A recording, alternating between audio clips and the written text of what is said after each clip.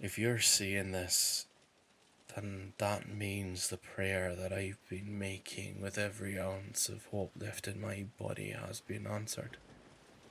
Thank God. I've been trying for the last 3.5 hours to get through any way possible to the outside world with no luck. I'm no computer expert, but the water damages my laptop has suffered must have severely fucked up the satellite link of something fierce. Any attempt to reach any website, be it the official Coast Guard one or even most social media sites like Facebook or Twitter, have all yielded with computer crashes and rebooting.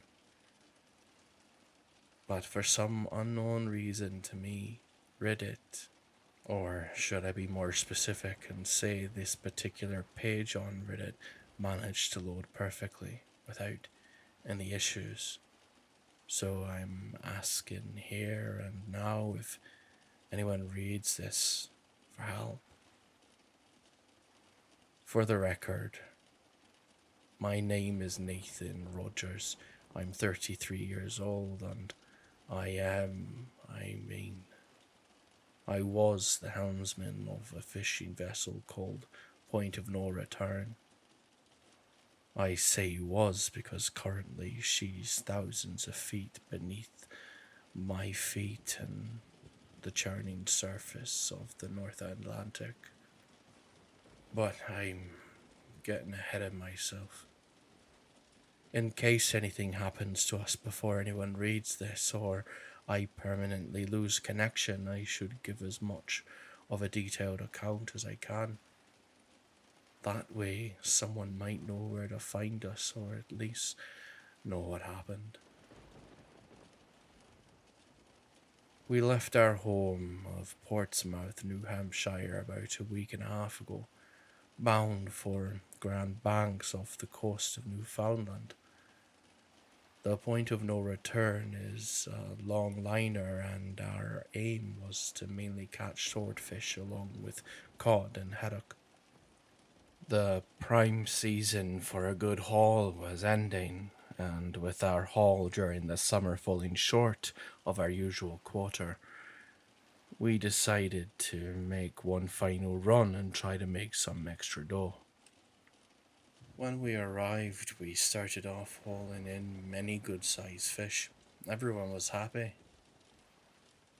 Yeah, man, yeah! That's what I'm talking about! Called Spencer, the youngest member of our crew, as the first fish was hauled on board. But it was short lived. After a few days, we began to fail to catch, well, anything. It was as if all the fish had disappeared from the area. With our holds not even a quarter full, Gabe, our captain, made the call to sail even further east, to the Flemish Cape. Thanks to a few of us making the mistake of watching the perfect storm to pass the time on the trip out, a few of us understandably had reservations about going so far from any landmass. But the captain pointed out the obvious. Boys, I wish it weren't necessary to do. He began rubbing his thick white beard. But it's either we try the Cape or go home broke. He looked to the sky, which looked clear. Besides, the radar says there shouldn't be any storms for the duration of our trip. Up until now, I've never believed in the concept of jinxing, but I can't help but swear that he jinxed the hell out of us with those words. We made way for the Cape and reached it about a day or so later. To our shock and, of course, elation, we began to haul in a metric fuck ton of fish. Any apprehensiveness we had melted away like butter in a pan, and we all became infected by the thought of how much money we were going to make. Until, that is, the dark clouds began to move on the horizon. I'd been at my station at the helm, and I'd looked out the starboard windows to see the ominous darkness rolling towards us. I remember just thinking to myself, what the hell?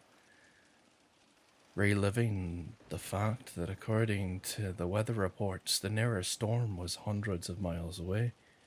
And yet here I was, staring one dead in the face. You gotta be fucking kidding me, I muttered, flicking on the ship's autopilot and walking to the door that led outside. I pushed it open, the thick smell of ocean and fish wafting over me. Looking down at the AFT deck, I saw the captain helping others ready the lines for the next drop. "Hey, Cap!" I yelled, raising my voice to be heard over the booming bashing of the hard rock music. He glanced up, shielding his eyes so that he could see me better. I stabbed my finger towards the gathering storm, which occasionally flashed with lightning. I still perfectly remember how the captain's face filled with shock and surprise as he turned to see it. The rest of the crew turned and spotted it as well. "Oh, that's just great!" Will, another of our crew, shouted out exasperatedly, dropping the hooks and line to the deck. The rest of the crew let out our curses, and some turned to the captain, asking him questions. I couldn't hear what they were asking over the music. After speaking to them for a minute, he walked over and turned off the boombox before making his way up the steps and standing beside me. "Where exactly and how did that come from?" He muttered, pulling his hat off his head and scratching at the tufts of grey hair that remained there. "I don't know, sir," I admitted, watching another bolt of lightning flash inside it. "All I know is I was at my station looking around. One minute I don't see it, the next I trailed off. I followed the man back into the wheelhouse as he walked to the radar display. For a moment he stared down at it, then lightly began to smack it. "Piece of shit!" he growled. "What's wrong?" I asked him. He gestured to the screen. "The stupid radar must be on the fritz again. It doesn't show the storm on the radar at all." A small wave of confusion swept over me. I'd personally repaired the system last time it wonked out, and as far as I knew, it had been working perfectly. But as I stepped next to him, I saw he was right. No storm clouds were displayed on the radar in the direction that the storm was coming from. I remember thinking, what the... as a shiver rushed up my spine. One, I didn't understand to why I had it. The cabin was warm and comfortable, and yet it felt as if I just walked through a thick fog. Finding my voice, I looked at the captain, who held a thoughtful gaze. "So, what do we do?" "I'm not gonna risk you boys on my ship, especially not after we have a good catch in the old. Start plotting us a course back to Portsmouth. Hopefully we'll manage to stay just ahead of the storm." And with that, he turned and left the wheelhouse, heading back outside to help the others store the gear in preparation for our departure. I could hear the faint sound of them yelling to each other as they rushed about, the music playing again as well. I walked to the starboard window and gazed out. The storm appeared closer now, the lightning flashes becoming more frequent. A particularly bright flash came, and for a moment my eyes locked on a peculiar cloud formation that had a silhouette in it.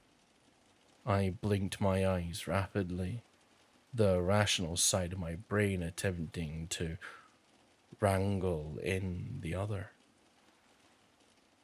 No, there was no way that you just saw that, I thought. You know full well that storms play tricks on your eyes. Shaking my head, I returned to the helm, turning off the autopilot and nudging the throttle forward, hearing the rumble of the engines increase. I kept telling myself that I'd been seeing things, but another shiver ran up my spine as I couldn't shake the image from my mind, the image of a cloud formed in the shape of a human skull. We only made it about 7 or 8 miles west when the storm overtook us. I've been on the water my entire life and been fishing on commercial vessels since I was 18 years old. I've seen many strange and sometimes unexplainable things, and I've seen my fair share of storms, and some of them unbelievably bad. But I'm not exaggerating when I tell you I've never seen a storm as fierce as this one. 20 minutes after the dark grey, almost black cloud slid over my head, the point of no return was being hammered by 12 to 14-foot swells. Crashing water onto the deck, the wind howling as fierce as a banshee, and the world around us turned almost pitch black.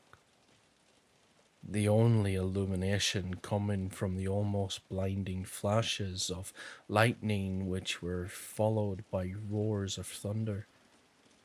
I gripped the helm with hands that had begun turning white at the knuckles, bracing myself for each impact. The captain stood beside me, gripping the metal railing next to the helm to keep from falling over. Just keep going, he yelled to me. Some of the crew stood behind us, staring out at the maelstrom which had left them with wide, frightened eyes. It was a fear that I found infectious, for as much as I kept calm for the outer appearance, inside I was fucking terrified.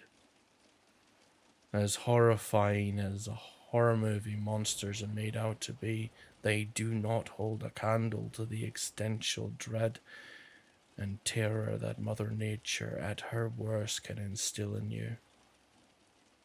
Suddenly, wait, one of our engineers flew up the stairs from below. Captain, we're taking on water somewhere and I can't find the source. I saw many of my crew's faces go pale, but the captain remained calm. Olia, get below and help Stroksky find the source and either patch it or seal it. Then start the pumps and get the water out of the boat. For a moment, nobody moved until he barked again. Do you want to end up at the bottom of the ocean? Move your asses! That got their attention, and they quickly followed Wyatt down the stairs to the crew quarters and lower decks. As we crested another huge swell, I spared a glance at the radar screen. It still showed no sign of the storm on its green screen as the line made its way around in a circle. I shook my head, feeling a strange feeling, one I couldn't place, that came over me. I pushed it away, forcing myself to focus, reminding myself that everyone was counting on me, using the words, "Everyone's counting on you, Nate. Keep your head in the game and pray to the good Lord above that you make it out of this." I shot a glance at the captain. "You really think we're going to make it through this, Gabe?" I asked, the seriousness in my using his first name making him look hard at me before clapping his hand on my shoulder. With a good crew and a terrific man at the helm, son. Yes, I do. He declared, pulling out a pipe from his pocket and lighting it. Thick, hazy smoke filled the room as he spoke again. After all, I've been through far worse than this. For some reason, I doubted the man's words, but I tried to let them bring some much needed comfort to me. A large wave crashed over the bow, splashing the front windows with water and obscuring my view ahead for a few moments. When it cleared, the world outside was again pitch black, the outer lights of the boat barely illuminating 20 feet around us. A strong vibration suddenly emitted from the floor beneath my feet, and I shot a glance down at the metal. I remember thinking, just what the hell was that? My answer was given a moment later after crew member Andrew ran up the stairs. He was soaked with seawater and his eyes darted around in their sockets in panic. Captain, the pumps are working their hardest, but we're taking on more water than they can expel. We can't find the source of the leak either. The captain cursed and turned to me. Nathan, hold fast up here and keep us going east. I'm gonna go down below and try to help. Not giving me a chance to answer, he turned away and began to head towards the stairs. I just turned back to look out the windows when the brightest flash of lightning came, turning the world around us from night to day. It also revealed something dead ahead. Something that made my heart almost stop. Oh, fuck my life, I managed out in a whisper.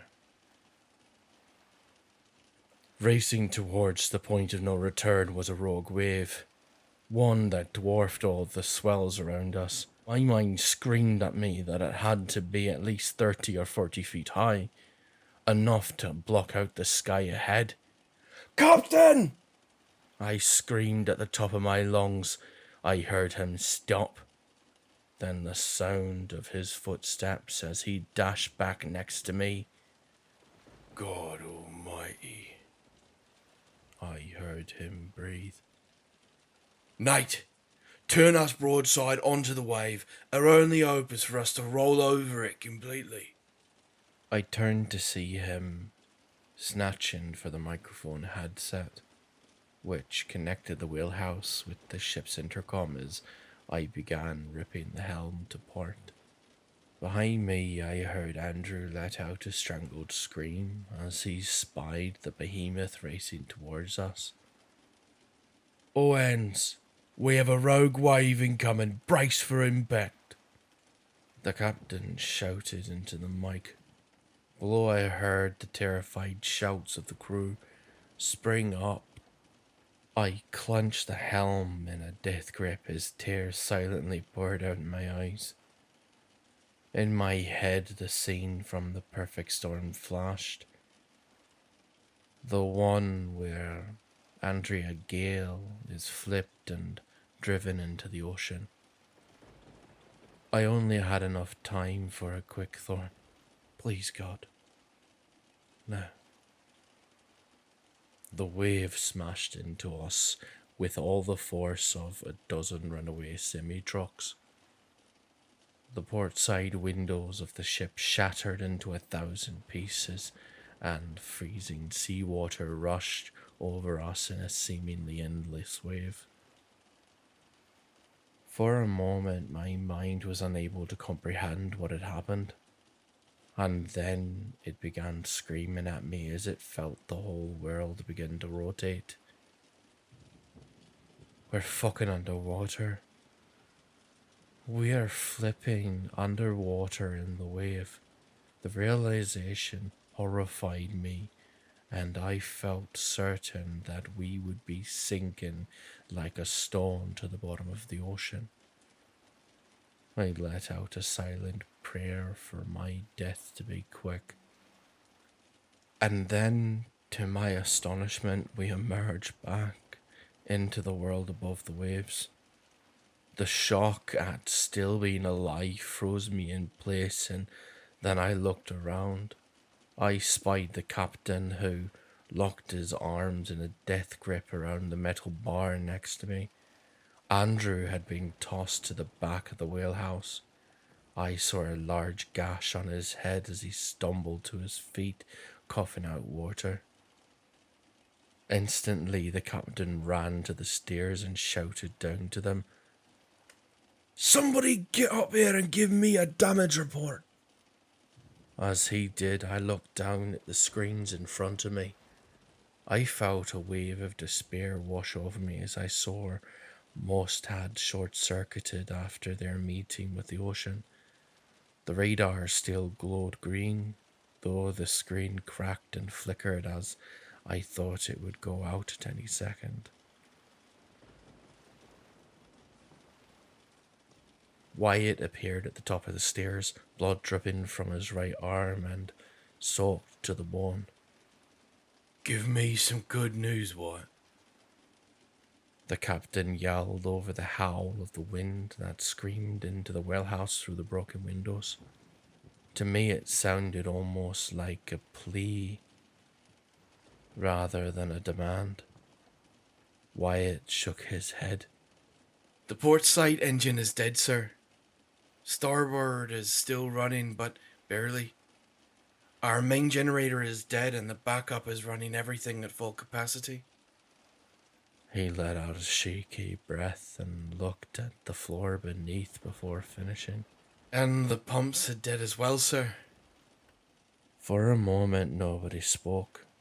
The implications of the man's words hung like nooses around all of our necks. The pumps were dead, and so were we. It was only a matter of time before the ship filled with too much water and foundered. We are now running on borrowed time. I thought numbly when the captain spoke again, his tone more subdued. "Go down below and tell the men to gather all the emergency supplies they can. Food, water, first aid kits. Evan, bring the life raft up and set it down. We'll stay with the ship as long as she'll take us. Then we'll abandon ship into the raft." Wyatt began to speak. "Captain, with all due respect, these waves will tear apart the captain cut him off. "Don't argue with me. Just do it." He barked. Wyatt took a step back, then turned wordlessly and headed back down the gangway. He then turned to Andrew, who began shaking slightly, a result of both the freezing water covering him and fear. "Andrew, try the radio and send out a distress call. You know the drill." For a moment, the younger man stood still as a statue. Then he rushed over to the radio and jammed his hand down on the transmission button. "Mayday, mayday. This is the fishing vessel. Point no return. Registration number 57306. We are approximately, I don't know, somewhere off the coast of Newfoundland. And we need urgent assistance. Our ship is taking on water and sinking. Does anybody read me?" I tuned his words out as he began to repeat, turning instead to look out the broken windows. I didn't say it out loud, but I knew we were royally fucked. Why, it's right. These waves will tear that raft to pieces long before anyone reaches us. The numbness began to spread as I was faced with the unavoidable thought that these might be the final minutes of my life. Moments of my past flashed in front of my eyes, growing up as a child in Portsmouth, spending weekends at friends of my mother's in Kittery Point, visiting BG's boathouse with my mother and my aunt, my relationship with Donna, my ex. A single image suddenly appeared in my mind. My friends and family crowded around a cross, commemorating us, crying. My breath started coming in short, ragging gasps as I tried to force away the image. The sound snapped me out of my inner battle with my mortality, and I blinked for a second. What the? Then it came again. The realization suddenly crushed into me as hard as the wave had. The radar. Looking down, I watched the flickering screen as the line made its way around again. This time, as the sound rang through the wheelhouse a third time, I saw the large shape appear, and it sends a bolt of renewed hope through me. Captain, I've got something on the radar. The sound of Andrew's distress call stops as both men turn towards me. I think it's a ship. Instantly, the man was at my side, gazing down at the screen. I don't believe it. You're right, he breathed out in astonished tone. Then he locked eyes with me. Are you thinking what I'm thinking, Nate? He asked. I swallowed. Gabe, right now there isn't much of an alternative. He looked at me for another second before nodding. Then, head approximately south-southwest and pour on the power. For the next 20 minutes, we crashed through the storm in silence, aside from Andrew, who returned to attempting distress calls. Finally, he gave up. Captain, the rogue wave must have snapped our radio antenna off, he said. Still, we continued on. I strained my eyes against the lashing wind and rain pouring through the windows and praying to catch sight of our only chance of survival. And then, in the flash of lightning, I saw it. Even a few miles away from us, I could tell the ship was huge. She rose almost imposingly out of the water, rolling up and down in the waves of the storm. Another flash of lightning showed that her hull was black, white, and the upper decks were painted white. Two large red and black smokestacks rose to the sky, almost disappearing out of sight. I heard the captain let out a low whistle as he spotted it as well. Captain, she's got to be about, 800 feet long? I called over the wind. Try more like 1,000, he yelled back. By now, most of the rest of the crew had reappeared from below deck. They brought the gear that the captain had ordered up and packed it into waterproof bags. I'd also requested that the satellite phone and laptop be brought up as well. Unfortunately, the phone was very much dead from being submerged, but the laptop, according to Will, was able to be salvaged. When they caught sight of the giant ship, they let out cheers and turned to hug one another. I realized I hadn't been the only one feeling that death was breathing down our necks. As we drew within half a mile of the ship, I realized that something was off. Captain, she's dead in the water. Not moving at all, I yelled. If she had been under power, it would have taken longer to draw near. The captain looked hard and then nodded. You're right. She must have snapped off her mooring lines in the storm somewhere. It's a ghost ship, adrift. I saw the crew's face fall at the news. So what do we do now? Kenny, the other engineer, asked. The captain turned to them as I steered us closer. We stick to the plan. We draw alongside her and find a way aboard. We transfer our equipment on board and then we'll go from there. The look of hope returned in some of their eyes, but I saw apprehension enter others. I don't blame them one bit. Fear still coursed through my veins. All it takes is one screw up, one mistake, and we're all dead. The captain ordered me to move around to the ship's port side so as to give us a small bit of shelter from the storm. He then snapped on a powerful searchlight, which thankfully hadn't been taken out by the wave, and traced it all over the ship.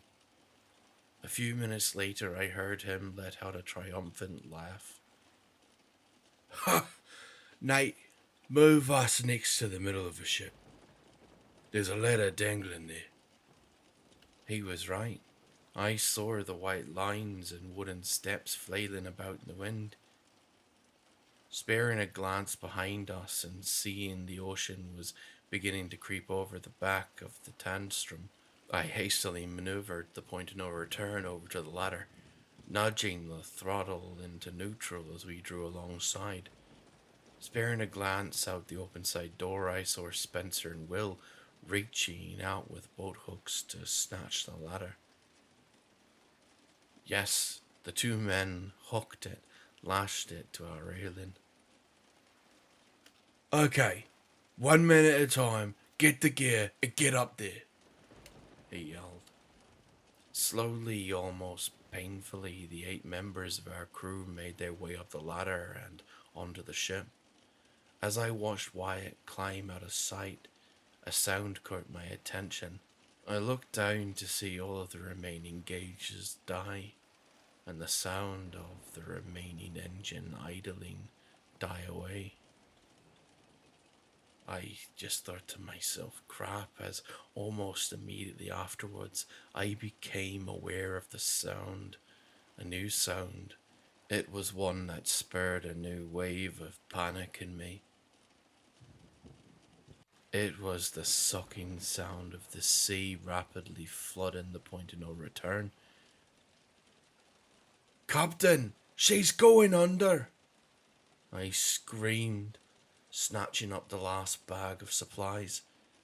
I saw the man give an almost panicked look as he cast a final look at the vessel he'd worked his entire life to afford before shouting at me and Kenny, the last 2 aboard, beside himself.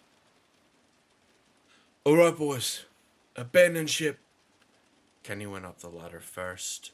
Unable to wait for him to make it all the way up, the captain and I unsnapped the ladder from the railing and began climbing after him.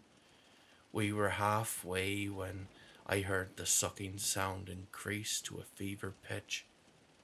Stopping and sparing a look below me, I saw the point of no return's bow lift out of the water as her stern slipped below the waves. She rapidly began to sink, and I turned to continue climbing. And that's when a scream came from overhead. I snapped my gaze up to see a body fall past me, missing me by less than a foot. For a moment, shock kept my mind from working until I realized who I had seen in the split-second flash of lightning. Kenny! I screamed out into the darkness. But the lightning flashed again. I saw no signs of him floating in the waves. Only the bow of our ship as it finally slipped below the water. I shouted the man's name again. The wind, tearing the cry from my lips and off into the storm. Nathan, he's gone. came a cry from below me. I shot a look down, seeing the captain look up at me with a horrified expression. "Get up the ladder," he ordered. I fought my emotions for a moment, then climbed as quickly as I could for the railing.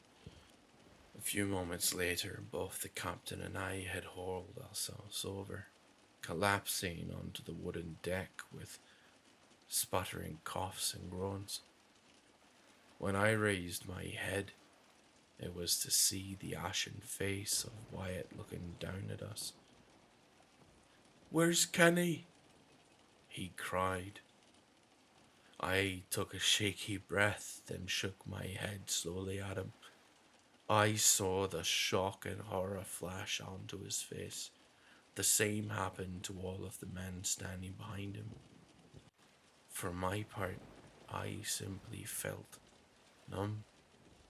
Even though I lost my aunt to cancer in 2009 and lost one of my mom's family friends to a brain tumor in 2012, I'd never actually seen someone die before. Not in real life, anyways. My mind was a jumble. I couldn't think properly. Thankfully, though, the captain stood up and spoke, his voice shaking only for a second before hardening. "As hard as this may be for everyone, we need to get inside and out of the storm. We'll have time to be able to grieve later. Right now, we need to get away from the wind and the rain before we catch pneumonia or hypothermia." His words seemed to bolster everyone, even myself, and we all stood gathering our supplies and moving to find a door inside. After a few minutes searching, we found one, and after snapping on the waterproof flashlights, we all stepped inside the ship. Instantly, the sound of the howling wind grew fainter as we found ourselves inside a companionway of some kind. It seemed like it was meant for the crew. It seemed more Spartan in function over form than what I'd seen from the rest of the ship. Nobody said a word as we made our way down until we came to another door. Will, being the first in line, reached out and opened it. We all stepped into what I can only describe as the most luxurious lounge I've ever been in. The walls were plastered with wood that reflected back in the glow of our lights. What appeared to be marble lined the ceiling overhead. I saw dozens of tables and chairs, ones that had once been scattered across the room, lying overturned on their sides. No doubt, thrown about by the storm. Walking further into the room, I turned to the left and aimed my flashlight at the wall. And I nearly jumped out of my skin as my light reflected off a huge face that gazed back at me. "Jesus!" I shouted, feeling my heart begin a marathon in my chest. "What? What is it?" I heard Andrew call out. All the men ran to me, aiming their flashlights at what I had seen. Instantly, the tension that filled the room was replaced by the sound of laughter. "Fucking hell, Nate. Are you really that afraid of Queen Elizabeth?" Vinny, another of our crew, asked as he fought for breath. I let out a shaky breath of my own as I played my light over what I now saw was a painting, one of Queen Elizabeth II. Then I began to laugh along with him, thinking to myself, Good Lord, Nathan. You really are a fucking pussy. For a minute, we all stood there laughing and feeling the mood lighten somewhat. The levity helped lighten up the sadness that we had felt. It was cut short by the captain's voice as a loud rumble of thunder came from outside. Alright, everyone. Change into dry clothes and break out the sleeping bags. Then get some sleep. This has been one of the worst days of our lives. We need to rest. Tomorrow we'll take stock of the ship and figure out what to do next. And with that, everyone began to fan out, finding a lone corner to change in without being seen. As they did, I approached the captain. Gabe, I said, tapping the man on the shoulder. He turned to look at me, and I instantly saw the haunted look in his eyes. The poor man blamed himself for Kenny. I wanted to say something, say that it wasn't his fault.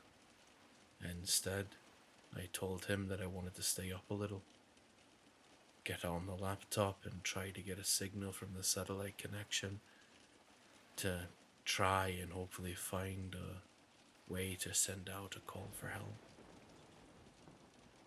After a moment's hesitation, he agreed, gesturing towards the vast number of chairs and tables. I nodded, then patted him again on the shoulder before turning away. And, well, that's where I am now. I changed into dry clothes and found a thick cushioned armchair on the side. I set it up right, then pulled out the laptop.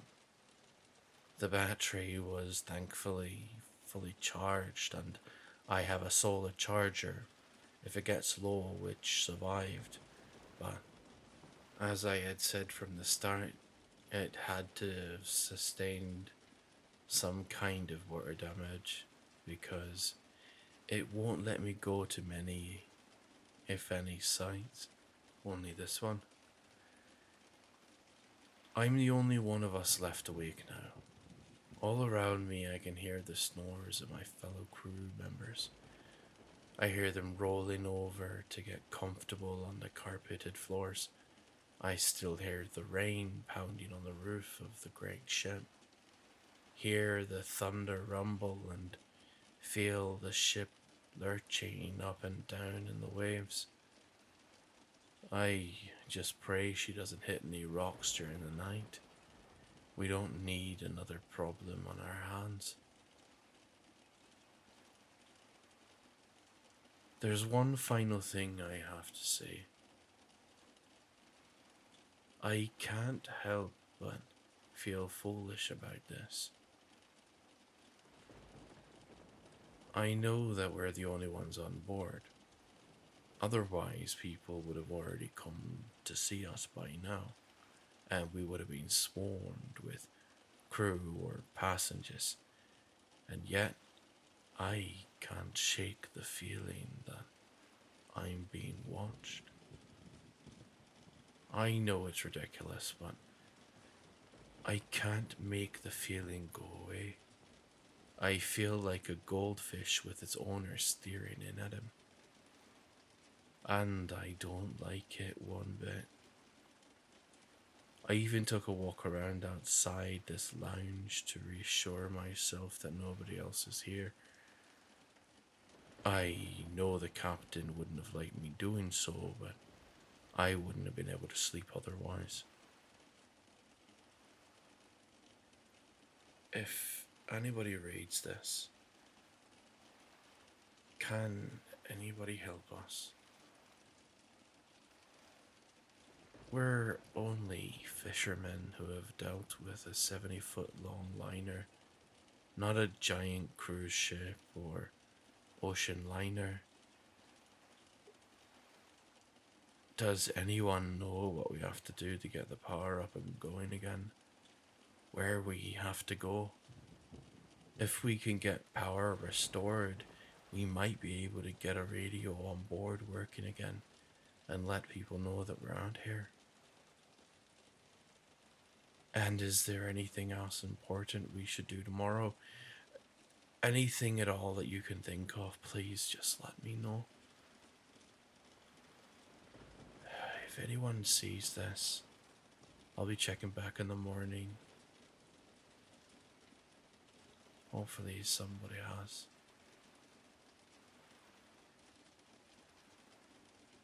Oh, and one thing before I forget. I don't know if this will help, but when I went for my walk to prove to myself that nobody else was here, I found a life ring which had the name of this ship stamped on it. Maybe someone can look to see if the ship has been labeled as missing or something, which would work to try to get someone to know where we are. The name of the ship bears the same name as the huge, almost creepy looking painting on the wall that in the dark I try not to look at. RMS, Queen Elizabeth.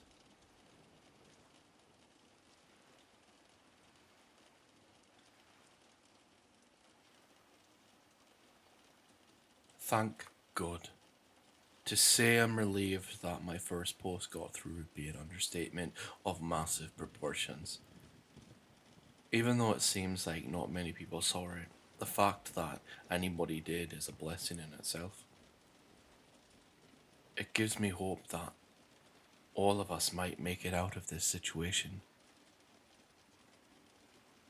First and foremost, to the people who did see it and commented, I can't thank you enough, especially to the person who suggested a plan for what to do regarding the power. It was actually thanks to you that I was able to give the captain and the others a suggestion on what to do today.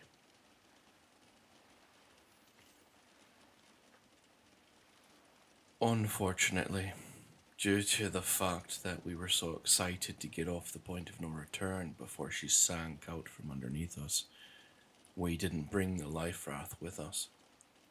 Only the supplies we thought we would need. We were too caught up in the fact that we had a better alternative to remember to lug it up the ladder. I do have to confess one thing to all of you though. When I first woke up this morning and checked the comments you left, I thought people were either pulling my leg, thinking I was bullshitting you all, or that you had to be mistaken. After all, if the Queen Elizabeth did catch fire and sunk years, if not decades ago, how the hell could we be on board? Ghost ships, legitimate ones, only exist in horror films, not in real life. There had to be a mistake made here. However, after some of the things that have happened today, I can't help but start to wonder if you're right, and if you are. We're all in bigger trouble than I thought we were. I'm jumping the gun, though I should tell you what went down today. When I first woke up, the first thing I realized was that the storm had passed. The rain no longer pounded on the roof of the ship, and it no longer twisted about in the swells. For a moment it was calm, so calm that I forgot where we were, what had happened yesterday.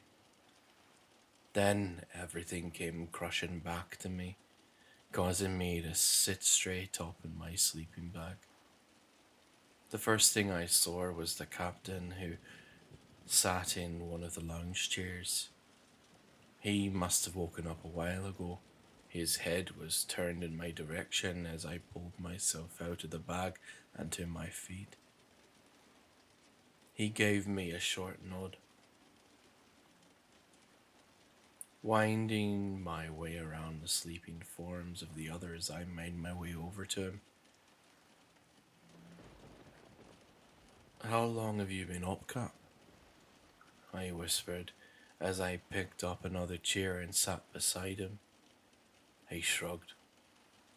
"A little while now.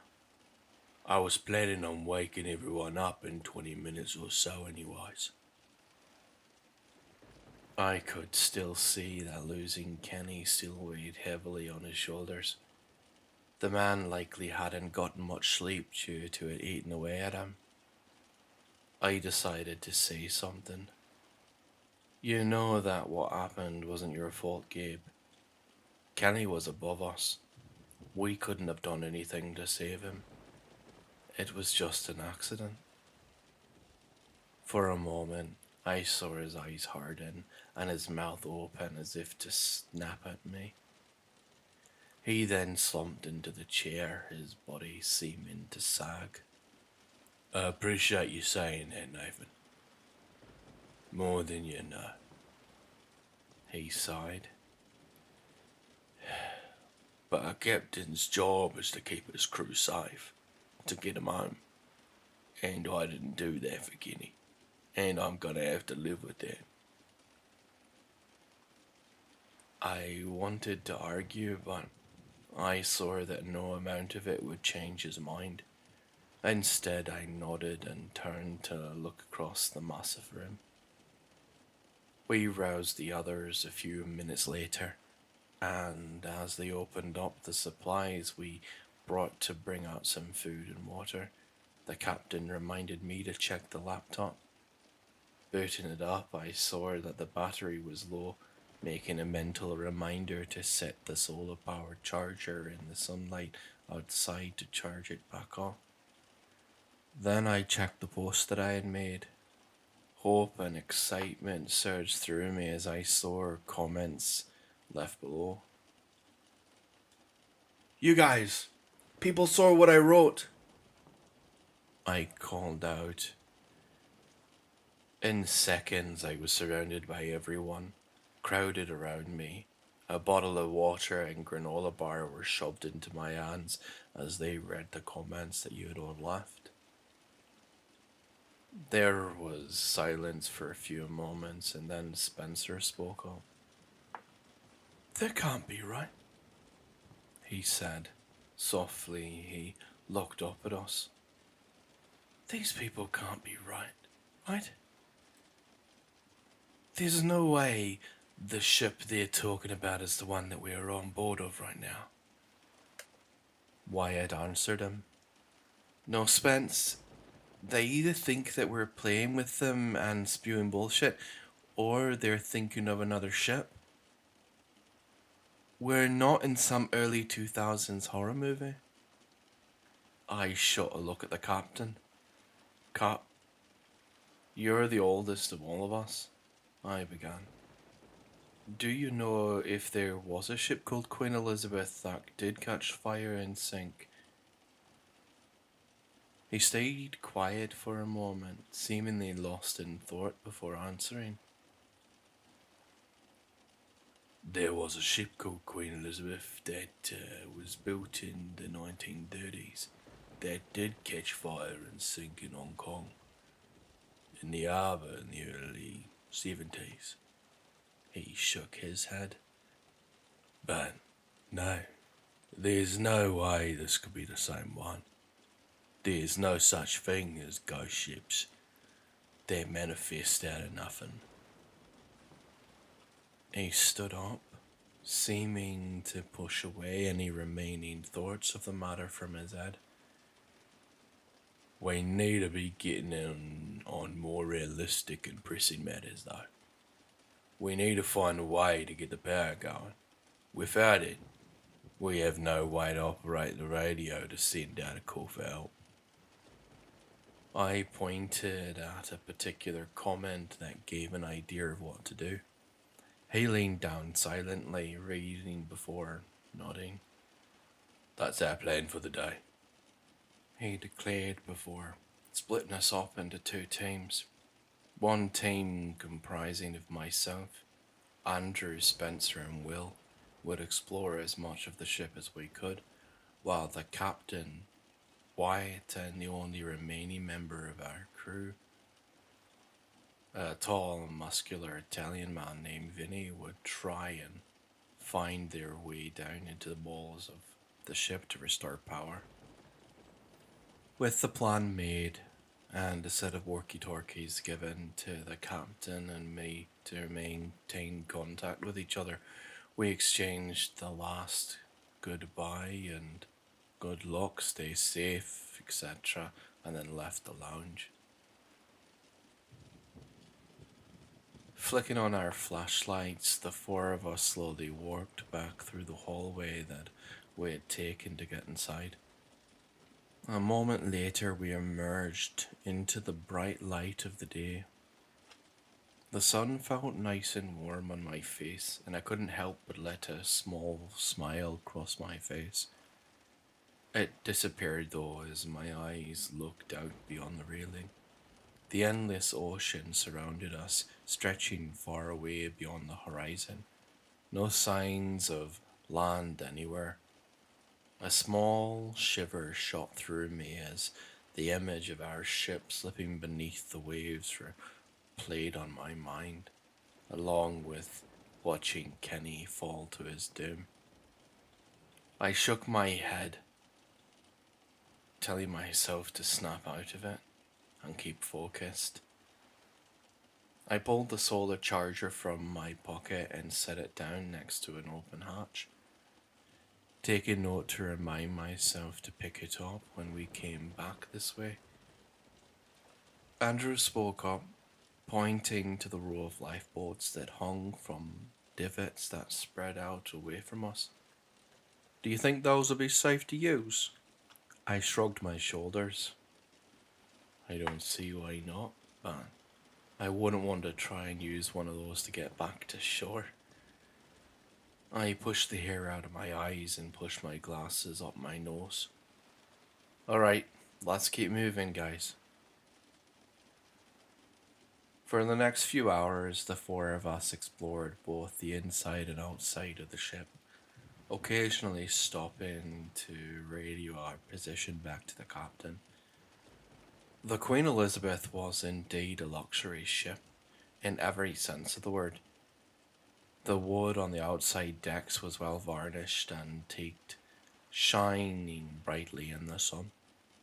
The same was true for the miles of wood that plastered the walls of the carpeted hallways and rooms that crisscrossed the inside like a maze. I was almost in awe of how beautiful it was. However, there was one thing that surprised me, and I wasn't the only one to notice. As we walked through another lounge, Will said the words that instantly reverberated in my head.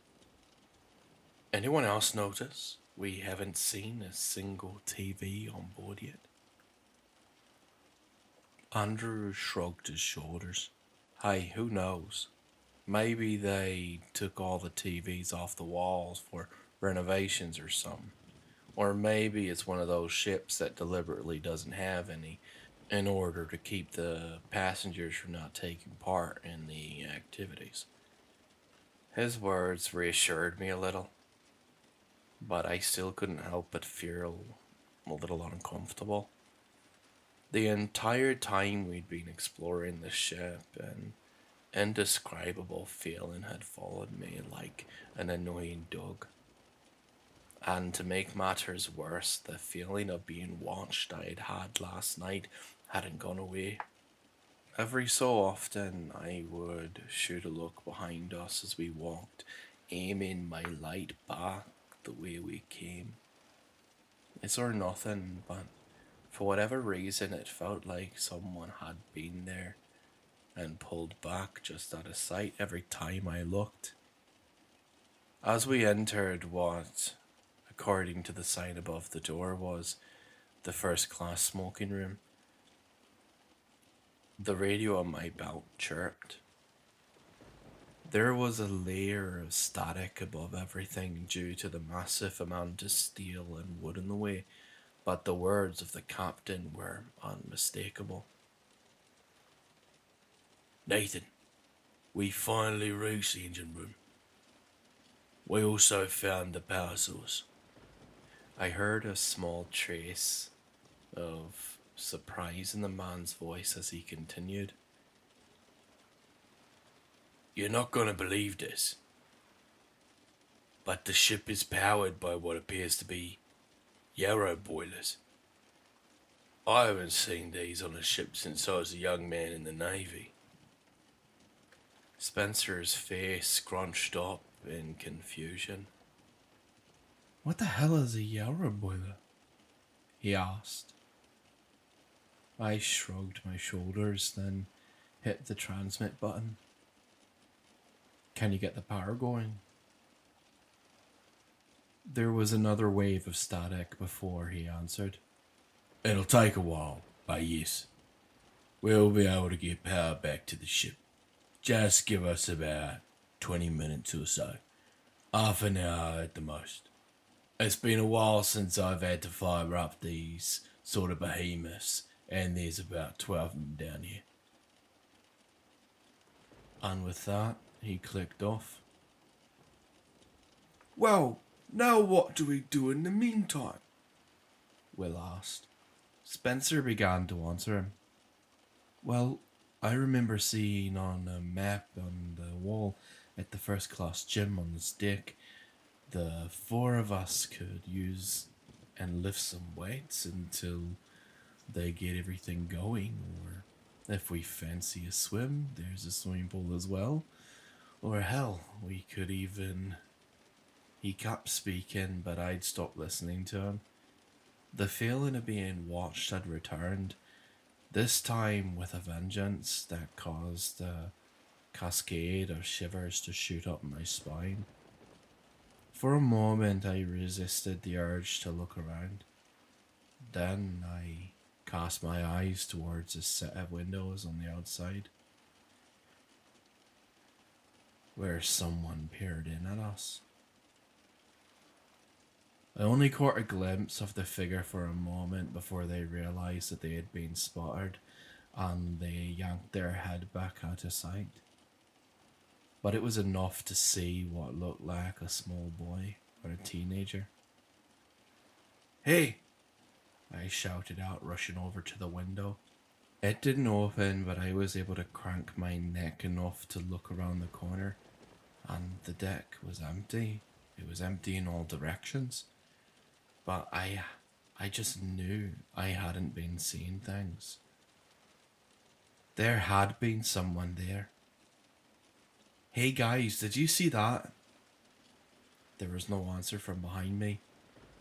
I could imagine them looking at me like I just grown two heads. They probably think I'm fucking nuts. Seriously, I'm not kidding. I just saw someone out there. They still didn't respond. I felt a slight pang of irritation flow through me and turned back, beginning to speak. Guys, don't be assholes. I'm asking you a... The smoking room was empty. My voice died in my throat and I felt a wave of confusion wash over me. What the hell? I looked around, my eyes wandering to the ornate wooden bar that lined the back of the room. But there was no movement over there either. What the hell did they frickin' leave?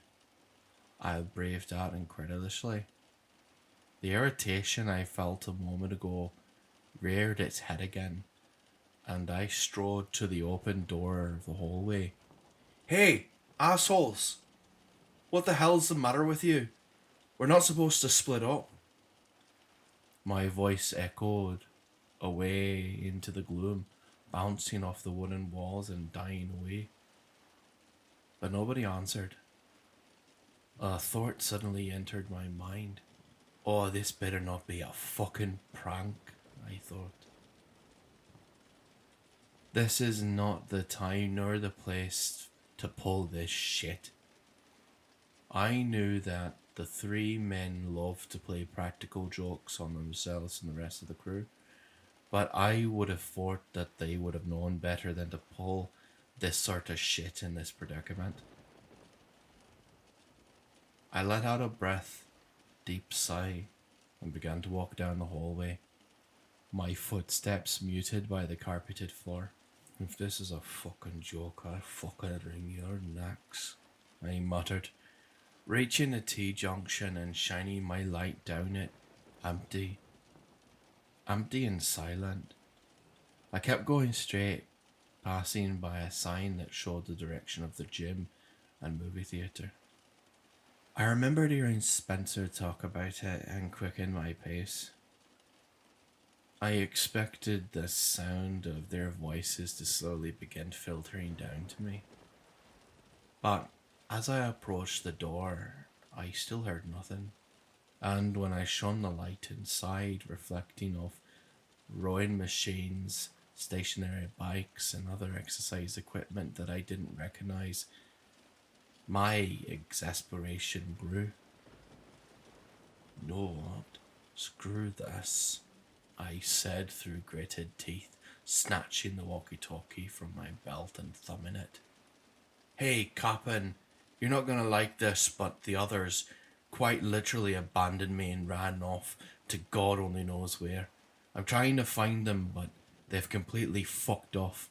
Any advice as to what I should do?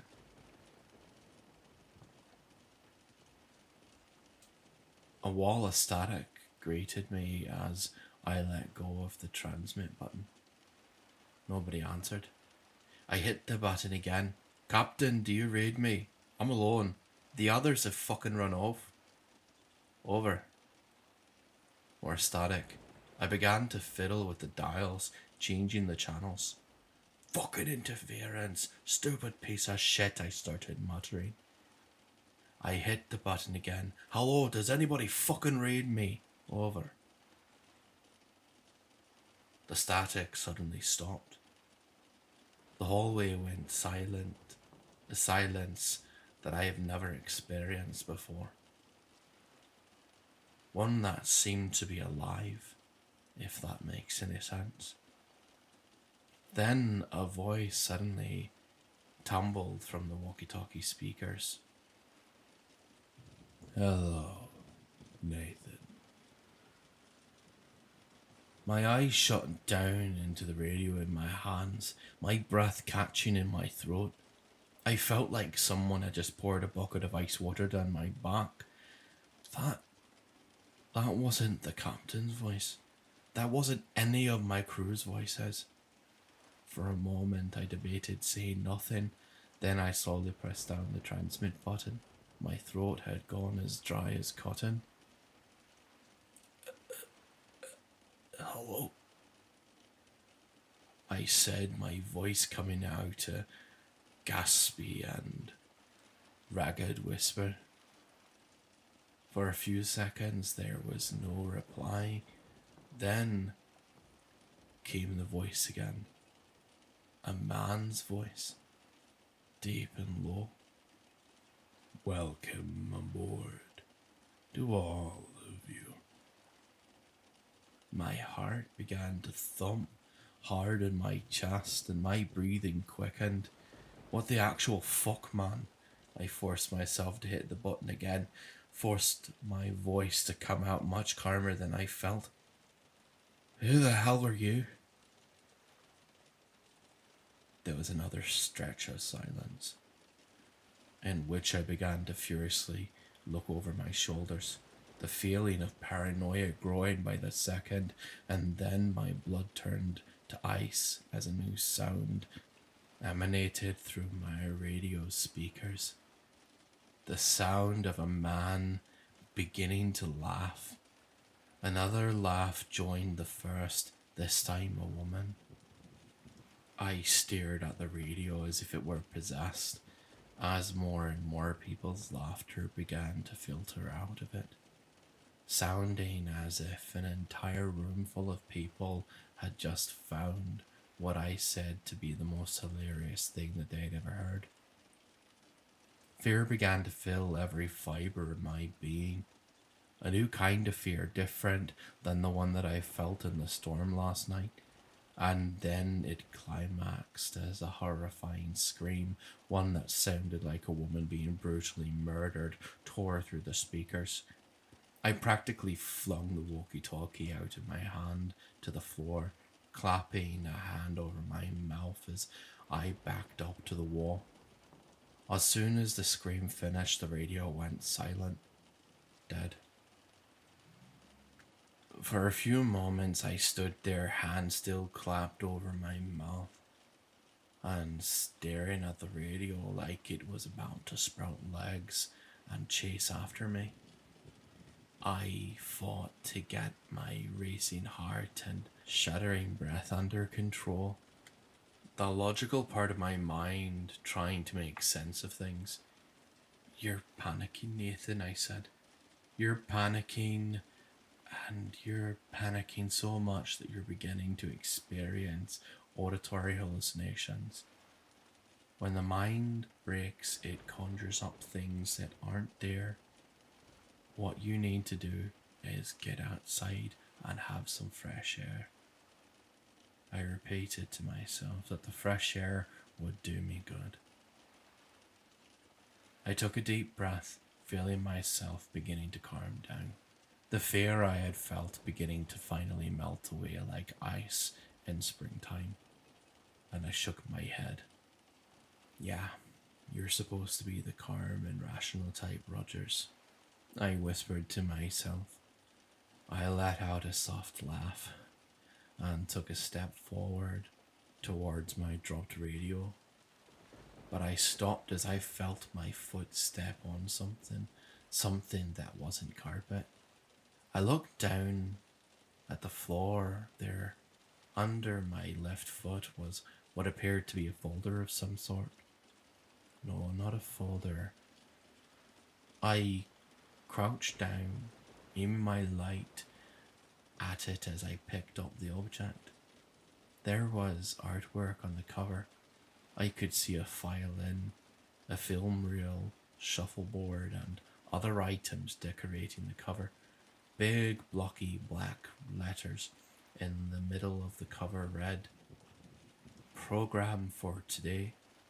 And in the bottom right hand corner was the word "Cunard" in cursive scrawl. I looked at the cover as I walked over and picked up the radio, clipping it back to my belt. Focusing my attention on it was helping me rapidly calm, and I decided to quickly flip through it and see what it said. There were only 2 pages inside. The top of the left page was adorned with words, notices, while the right page was headlined by program of events. My eyes began to slide down them, silently reading it out, until my mind caught up with my eyes.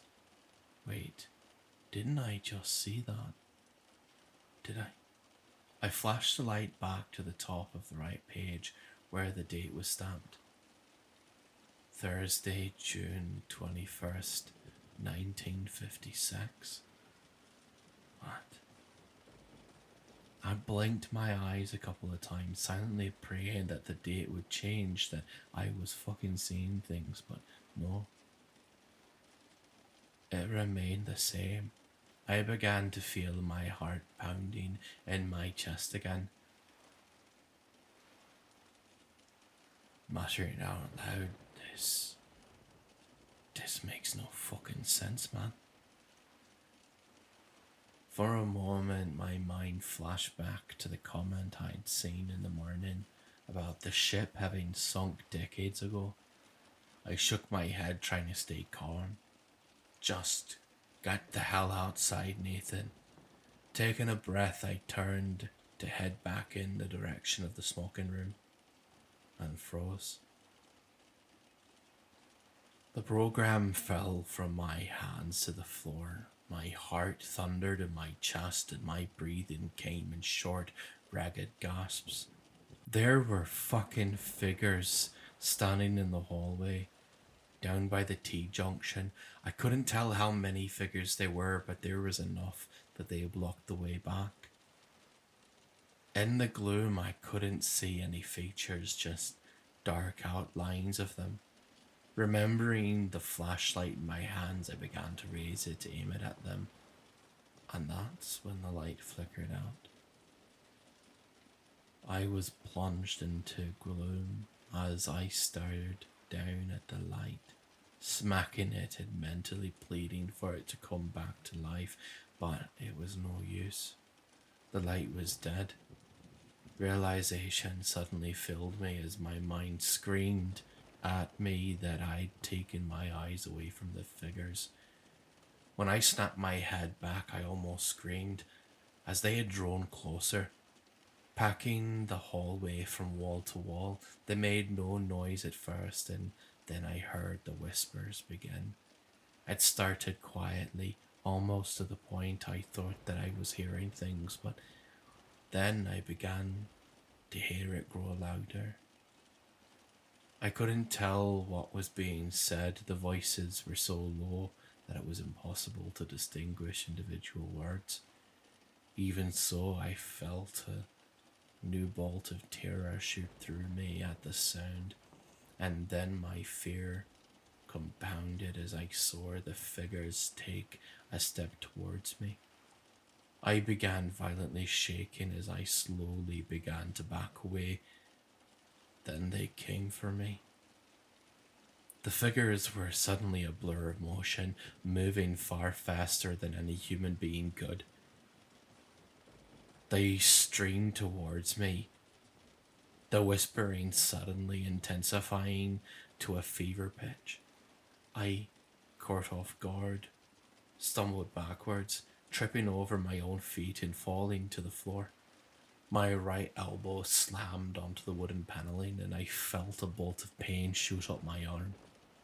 The figures swarmed over me, the whispers morphing into laughter and screaming. A moment later, more screaming began. My screams. I raised my arms over my head, covering my face and curling into a ball.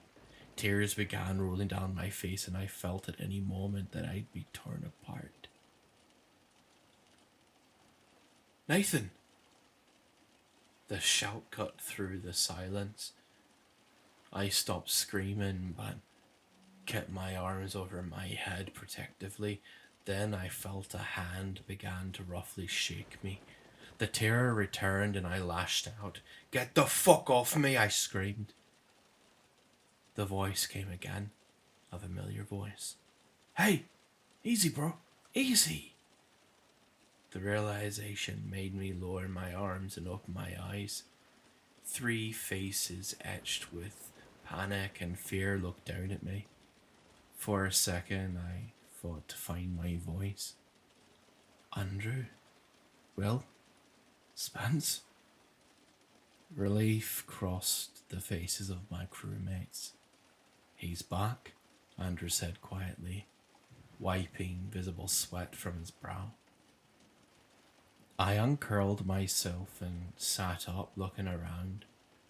I was lying on the floor of the smoking room, close to the window that I had seen the figure outside, sunlight still streaming in, it landing on where I'd collapsed on the floor.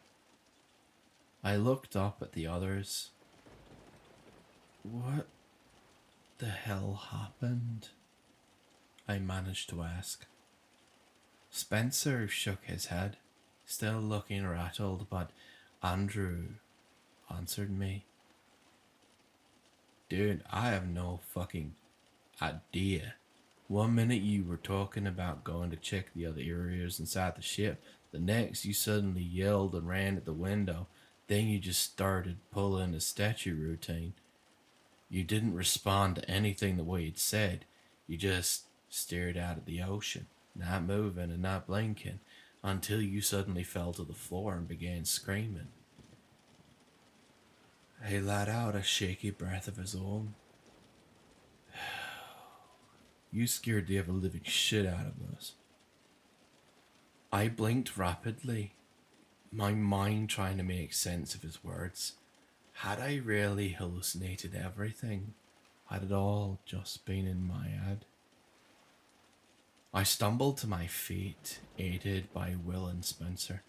Andrew just kept looking at me, a concerned look now on his face. I took a deep breath of my own. I'm okay, I said, my voice sounding far calmer and surer than I felt. You sure? Will asked me. I nodded. I must have gotten less sleep last night than I thought. The stress and the sleep must have made me, I don't know, fall asleep standing up or something. I could see the other two relax immediately, taking my words at face value, but Andrew continued to look at me for a moment, seemingly unconvinced.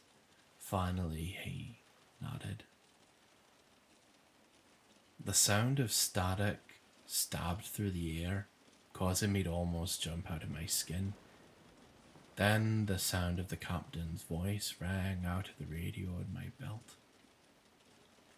We're back in business, boys. I heard him declare happily.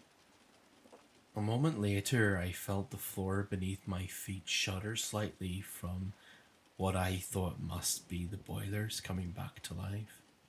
And then the lights came on, all throughout the ship. The smoking room became ablaze with the yellow light of what had to be incandescent bulbs, banishing away the gloom that lurked in the corners, like monsters in the closet. I'd begun to say something to the others when a new sound began. Music. Music began spilling out from what had to be hidden speakers in the walls or ceiling. It echoed all throughout the deck. I could hear the instruments along with the woman's croning voice reverberating far down the hallway, and likely all throughout the ship as well. Spencer looked up at the walls.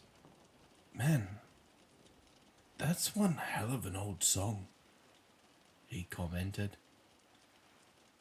Andrew nodded, still looking hard at me. Will suddenly snapped his fingers.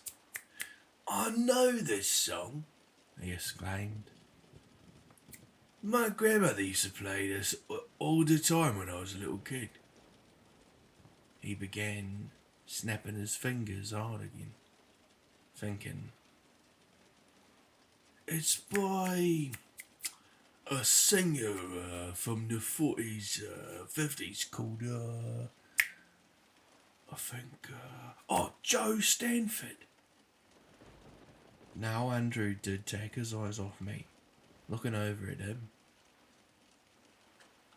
What's the song's name?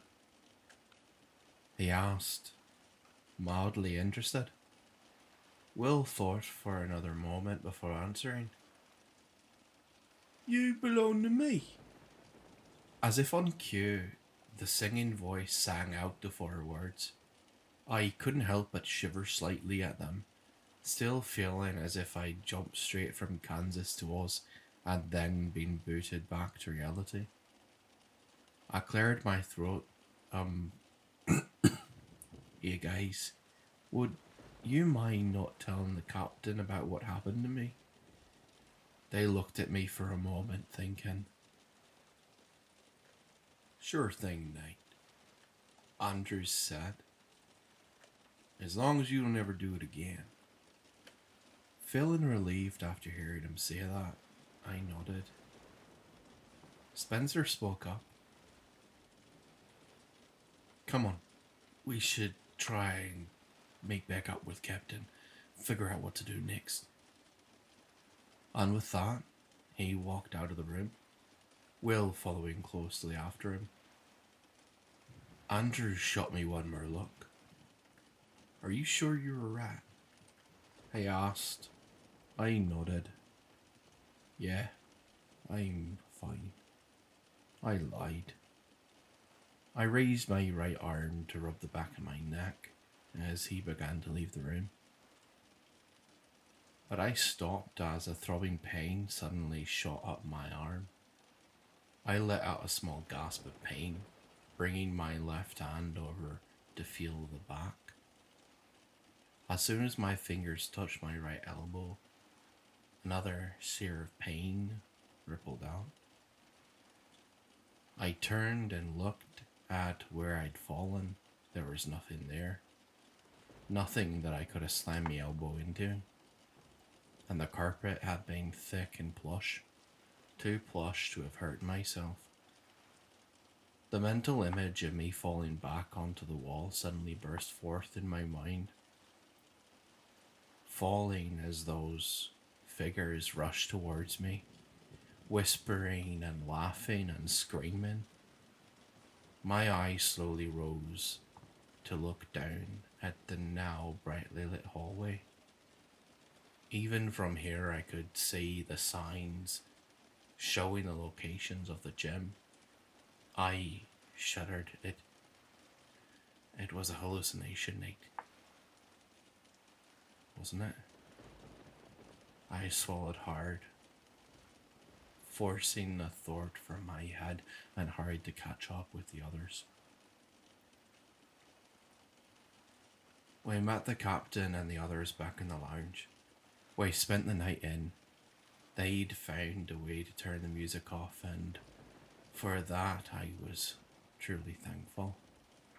All we heard as we walked through the ship had been songs that sounded like they were from 70 years ago or older.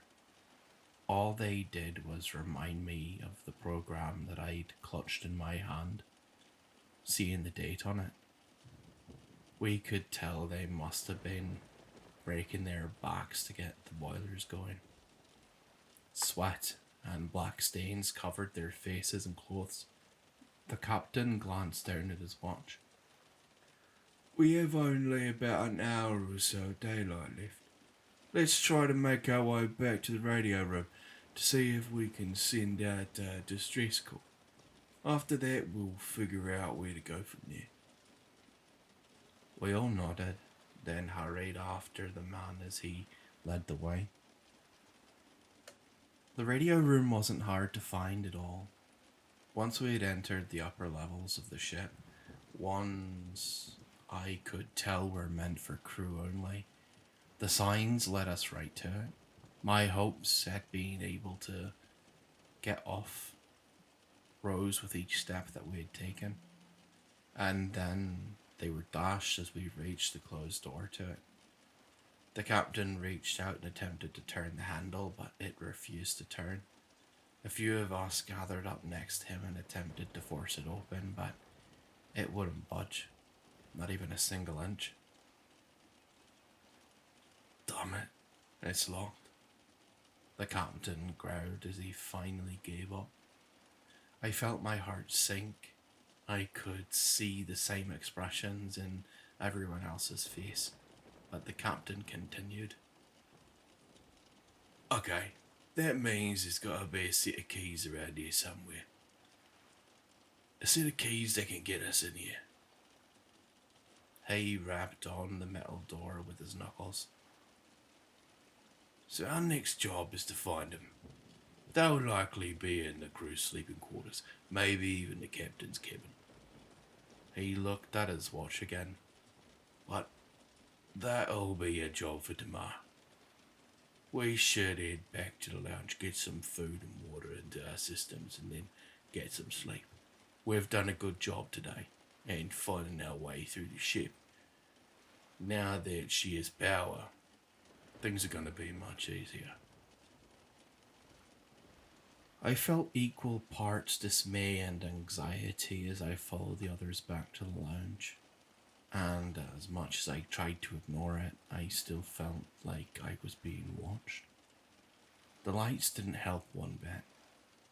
I kept looking back over my shoulders, afraid I would see the boy that I had seen in the smoking room window again, or even worse, the shadowy figures. Thankfully, though, I never did.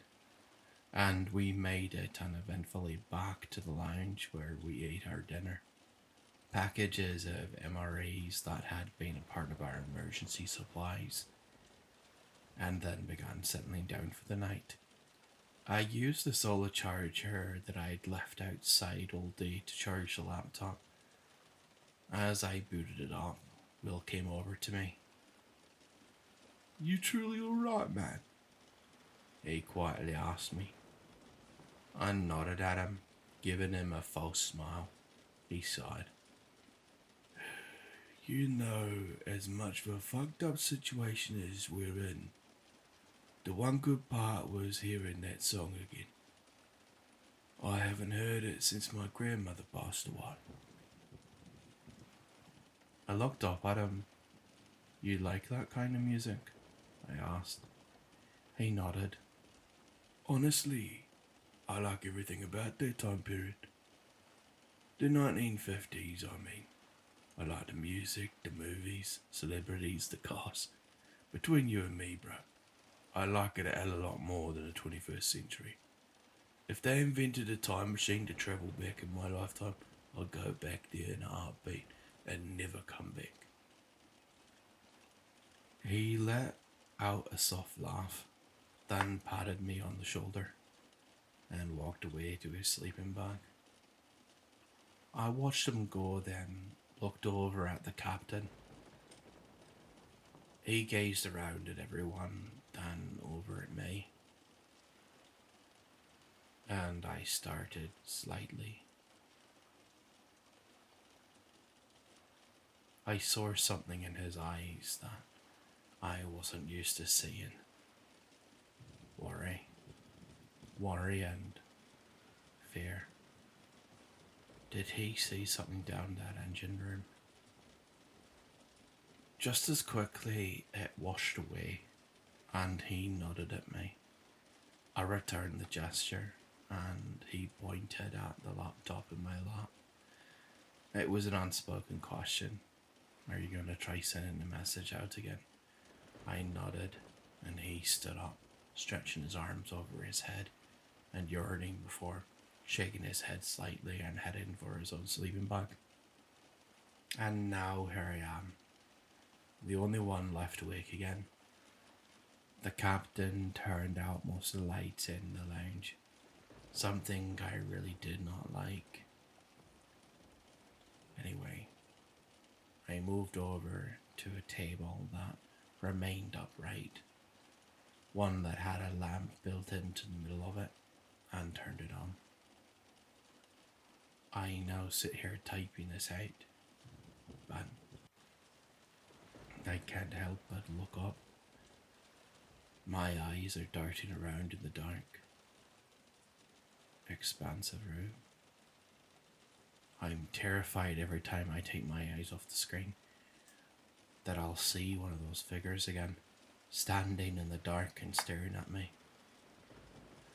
I wish so much that we could just jump into one of the lifeboats on the side of the ship, lowered into the sea and row away from this godforsaken place as fast as we fucking could, but with only about a week and a half's worth of food and supplies and no idea of where we are, we could end up rowing directly into the middle of the Atlantic. That's if we're not already there. Like I said at the start, when I first started this day, I felt for sure that you all had to be wrong. That just because this ship is named Queen Elizabeth, it didn't mean it was the same one that caught fire and sank a long time ago. But after what I saw in that hallway, both the program from 1956 and those things that I truly don't know whether I hallucinated or not, I'm starting to believe you might be right. As much as my logical mind tries to tell me it's impossible, I think that we might have jumped out of the frying pan of our sinking ship and into the internal fire. And honestly, I'm beyond terrified. I have no idea how I'm going to sleep tonight. I think in the morning I'll see about getting myself some kind of weapon a chair leg, a knife, something. It may not do anything against any kind of ghost, but it might make me feel better at least. Please, if you're still there, if you end up raiding this, please let me know what we should do. What should we do tomorrow? Should we try to find the keys to the radio room like the captain suggested, or should we do something else? Is there anything that I might be missing here? Does anyone know anything about the Queen Elizabeth? Anything more that can be helpful?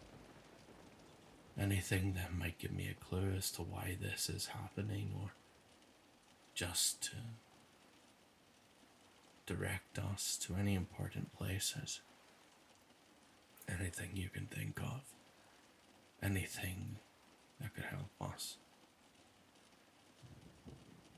God knows right now, we need all the help that we can get.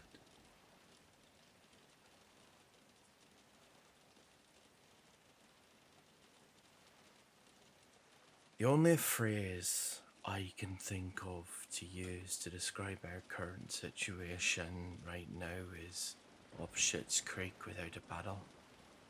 Things have gone from bad to far, far worse. At least since last night. And to tell you the truth, everyone now is scared out of their damn minds. Well, almost everyone. But I'll get onto that in a minute. Before I say anything, let me say thank you to those who commented on last night's post. Despite everything that has happened today, we managed to make some progress, and I can't help but to think it was thanks to all of you giving us some direction. Let me quickly answer a few things that you've brought up. First and foremost, as soon as I opened the laptop and saw the comment, I went and pulled off one of the maps from the ship's wall, looking to see if there was indeed any sort of chapel or religious gathering area for us to hole up in. Unfortunately, the Queen Elizabeth seems to have never had one built aboard her, so that idea is out.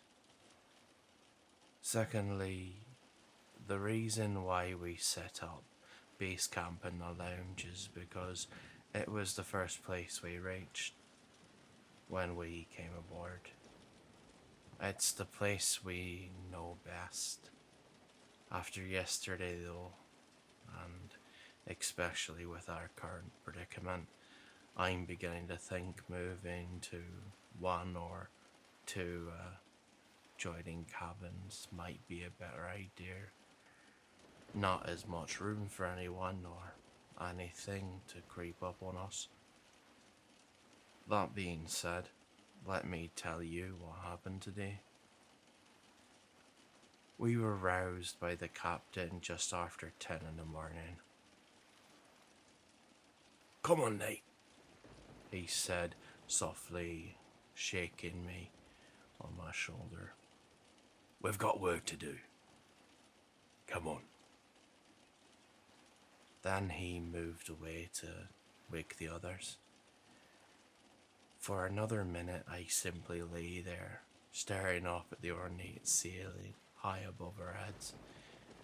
The horrible mental images of the shadowy figures had followed me into my nightmares, and I'd dreamed of running down a dark and seamless endless hallway. The figures always just a step behind me. I shivered slightly as I remembered the voice welcoming me, welcoming all of us aboard.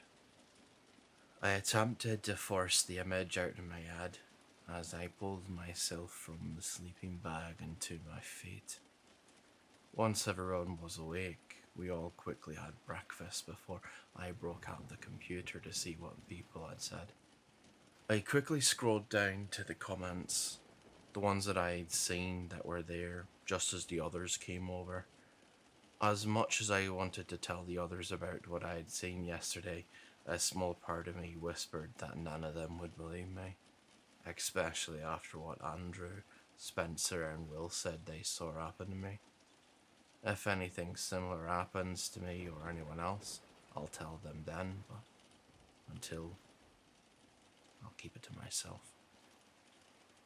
Everyone gathered around to read what you'd all suggested. I could tell to them it was like a lighthouse beacon, helping guide them to safety. I couldn't help but feel a small pang of disappointment flow through me as they again dismissed the ghost ship comments, even though I had known it was coming. Apart from potentially the captain and me, nobody else had seen anything out of the ordinary. I shot a glance his way and he leaned in to read the screen, but any trace of fear I'd seen last night had been wiped away, replaced with his usual calm, calculating expressions. Well, at least people seem to agree with my idea to find the case, he said finally, standing back up and seeming somewhat pleased. Wyatt leaned in and pointed to another comment. Coppin? Kip, what about this person's suggestion to move from the lounge to some of the cabins to sleep? It'd be a hell of a lot more comfortable than another night on the floor. The captain rubbed his beard, thinking. They might have a point. I wasn't able to get much sleep last night. We'll move our stuff into some of the first-class cabins. Just as we did yesterday, we paired off into two teams. Captain, Andrew, and Spencer would head off to the crew quarters to try to find the case, while myself, Wyatt, Will, and Vinny would try to find any food that we could add to our slowly dwindling supplies. I very much didn't want us to split up again, not after both what you all had said and what I had experienced, but try as I might to say it to the captain, he remained steadfast. We need to cover as much ground as possible now, he said after we had dumped our stuff into some adjoining cabins near the lounge. And with that, he turned and hustled the other two in his group away. I watched them go, saying a silent prayer for them to be safe before turning to the others. Well, which way do you want to go? Vinny asked, gesturing to the many hallways that branched away from us. I looked down and studied the map of the ship for a moment. My eyes drifted past the maze of rooms and lounging areas before sitting on a large area near the stern of the ship. How about we start here at what looks to be a restaurant called the Veranda Grill? The three of us men craned to look at the map. Sure, why not? Wyatt said, while shrugging his shoulders. With our destination set, we turned and began to head off.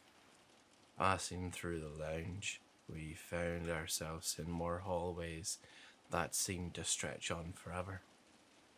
Man, they had a lot of cabins just for first class alone, Vinny said as we passed a small sitting area looking out into the starboard side of the ship. Then he lowered his voice slightly. Hey, did you have any kind of weird stuff happen to you yesterday? The question caused me to stop dead in my tracks. What do you mean, weird? I asked. Everyone stopped now. Wyatt let out a soft groan. Oh, come on, Vin. Nothing weird happened yesterday. The captain said so. But I could tell he wasn't being completely honest.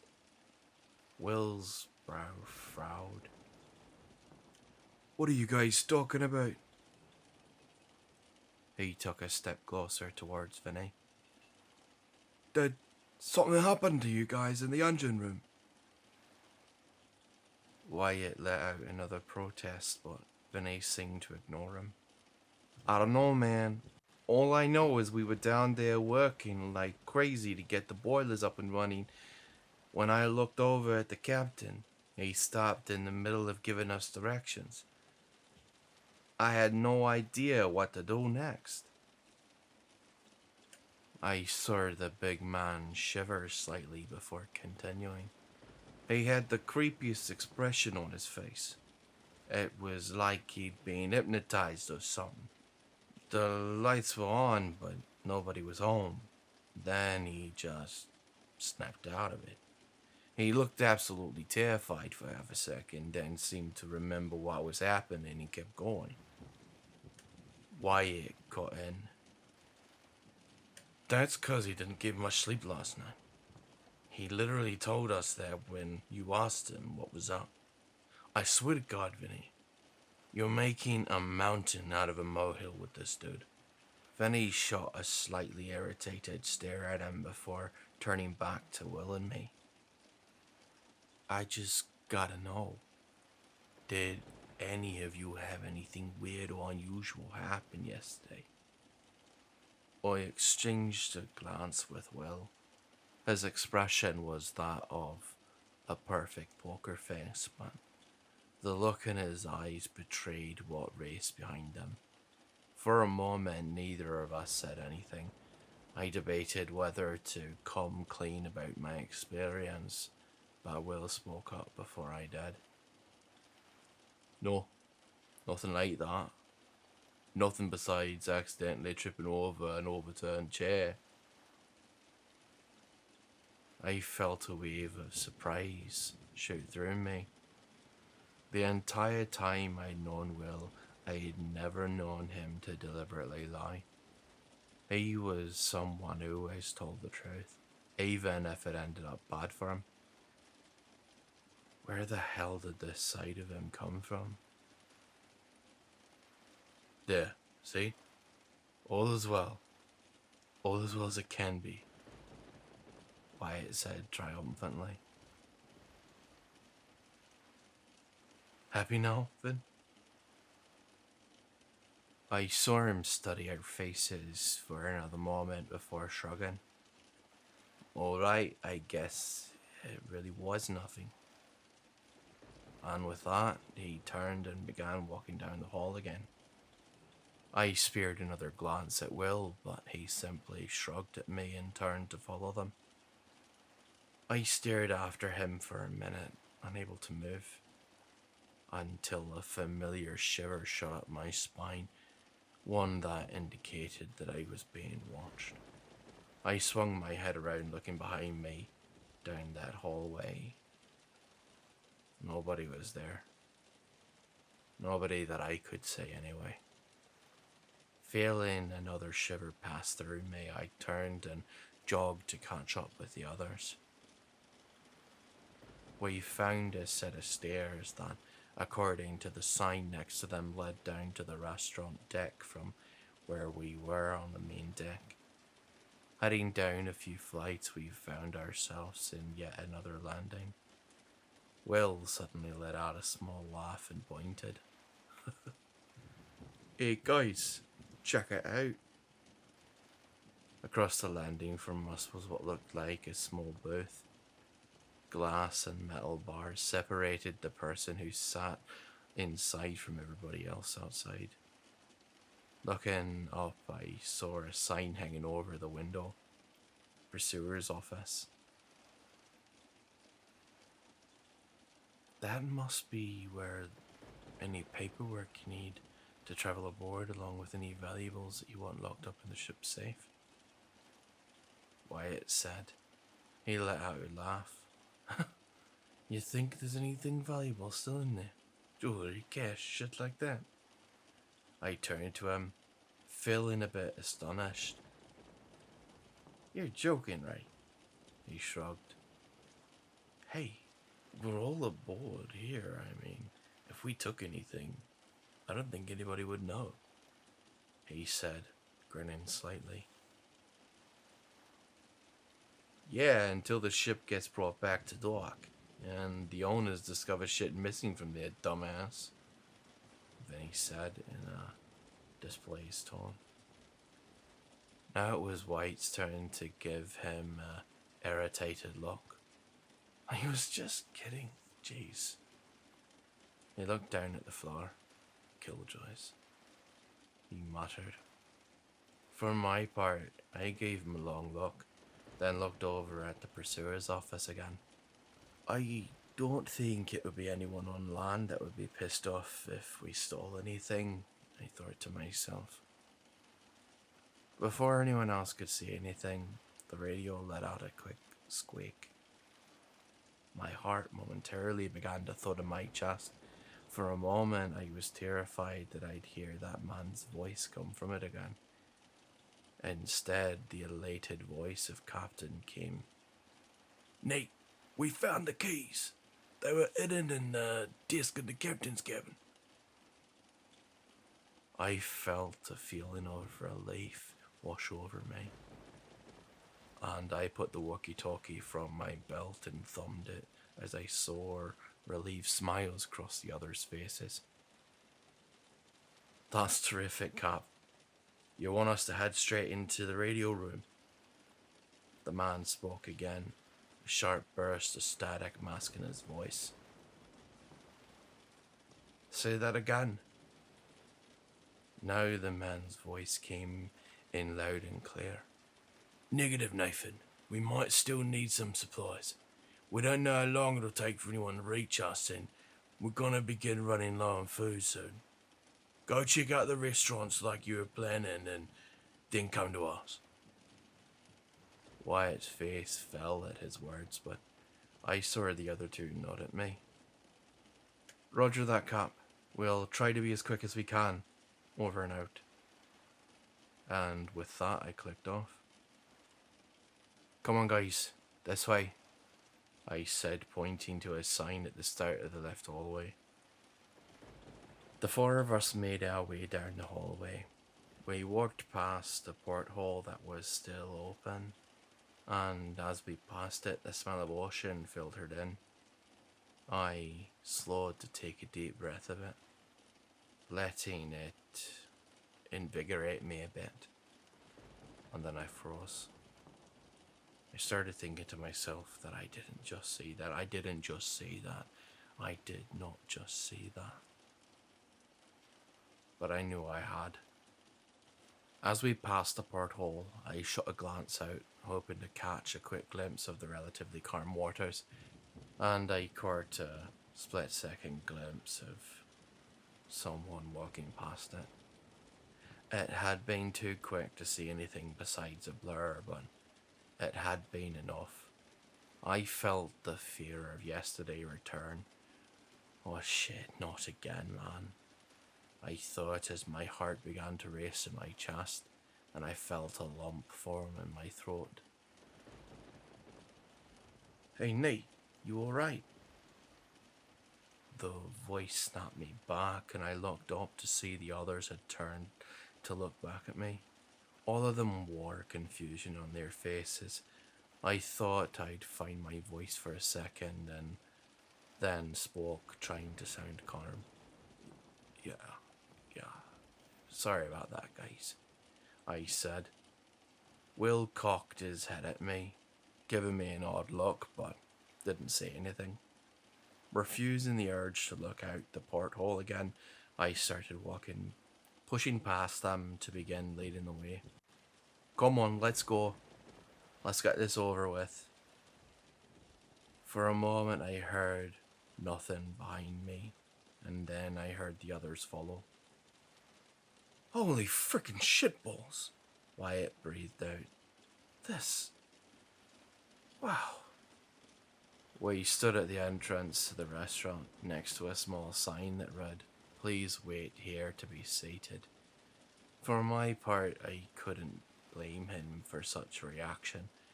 Even after what had just happened, I couldn't help but feel in awe of the expansive room in front of us. Like the rest of the ship, wooden paneling covered the walls.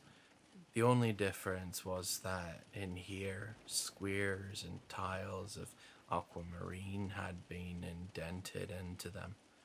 Some had ornate shapes, and across the room I saw a massive painting or stitching of what appeared to be a woman clad in ancient Greek or Roman clothes.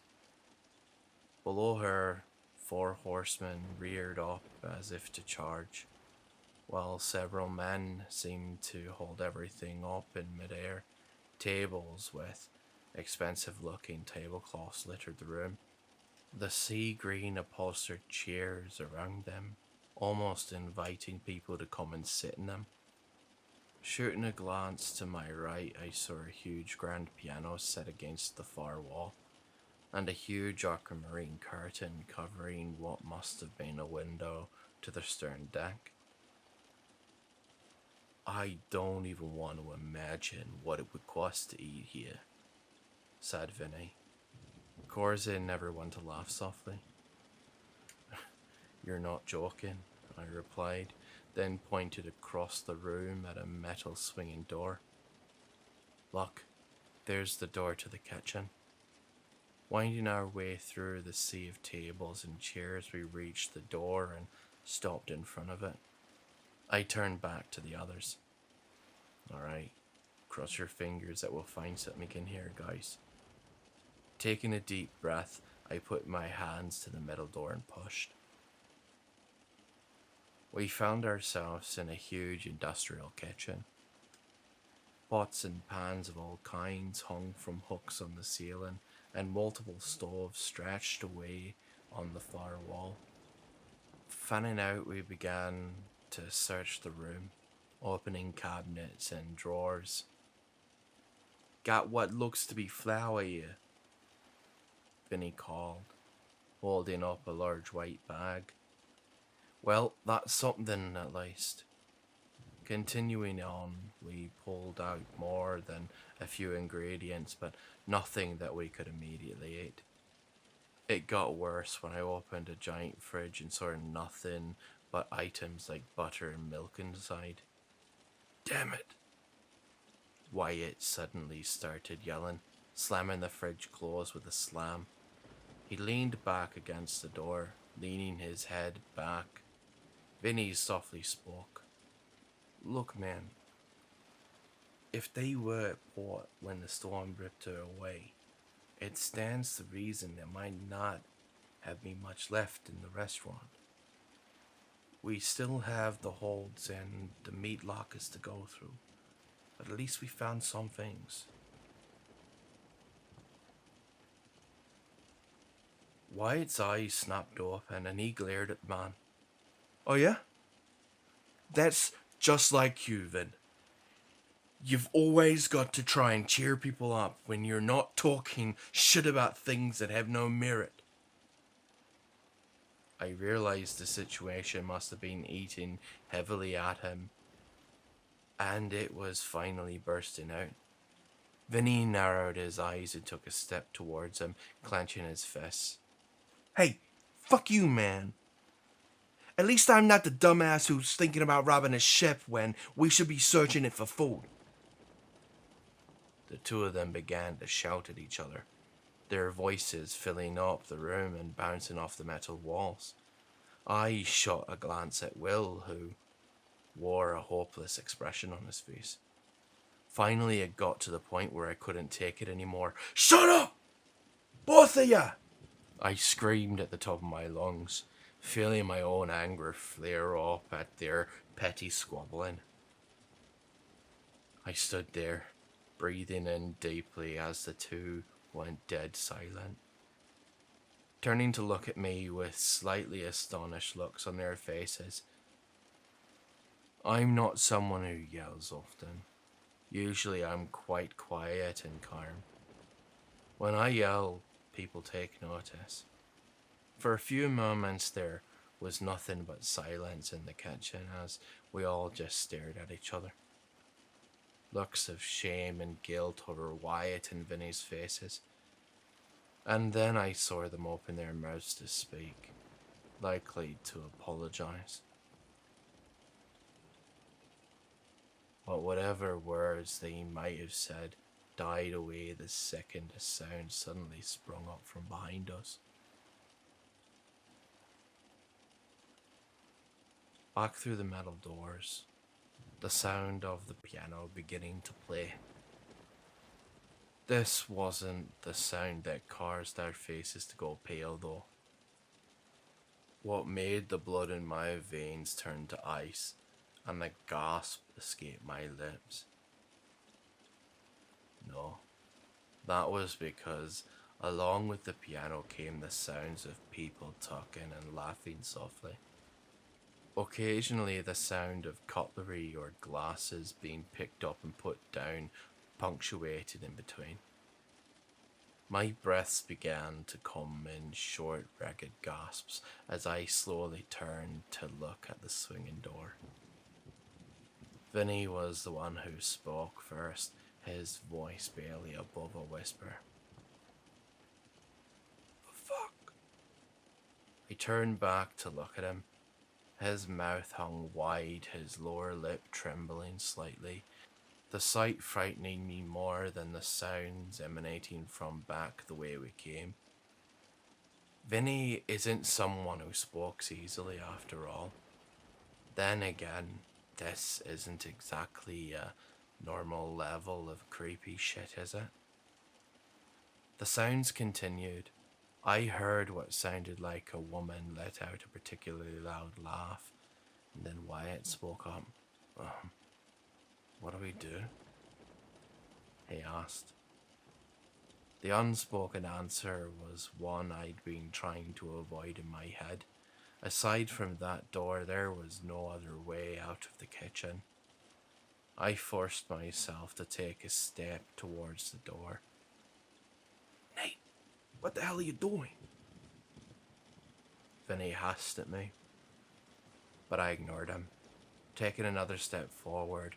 With each step I took, feeling the terror that I had yesterday return. I could feel it rearing its ugly head to begin tearing apart my insides.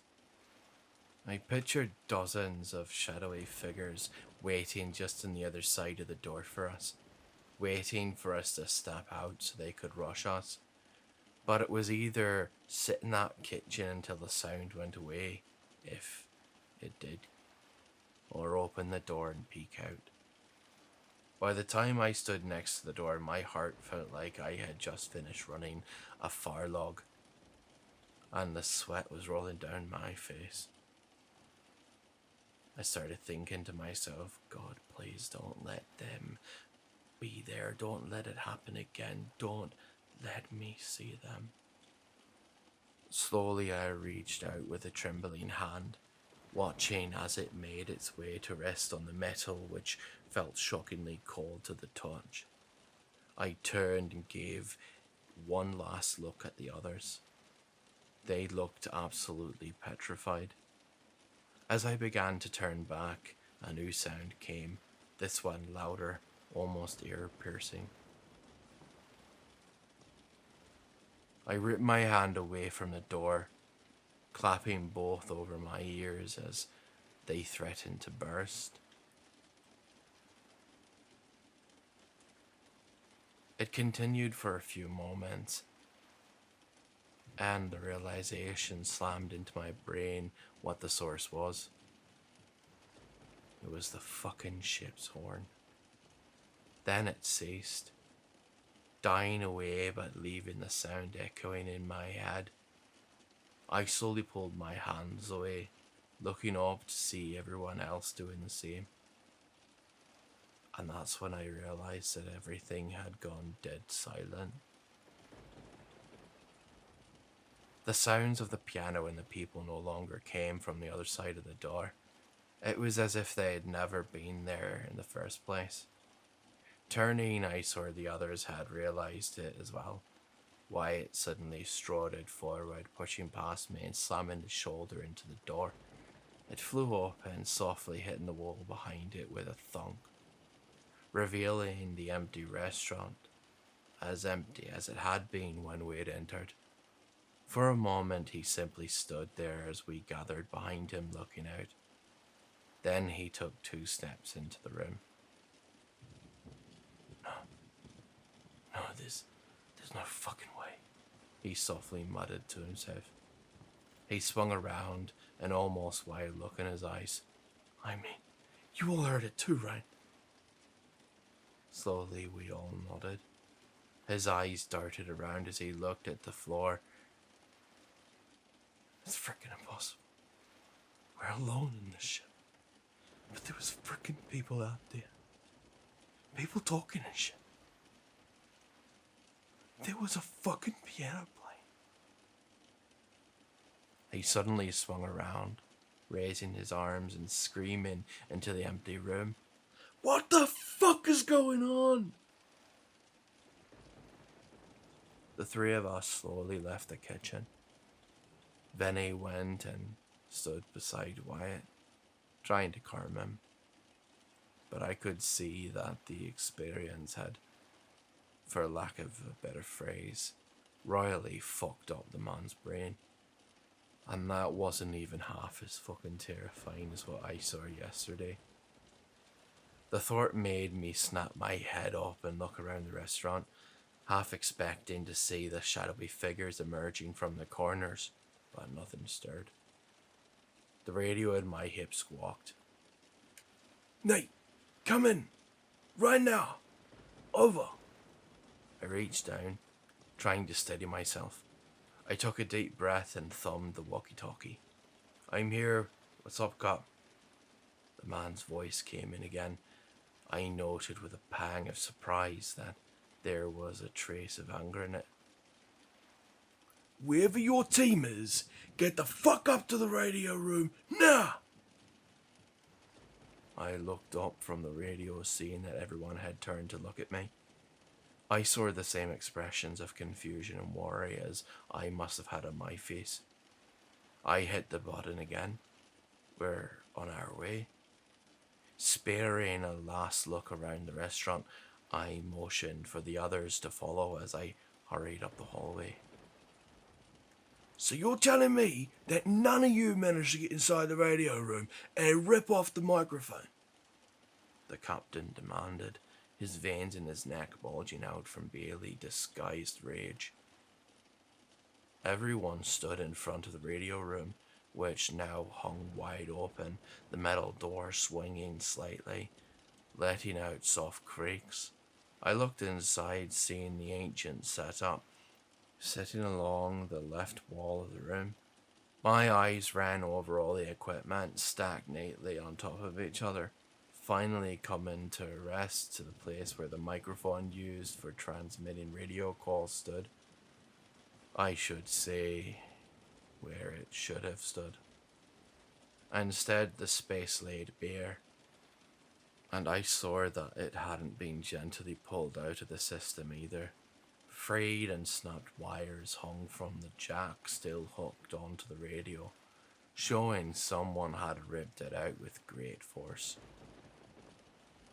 I finally found my voice. No, none of us would ever do that, especially as we want to get off this ship. He shot a glare at us. He then shook the keys in his hands for emphasis. So you expect me to believe that while we went hunting for these, that the room just happened to unlock itself and the microphone just happened to tear itself and walk away? Then he spoke up. Look, Cap, Nate's telling the truth. We were nowhere near here, and none of us would sabotage rescue like this. The man's eyes snapped up to look at him. I saw Spencer shoot an accusatory look at us. Then where were you? Considering that the captain called you over 20 minutes ago and told you to meet us right away. A wave of confusion washed over me. What the hell are you talking about, Spence? I asked. He rolled his eyes at me. Oh, come on, dude. Don't give me that fucking confused look bullshit. The captain radioed you and said we found the keys. And when you four asked him if we should meet up right away, he said yes. And then you all said that you guys were on your way and that you would meet us here. A mixture of shock and Further confusion began to rise in me as I saw Wyatt and Vinny exchanging puzzled looks. "Nah, that ain't right," Wyatt finally said. "Nate asked that question, alright, but when the captain replied, he told us to keep going and search the restaurant for food and supplies." The captain turned an incredulous eye at Wyatt. "What restaurants? No one ever said anything about restaurants to me.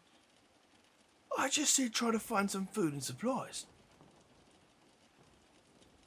Everyone began arguing, but the sound was drifting away from my ears as my mind raced. He's right.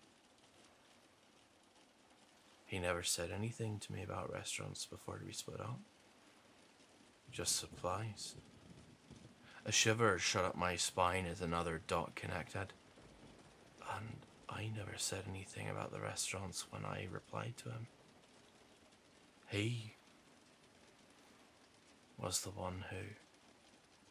The realization slammed into me like a truck, and I felt all the blood drain from my face as the simple but terrifying conclusion came to the surface.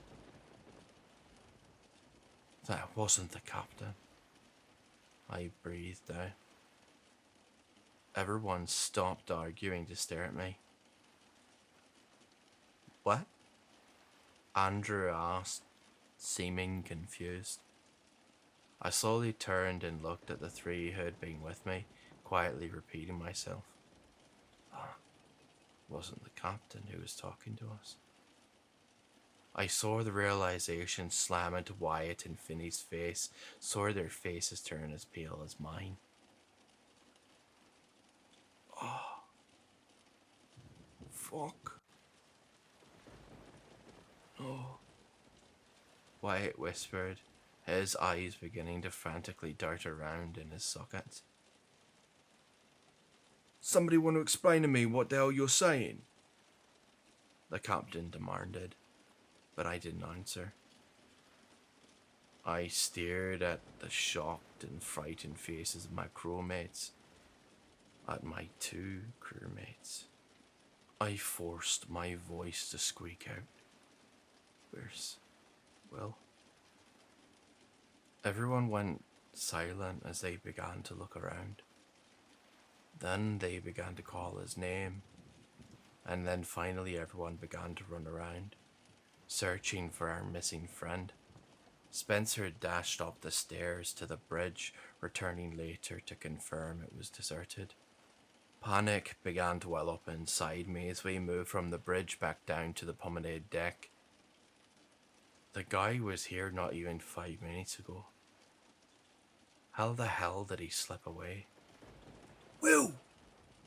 I heard the captain call as he led the way to the main lounge, which stood as empty as it had when we left.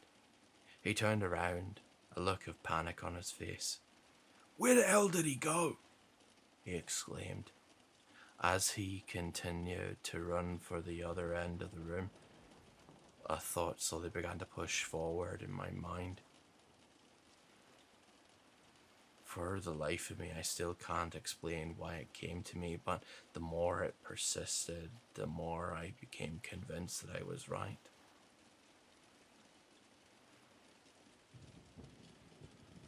The veranda grill. "The veranda grill!" I shouted out. Everyone turned to look at me, realizing most of them didn't know what I meant. I stabbed towards the AFT section of the ship. "The restaurant, the one that we went to." Wyatt and Finney's face changed as their minds clicked. Moments later, the three of us were racing down the hallway, the others struggling to keep up. We took the stairs down to the restaurant deck, 2 at a time. The marble steps threatened to fling our feet out from under us. Reaching the landing, we sprinted past the pursuer's office and down the hall. I didn't even spare a glance at the split open porthole. I didn't look at anything until we reached the entrance to the veranda grill, where I stopped in my tracks.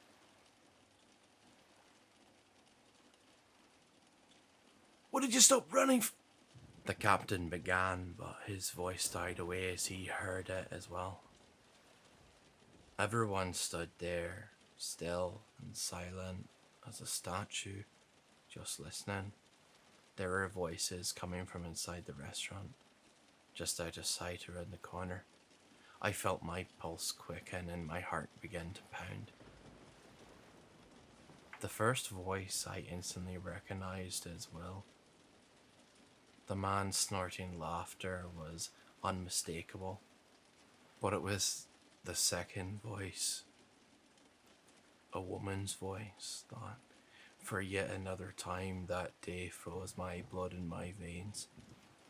Like Will's voice, this voice spoke too softly for me to be able to make out any specific words, but it was loud enough that I was able to make out one specific detail.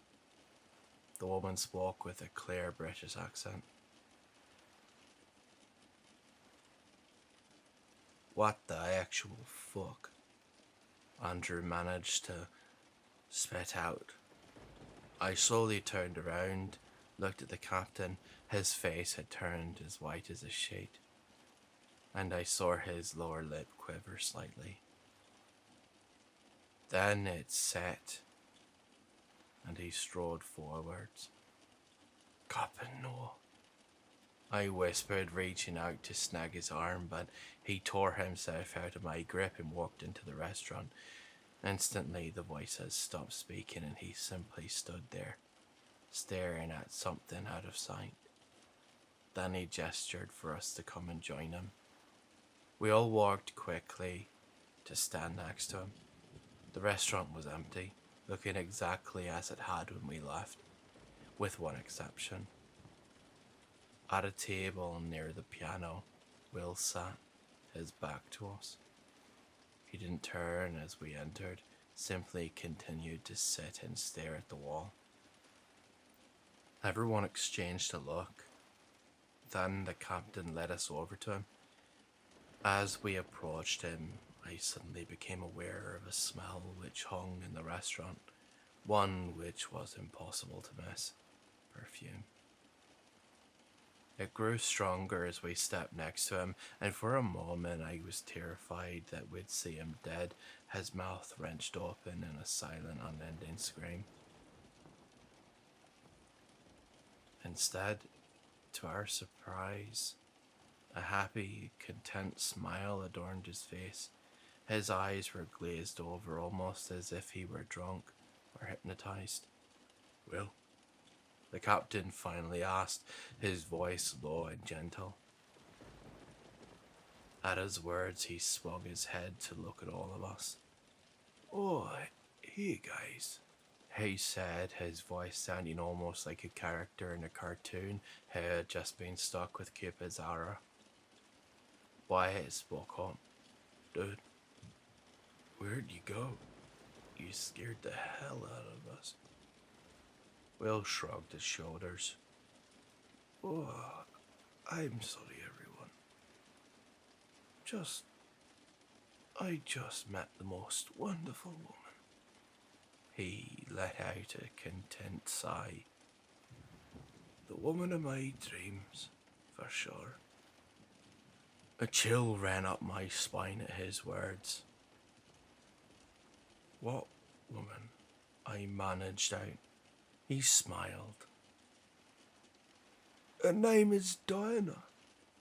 She's an actress, a singer, so intelligent and interesting. He sighed again. Ah, God, what a woman. Then he turned more towards us, exposing the other side of his face. If I hadn't felt so mentally fried, I might have gasped. There was a red lipstick mark on Will's right cheek, the kind that you get when a woman wearing it kisses you. It stood out clear as day. Even from this distance, I could see that it still looked, well, wet. Will's smile grew. She likes me, you know. he declared, looking like the happiest man in the world. In this situation, it scared the ever-living shit out of me. Okay, this is too fucking creepy. Spencer finally said, his voice trembling slightly as he looked around the restaurant. You're not kidding, I said silently. The captain turned to us, worry now clearly etched on his face. Does anyone know what the hell's going on? He asked. It's time to come clean and tell him. Tell all of them the truth. I thought to myself as I started to force myself to speak. As much as I wish I didn't, I think I do. Everyone turned to me. I took a deep breath, and then I began to speak.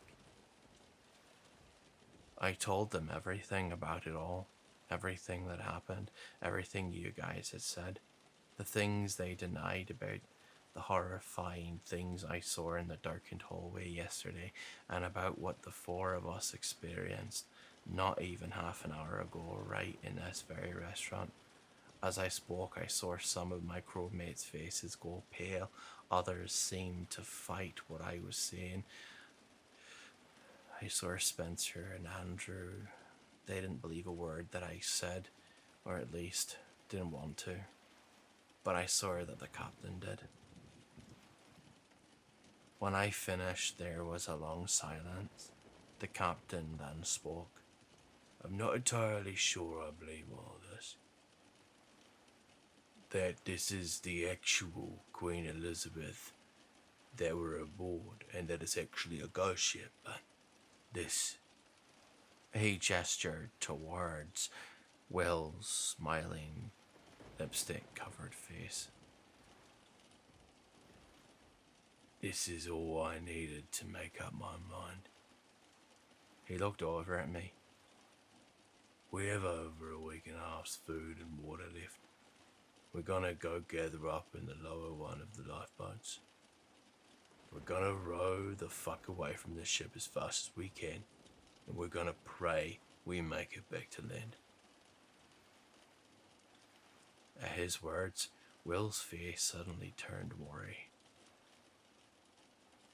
No, I don't want to leave, he said. Not after meeting Diana. I want to stay. The captain grabbed Will by the arm and hoisted him to his feet. Frankly, son, I don't give a damn what you want. We're leaving now. The younger man began to protest and struggle, trying to wrench himself out of his grasp, but the captain was stronger and he pulled him towards the exit. He was almost shouting as we entered the hallway. Get the fuck off me! I don't want to fucking go back to that shitty fucked up world. That's 2023. I want to stay. She said I could stay. That my dream to stay forever in the 1950s could be real. I felt a chill at his words, but continued following the captain. We had just reached the bottom of the stairs when a huge vibration surged up through the floor into our feet. It was so strong that I nearly fell flat on my arse. I muttered, "What the hell was that?" At the same time, Vinny spoke the words aloud. What the hell was that? A new sound began to filter up from beneath our feet. A deep low pitch, a hum that slowly began to intensify. I suddenly saw the captain's face pale even further than it already was. No, he breathed, then began tearing up the stairs, dragging Will behind him. As we followed, I suddenly realized why he'd been reacting that way. When I was a little child in the 90s, I travelled aboard a cruise ship with my aunt and uncle, and I clearly remembered the noise the giant engines made as they powered up before we left port. The engines are starting. Everyone raced for the nearest door to the outside deck. I prayed that I was wrong, that the ship would still be dead in the water when we emerged outside. It wasn't. When we emerged on the deck into the fading light, it was to see that the ship had begun moving, accelerating far quicker than I thought such a huge ship ever could. The water at the stern stretched out behind us in a foam, churning up by the ship's huge propellers. As we stood on deck, I felt a sinking, hopeless feeling fall over me. We cannot escape in the lifeboats now. We would be sucked under, torn apart. Slowly, silently, everyone turned away from the sight, unsure looks in their faces, except for Will's, who was wearing a grin, an ecstatic look. Currently, we're in our cabins. We've paired up, each having 3 or 4 people per room. Nobody wants to be alone now. The captain took Will into his room. He refused to let him out of his sight. The doors are firmly locked, though I doubt after what I've seen that they would do anything. If whatever this is truly wants in, then they'll find a way. And the fire axes that we have brought into this room with us won't do a damn bit of good. Somehow the others have fallen asleep. Spencer and Andrew on the giant bed, Wyatt on the floor with a blanket and a pillow. I think I'm the only one still awake. This ship doesn't want us to leave. Enough to fire up its own engines and take off, or where? I don't know. I'm terrified. I don't know what's going to happen. I don't know what's going to happen to us. But I want to ask, what should we do now? What do you think we should do? Unfortunately, I don't know if any of you have any ideas that would actually be helpful in this situation. However, I have to ask. It's the only shred of hope I have left. So please, what should we do? How can we even attempt to stop this shit? How the fuck can we defend ourselves against things that are already dead? And what the hell is happening to Will? What did that woman he spoke of, Diana, what did she do to him?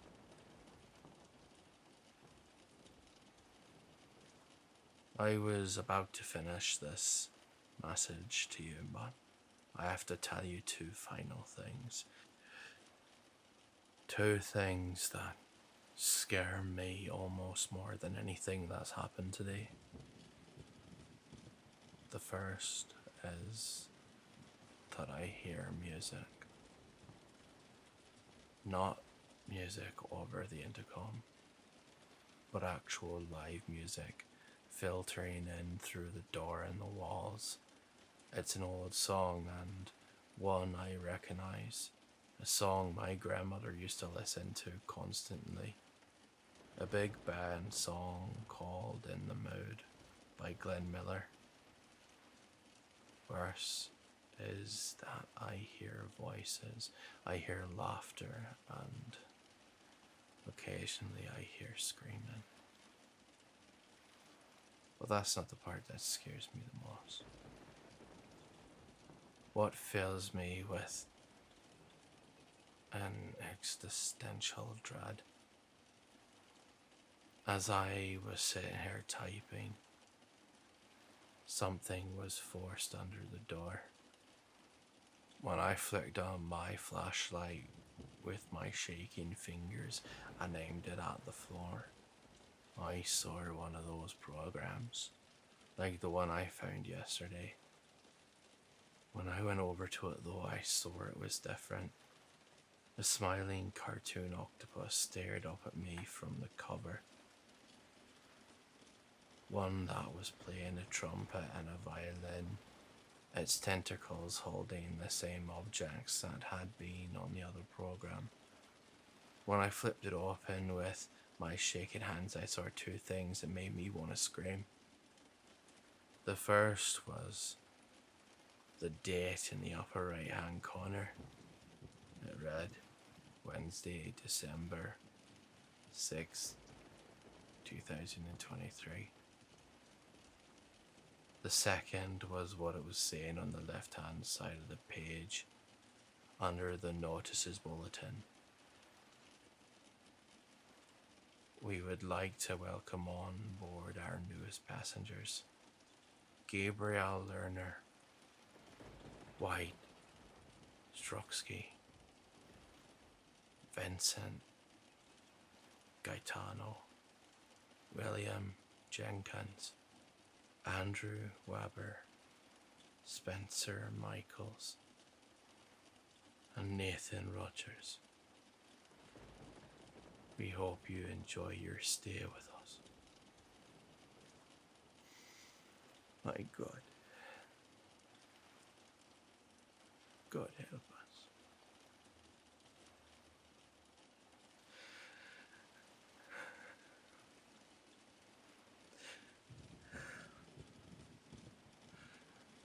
The captain is dead. When we first started today, the 7 of us were thoroughly creeped out, terrified of what might lie in wait for us as we walk in our cabins. Especially me. After hearing the music, voices and screaming filtering in from down the hall, in the very lounge we slept in for the last 2 nights. But I never imagined that when the day would end, there would be 2 less of us. 3, technically. As hard as it may be to concentrate on anything but the horrible fact, I'll try and get to what you guys have said and commented. To say I appreciate everything you've suggested, to say all of us are thankful would be a massive understatement. I feel like you guys are what's helping me cling to the last vestige of sanity. The last bit remaining in my mind. To the people who have commented about making it to either the engine room or the bridge to try and stop sabotage or even change the course of the ship, that was the very idea that the captain came to us with when we gathered. But as I'll explain in a minute, it seems I don't know what to call them, ghost entities, evil spirits, hell, demons for all I know, anticipated the move on our part. Salt was one of the few ingredients we did not seem to find in the veranda grill, though from what the map of the ship shows, there are numerous more restaurants on board. So we're going to keep our eyes open for it. I just hope you'll be right about these things being unable to cross it. To the person who mentioned the Morse code transmitter, I'd forgotten to mention last night that it had been torn out along with the radio microphone. These things very much do not want us to try to call for help. We're most definitely not splitting up anymore either. Knowing what we do now, it's just too dangerous, even if it means more slower going. But I should get on and tell what happened. The four of us were woken up by several rapid bangs on our cabin door.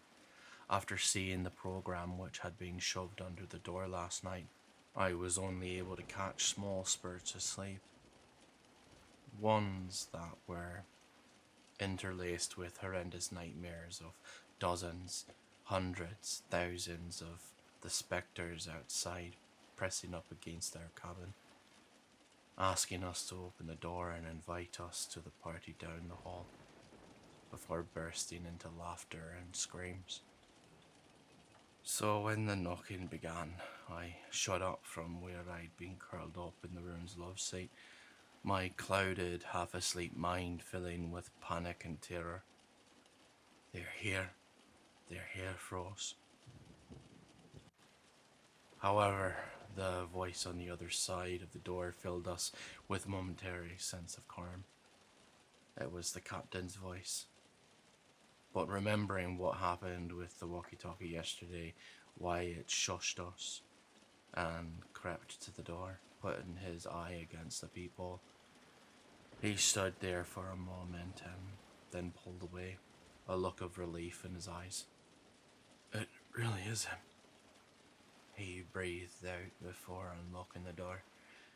Instantly, the captain strode in, followed close behind by Vinny. For a moment, the relief returned, until I realized that they were alone. He answered my unasked question before I was able to open my mouth. "Will's gone." He put a hand over his face, taking a deep breath before continuing. I don't know how he managed to slip out without waking me, but when Vinny woke up a few minutes ago to go use the bathroom, he found our cabin door unlocked and standing open. There's no sign of him anywhere. The man's words hung in the tension, and dread filled the air. Every single one of us knew exactly where he'd gone. He had gone off to find that woman again, Diana.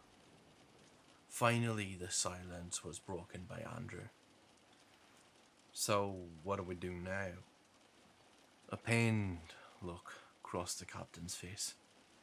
I'm honestly torn, boys. Part of me thinks we should immediately try finding him, if it's not already too late. But another part thinks we should try to find any way to either stop the ship or sabotage the engines. He looked over at me. "Nate, have you checked the computer to see what those people have said?" I shook my head and began to turn to boot up the laptop when I caught sight of the program lying on the floor. I knew if I showed it to them, the already palpable fear infecting our group would grow. But at this point, hiding anything might end up being a fatal mistake. They needed to see it. I cleared my throat. Sir, before we do that, there's something you all need to see. I picked up the program and handed it to the captain. Everyone crowded around as he flipped it open. I saw the men's faces turn pale as they read the notice inside. Saw their own names written there. Andrew let out a shaky breath. "Okay, I think I'm starting to turn into a believer of the whole ghost ship idea," he said quietly. After that, we quickly broke out the laptop and checked your comments. After reading them for a few moments, Wyatt pointed, smiling slightly. "Come, looks like they have the same idea you do, about either taking control of the ship or straight up sabotaging the engines." The captain stared for another second at the screen before nodding. Then that settles it. We head first back for the bridge, and if that doesn't work, the engine room. He gazed seriously around at all of us. From now on, we don't split up from each other at all. It'll mean things will be done slower, but in my personal opinion, it just might be safer. He shot a glance back at the open door to our cabin. Especially with Will being who knows we're on board. Putting away the laptop, I quickly took a moment to set up the solar charger on the lip of the porthole to gather a charge. The laptop's battery had gotten precariously low, and the six of us moved out in the hall, closing the door behind us. We now carried 3 fire axes we'd taken from red emergency boxes scattered around the ship. My head swung on a swivel as we passed each T-junction, half expecting something or now someone to lunge at us from around a corner. The silence only broken by the low throbbing sound of the ship's engines rising from far below us didn't help the tense atmosphere that had fallen over us. I didn't know if I was more afraid of running into the ship's inhabitants again or our own colleague. When we reached the doors to the lounge, however, all thoughts evaporated in my head as we froze, staring into the room. It still looked the same as it had yesterday, with 2 large exceptions. The first is that the raised section of floor near the back of the room where a band would play, one that was desolated and empty when we arrived, no longer was. Even from across the room, I saw instruments set up on it. Violins, trumpets, bass, a drum set and more were set up as though they had just been put down by a band. Realization flashed through my mind. The music I heard last night, it wasn't a hallucination, it was real. The second noticeable change in the room was the clear after remnants of a party. Confetti and balloons which had lost the helium needed to keep them afloat littered the dance floor, and in a few tables we could see half-empty wine and cocktail glasses. They had themselves one hell of a shindig last night, Vinny said softly. I shot a glance at him. The look on his face mirrored the emotions I felt. In any other situation, the scene would have been one to feel happy about. People celebrating something, here and now, though it evoked the sort of dread and fear that one would get stepping into a haunted house. The captain shook his head slowly, then gestured to us. Come on, let's keep moving. And, moving quickly, we crossed the lounge, kicking balloons out of our way before heading to the bridge. What the hell? Spencer exclaimed as we stood in front of the hatch which led to the bridge area of the ship, which yesterday had stood wide open, held in place by the metal hook which had been set into an eye swivel on the wall. But now, as we stared in disbelief, it had been tightly shut, not just shut, but locked. Try as hard as we might, to the point our hands turned red and stung from exertion, the handle refused to spin. You gotta be fucking kidding me, Andrew muttered as the captain began patting at his pocket. His head snapped up, his eyes wide as he realized something. The keys are gone, he said before shaking his head. Will must have lifted him before he snuck out. The realization that we had been effectively blocked from reaching the helm caused the hopeless feeling we had yesterday, seeing the ship moving to return. I let out a sigh and put my back to the hatch, resting my head on the cold metal. After a minute, we slowly made our way down to the bows of the ship. I already knew full well what we'd find, but we still followed the increasingly hunched shoulders of the captain down the narrow grated steps, flicking on our flashlights as the incandescent bulbs over our heads became fewer and farther between. When we reached the hold and rounded the final corner, I saw what I expected. The metal hatch above which the words engine and boiler rooms were stamped were closed. Wyatt suddenly burst into a sprint, pushing past the captain to the door, where he frantically, almost hysterically, began yanking on the handle. It was as if he hoped he'd be able to wrench it open by sheer will, but it remained steadfast. Finally, he stopped and began kicking the door. "Fuck you, you stupid piece of shit!"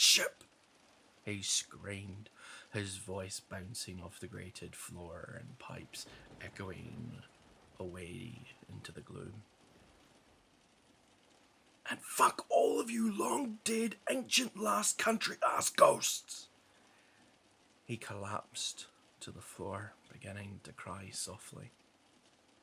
I couldn't do anything but watch, stunned by the man's apparent mental break. Andrew, the captain, and Spencer moved to comfort him, leaving me and Vinny standing in the hallway. I shot a look to my left, seeing another closed and likely locked hatch. The sign above this door declared it the auxiliary machine room.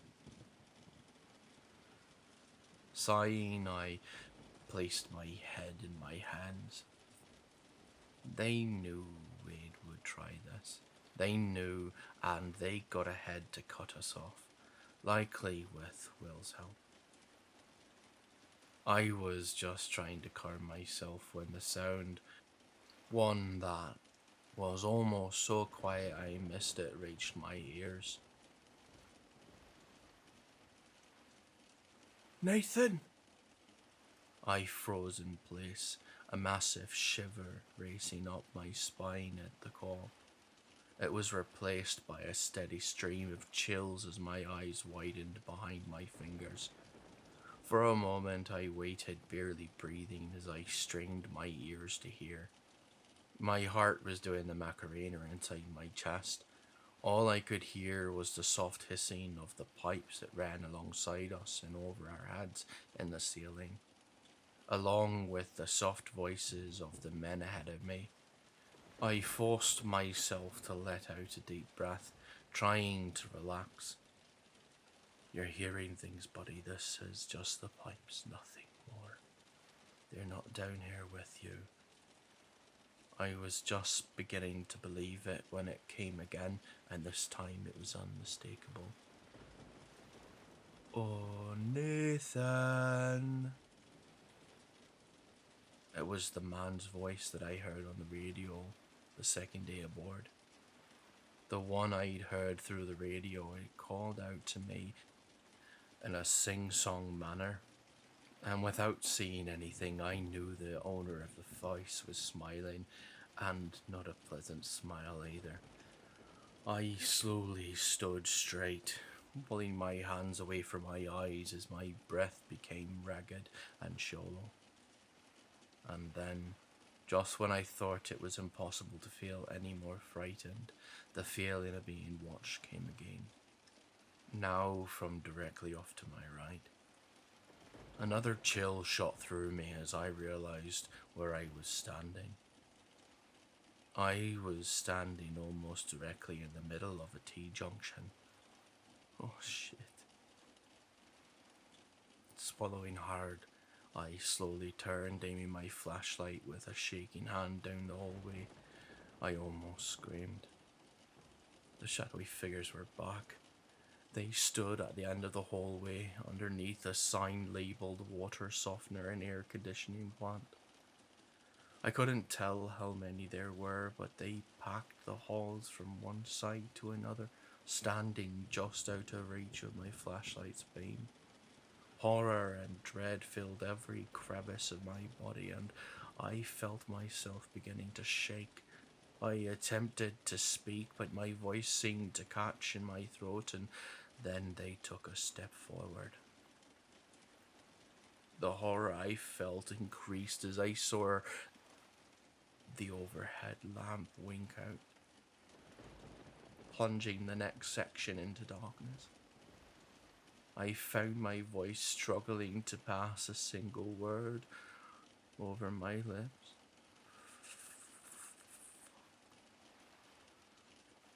Out of the corner of my eye, I saw Vinny turn and look at me. The slight curiosity on his face immediately mounted as he caught sight of the expression I wore. "Nate, what the hell's wrong?" he asked, faintly. I heard the others stop talking as well, as them slowly began to make their way back to me. I kept trying to force more words out. "I have to warn them." My mind screamed at me, but it was as though I had lost my grasp of the English language. I felt Vinny step next to me and saw his flashlight aimed down the corridor, and then I felt him go stiff as a board as he caught sight of what I'd seen. "Oh shit," he breathed. Then a little louder, Guys?" By now, the rest of our group had reached us, and everyone collectively aimed their lights down the hall. I heard White suddenly begin hyperventilating as the figures took another step forward. Another overhead lamp went out. "Jesus," the captain whispered. Spencer said nothing, but I knew he had to be scared shitless. Finally face to face with what he denied about until now.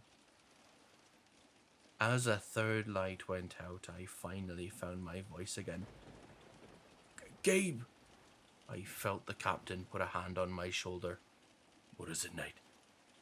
I swallowed hard and then spoke the words I knew in the marrow of my bones to be true. "I think it's time to start running now."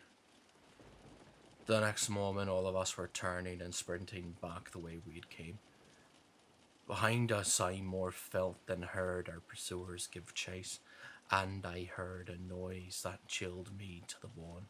The sound of the overhead lights just behind us, not just flickering off, but shattering in their housings.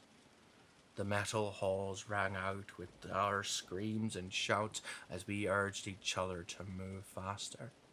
Reaching the stairs and beginning to climb. "Move your asses, everyone!" the captain shouted as he dragged Wyatt off the top of the stairs. As we climbed, my eyes flashed to the metal signs indicating what deck we were on.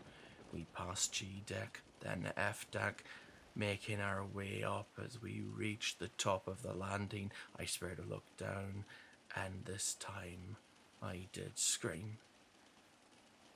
"Ah!" The figures were swirling up after us. Some didn't even touch the floor, flying through the air in pursuit. I heard the whispers, laughter, and screaming I'd heard when I'd been cornered by the gym. However, the voices somehow held even more malevolence than they had originally. They're angry. They're downright pissed that we just tried to sabotage the ship. I raced to keep up with the group. We'd just reached E deck when a loud clanging sound came from above us. I reached the bottom of the next set of stairs where the others had gathered and looked up, and I almost screamed again. More shadowy figures were swirling down from above towards us. We were trapped in a pincer movement, with no way to escape. For a moment, the existential dread I felt racing the rogue wave that night came again, and I felt sure this was the end of us, until Spencer let out a cry. Look, there! Spinning around, I saw a closed hatch standing a few feet away from us. The sign above it read Cargo Motorcar Hold. I was the closest to it and I leapt for it, my hands locking around the handle and praying it wouldn't be locked. To my relief, though, the handle spun and the hatch swung open. Come on! I yelled, moving out of the way to let the others in. As soon as the captain dragged White through, I slammed the hatch, closed it as I heard the man's voice ringing out again. You're only delaying the inevitable, gentlemen. I felt someone slam into the hatch next to me. Turning to see Vinny begin locking the hatch. Reaching up, I did the same on my side. Not a moment too soon either. As soon as the last lock had been flipped into place, something slammed into the hatch with force. The force of a speeding freight train. The two of us leaped back as the banging continued for a few seconds, then abruptly it stopped. An airy, unsettling silence fell over the hold, and after fighting to get my breath back, I turned to look into the room. Crates and other large boxes rose high around us, seeming to go on forever. Directly ahead of my light glinted off some powder blue. Focusing my light, I saw it had found what looked like an old mid-50s Cadillac convertible. The top was down and I saw a matching blue leather interior, accented with white stitching. For a moment everyone fought to find their breath, then the captain spoke. Okay, boys, we need to find a way out of this hold and back to the upper decks. Try to find another exit. There has to be one. Trying to stay as close to each other as we could, we began to move across the huge hold to find it. I stopped as I reached the Cadillac, reaching out and putting a hand on the quarter panel. The cold metal felt nice against my sweaty hand, and I was suddenly overcome with the feeling I was about to collapse. My legs felt like jelly under me. I need to sit for a minute. Sliding down, I put my back against the car and slid to the floor, putting my head in my hands. I felt myself begin to shake as the image of the figures chasing us replayed in my mind. Get a hold of yourself, Nate. You're okay. You're okay. Just keep it together, I whispered. Suddenly, a voice came from nearby. Dude, you okay? It was Vinny. Not wanting him to see my fragile mental state, I chose to keep my head in my hands and nodded. Yeah, I just needed a moment to collect myself after that. I mumbled through my fingers. Vinny replied after a moment. I get that, but you shouldn't split up from us. That's not safe. You know that by now. I sighed. He was right. I know, man. I began, before letting out a shaky breath. I honestly don't know if we're gonna get off this ship alive, and that scares me.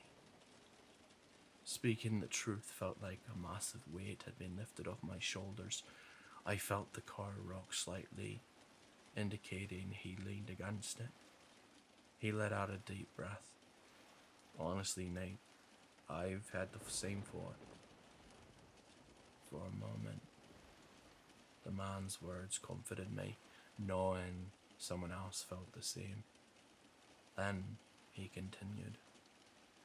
But, I mean, maybe it won't be so bad.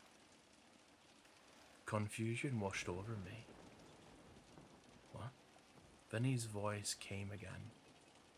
I mean, come on, an eternity aboard a classy ocean liner, surrounded by people who just want others to join them. It can't be all that bad, right? You get to party forever after all. He let out a snort of laughter, but it hadn't sounded like the way I knew Vinny laughed. His laugh was a deep, booming laugh. This one had been short and nasally. Another chuckle came. The realization suddenly flashed through me as I remembered the radio call yesterday. They can imitate our voices. A fresh dose of fear coursed through my veins as I slowly pulled my hands away from my head, suddenly feeling extremely vulnerable and realizing just how stupid I'd been. But there was nobody there.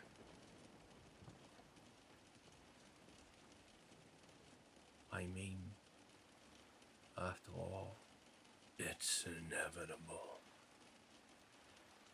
the voice came from directly over my head. I began to violently shake, beginning to hyperventilate as I heard all pretext of my crew's mate's voice melt away.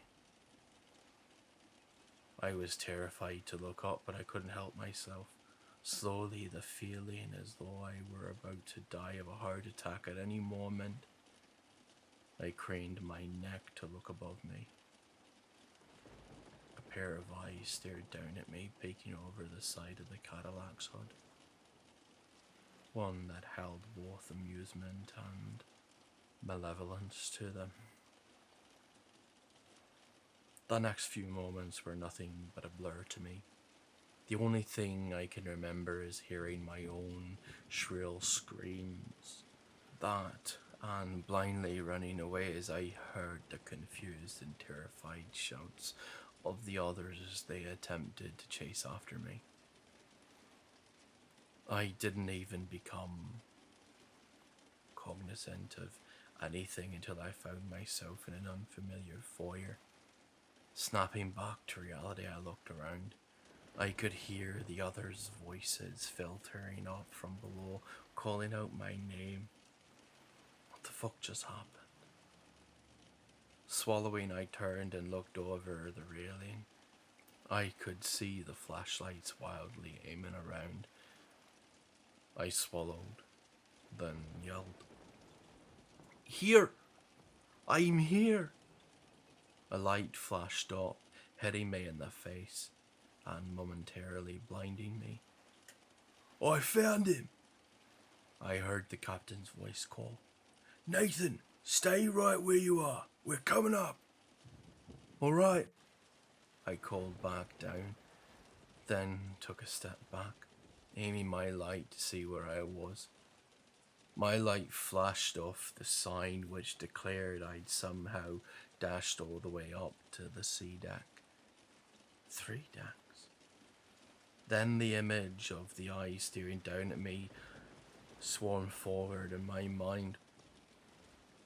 I began to shake again, hearing the thing's voice, imitating Vinny echoed inside my head. Trying to calm myself, I took a few steps into the middle of the foyer, aiming my light around. It reflected off another sign, one that stuck out from the wall. First class swimming pool. Beneath it were a set of double doors which stood open, the light inside spilling out into the landing. I couldn't see much inside, so I took a few more steps until I could see clearly. I blinked a few times. Am I seeing things?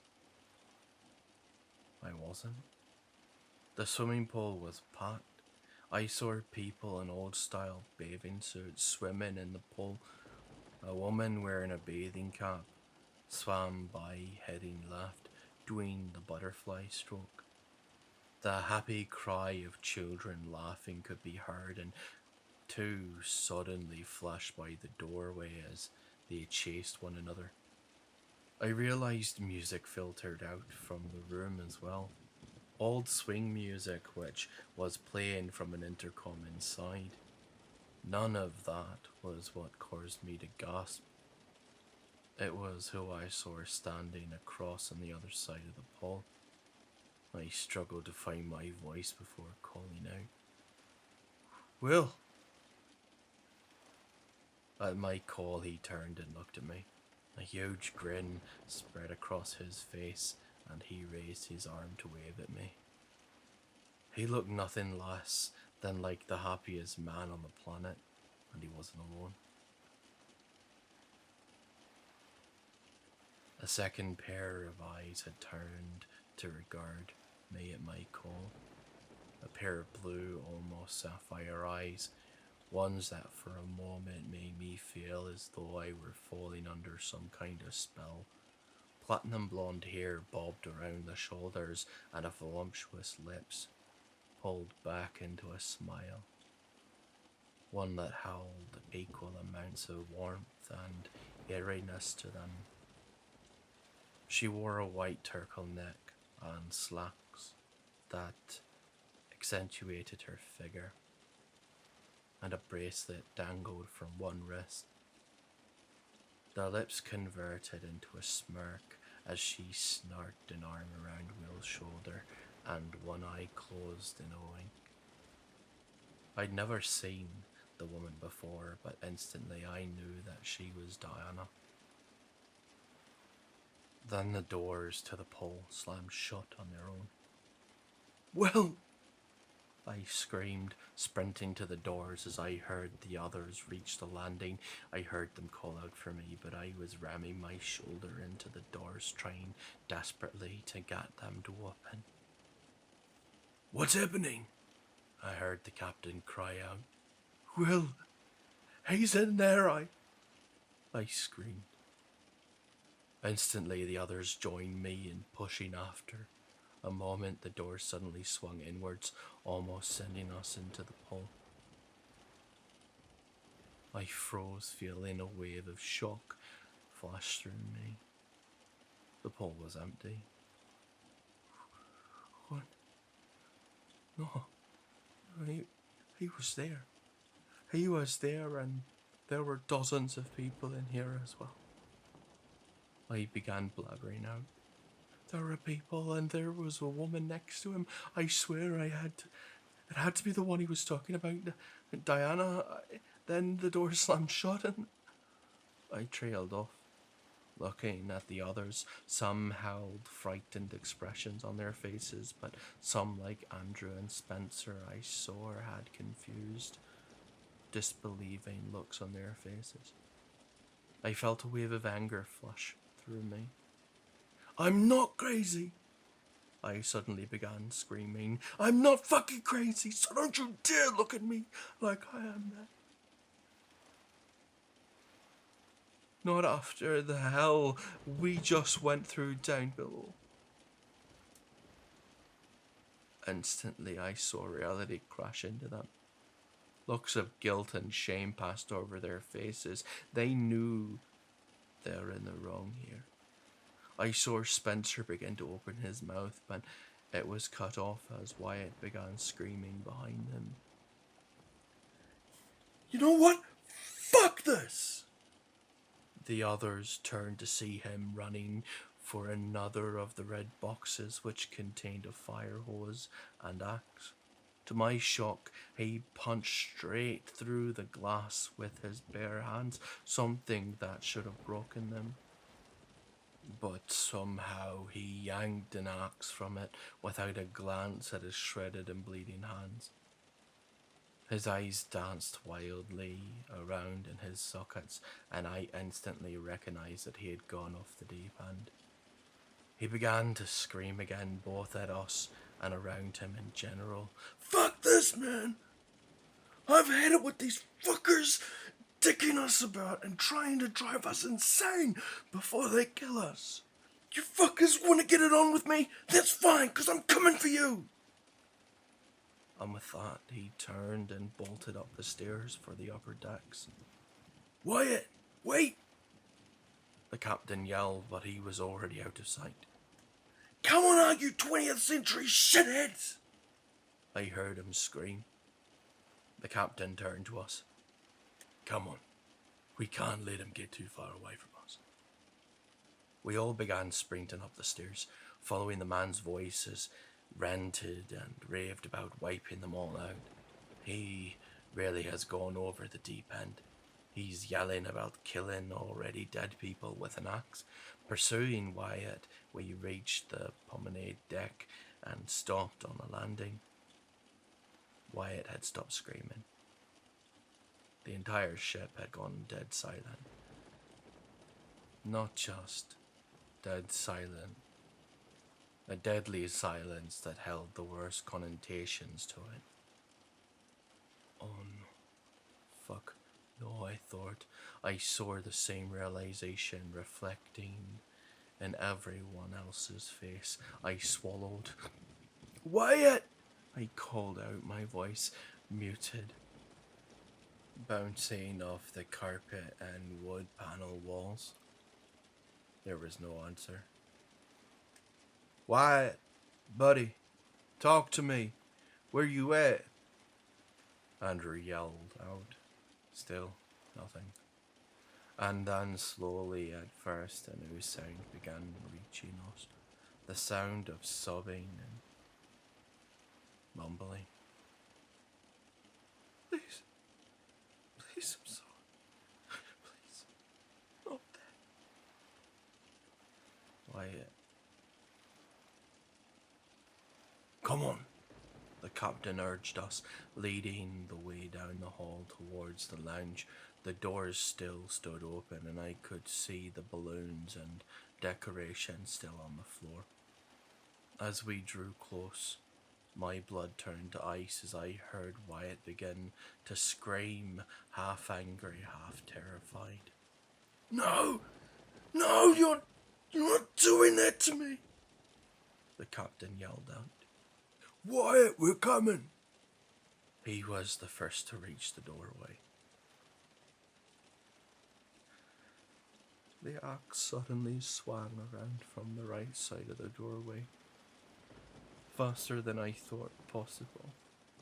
In that horrible split second, my lips began to yell out a warning, but it was too late. The axe buried itself into the captain's stomach, stopping the older man dead in his tracks.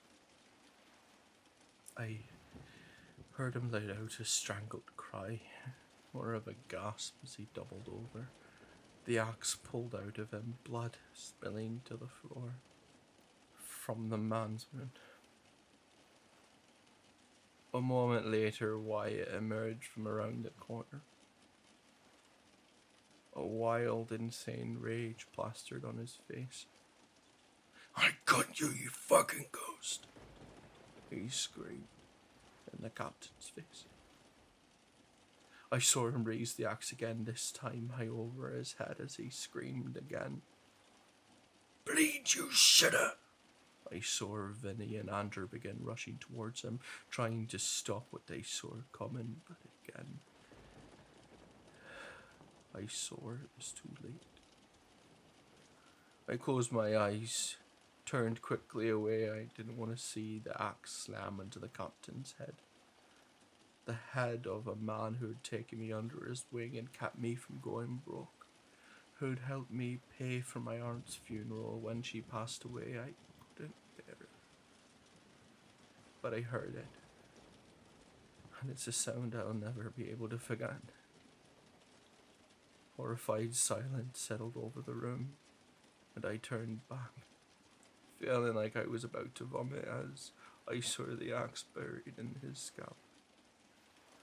He lay on his back, on the floor, a rapidly spreading ball of blood beginning to surround him, staining the carpet. Wide, horrified eyes stared unblinking up at the ceiling, and his mouth was frozen open and shut. The man was clearly dead. I swung my gaze up, Vinny and Andrew had frozen in place, their arms still stretched out as to try to stop the atrocity that had just occurred. Spencer clapped his hands over his mouth, his face white as a sheet as his body shook uncontrollably.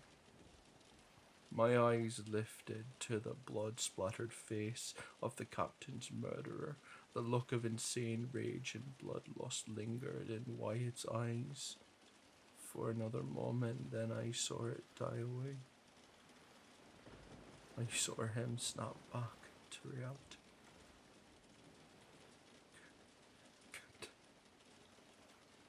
He asked in a whisper, looking down at the corpse. His breathing quickened and he lifted his own hands to stare at them, as though he were just beginning to comprehend what he had done. His eyes lifted to us, and I saw panic begin to reappear in them. I didn't know it was him. He began pleading. I ran into the lounge, and I was completely surrounded. They said they were going to kill me, torture me for eternity, for thinking about stealing from the pursuer's office. They called me a coward and crying for breaking down. Dared me to attack them. His voice rose to a scream. Then they said that their leader was coming in, and I heard the most horrible voice coming from the hallway. I swung for my life. He cut off, beginning to shake as violently as Spencer was. He looked directly at me. I'm sorry, he said simply. Then he turned and began sprinting through the lounge towards the companionway we'd taken to get inside on the first night. We remained frozen for a moment, then began to chase after him. Wyatt, wait! Vinny shouted at him. Wyatt's terrified, hysterical screams flew back at us as he rounded the corner. Fuck you! I'm not staying on the ship! I'll swim home if I have to! He slammed into the final corner, and a new horrific realization hit me. I remembered what I thought about the lifeboats when the Queen Elizabeth had begun moving. We'd be sucked under and... Wyatt! Don't! I screamed out as we reached the corner, but it was too late. I caught a split-second glimpse of Wyatt flinging himself over the railing, and then he was gone. Out of sight. None of us heard a splash. We ran to the railing, peeled over for a moment. We saw nothing. Then Wyatt's head broke the water's surface, coughing out as he began to thrash, attempting to swim away from the ship. Then he was pulled under. Oh, fuck! Spencer yelled, then began running for the stern of the ship. Vinny, Andrew, and right behind him, part of me prayed he would miss the propellers and that he would be spat out the back of the ship. Drowning would be less painful of a way to die than this. But as we reached the stern railing, I felt despair and horror flood into me. Seeing the dark red stain emerge from beneath the ship, spread out with the foam which drifted behind us in the ship's wake. We stood there for a long time, staring out at the water as if doing so would return our lost crewmate, our lost friend. We could have been there minutes. We could have been there hours. All I know is the next thing I knew, I was looking up to see the sun beginning to set on the horizon. None of us knew what to do.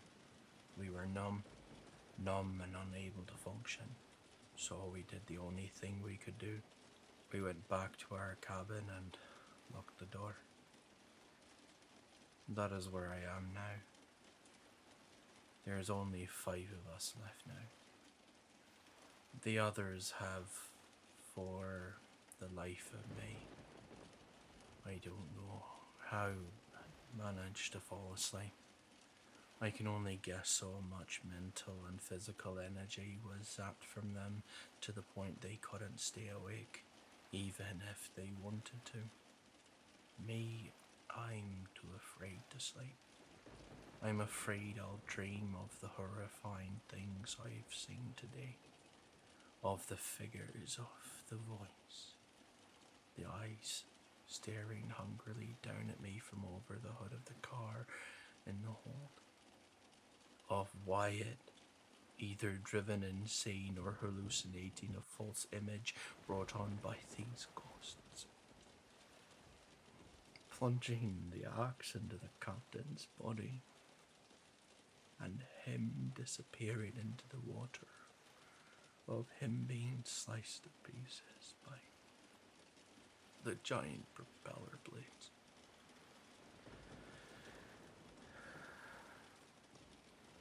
The ship is doing everything it can to drive us insane, have us kill each other, or just flat out take us. It's already taken Will. I know he's lost now. There is no way to bring him back. He's one of them now.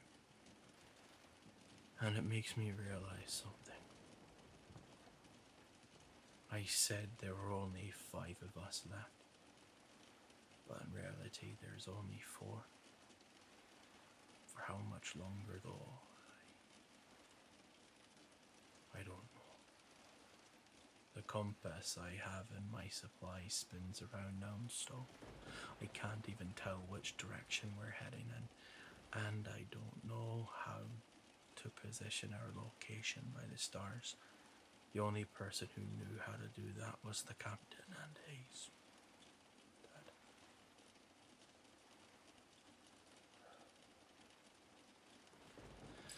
All I know is this.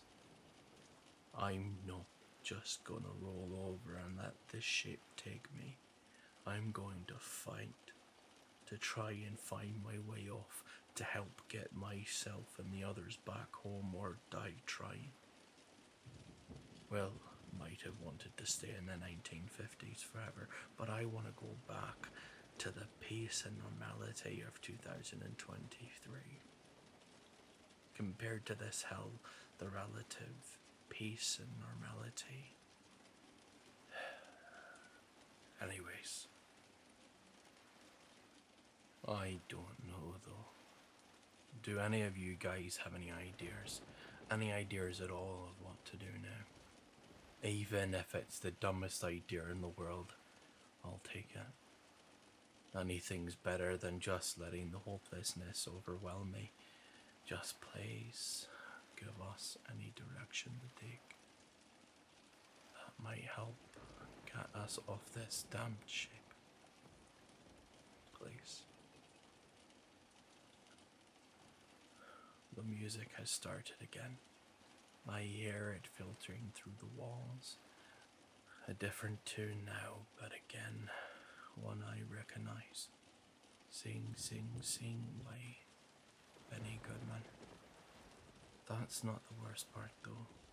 Someone began softly knocking a few minutes ago on the cabin door, and then began calling in, asking for us to come and join the party. The voice that asked, it was Will's. And then another voice joined him, a woman's voice, one that asked the same question with a British accent, and finally a third voice. One that made me want to break down into tears. The captain's voice. The implications pierce my heart and soul like a dagger. To will, the ship was, is heaven, a place where he can internally spend frozen in the time period he wanted to go back to. To me, it's hell.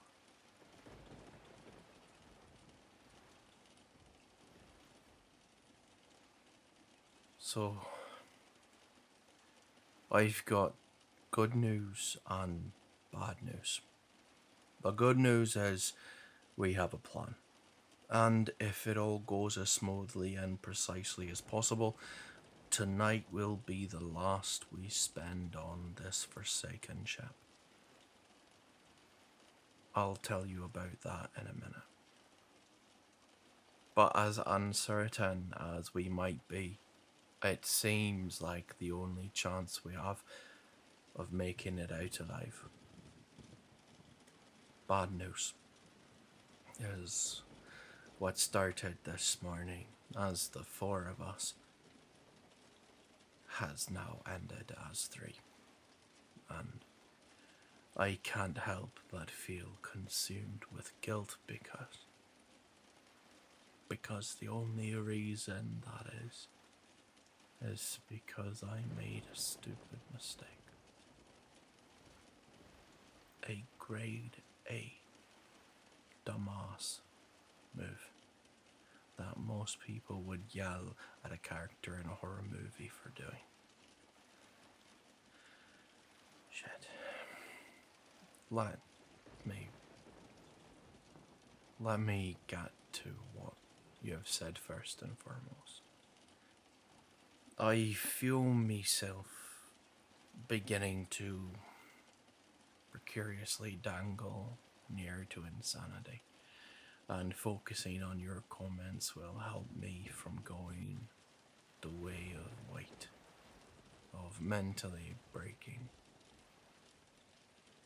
To the person who made the biggest and most detailed comment, many of the ideas you suggested along with others are what is going to ultimately be our plan. So, for that, thank you.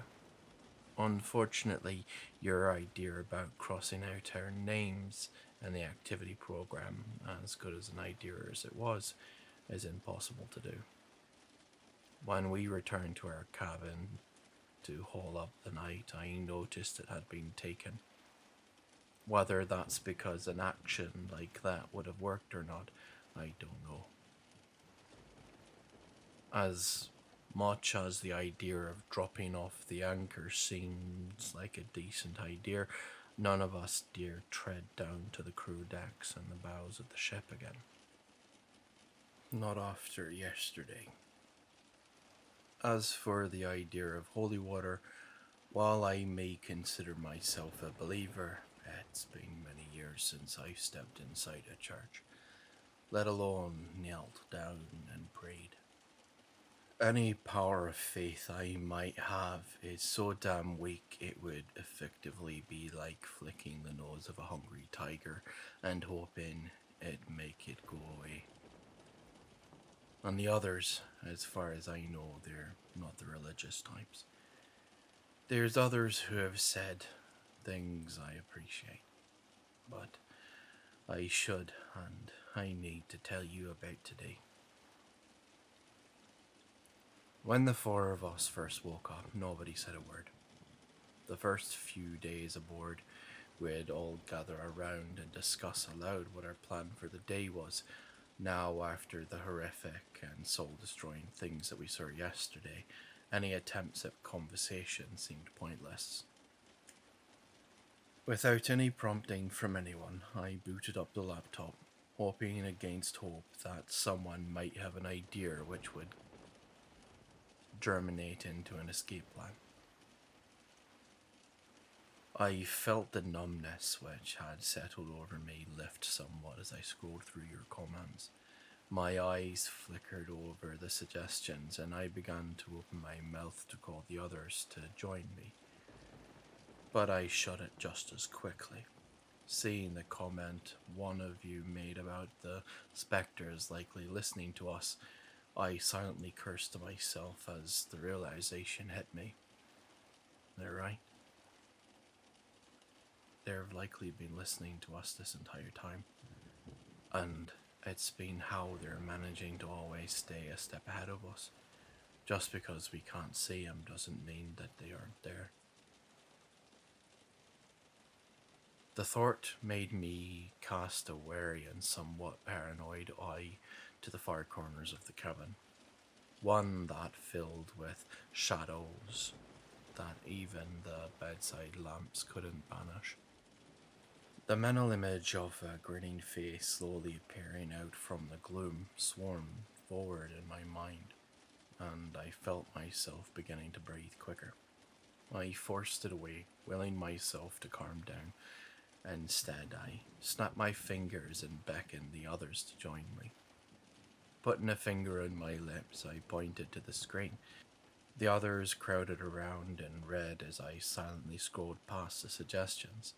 Then, fumbling around for a moment, I found some stationery, likely once used to send letters while aboard, along with a pen. I hastily scribbled down a message and passed it around to the others.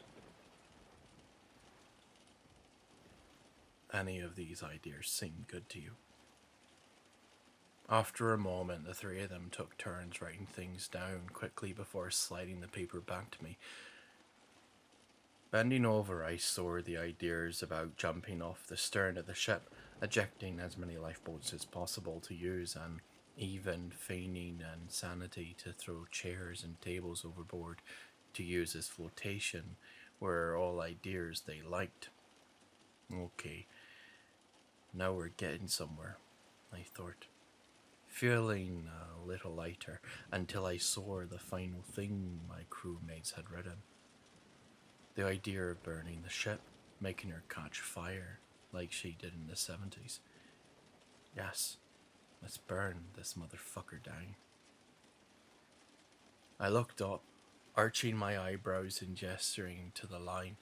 I saw Andrew and Spencer immediately nod enthusiastically. Vinny, however, looked unsure as I felt inside. I remembered what Wyatt had babbled to us before throwing himself overboard. If they got that pissed off just over the suggestion of robbing them, and even more about trying to sabotage the engines, what'll they do to us if we try to set the ship on fire? In my heart of hearts, I knew it was a bad idea. I knew that as the captain second in command, I was de facto leader now. Even if the ship I would have been the leader of was long gone. But I also knew that if I tried to force the others away, there might be another fight. One that could clue our host aware of our intentions. So instead, I quickly jotted down another note. I honestly don't know if trying to burn the ship is a good idea, but I'll put it to a vote. If you want to burn the ship, write X beneath this. If you don't, draw a circle. Quickly, I drew a circle and passed the paper to them. Andrew and Spencer scribbled their answers down instantly. Vinny took a while longer, all while shooting glances at the others who gave him almost judgmental eyes. Finally, he took the pen and jotted down his answer, passing the paper back to me. 3 X's stood beside my circle. Shit. I took a deep breath and looked at them. I knew I'd been right.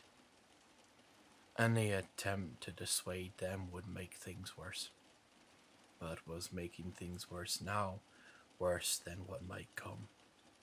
I didn't have a chance to ponder that for long as I saw the others regarding the map of the ship. Andrew's face lit up as he tapped a half-moon-shaped room at the very front of the promenade deck. One that was marked Observation Lounge. He tapped at the label below it, Cocktail Bar. I knew what they wanted to go there for. Alcohol, which they could make into Molotov cocktails. I shut the laptop down and closed it as they stood, moving to the door as quietly as possible. As they did, the memory of being called through the door suddenly forced its way into my mind.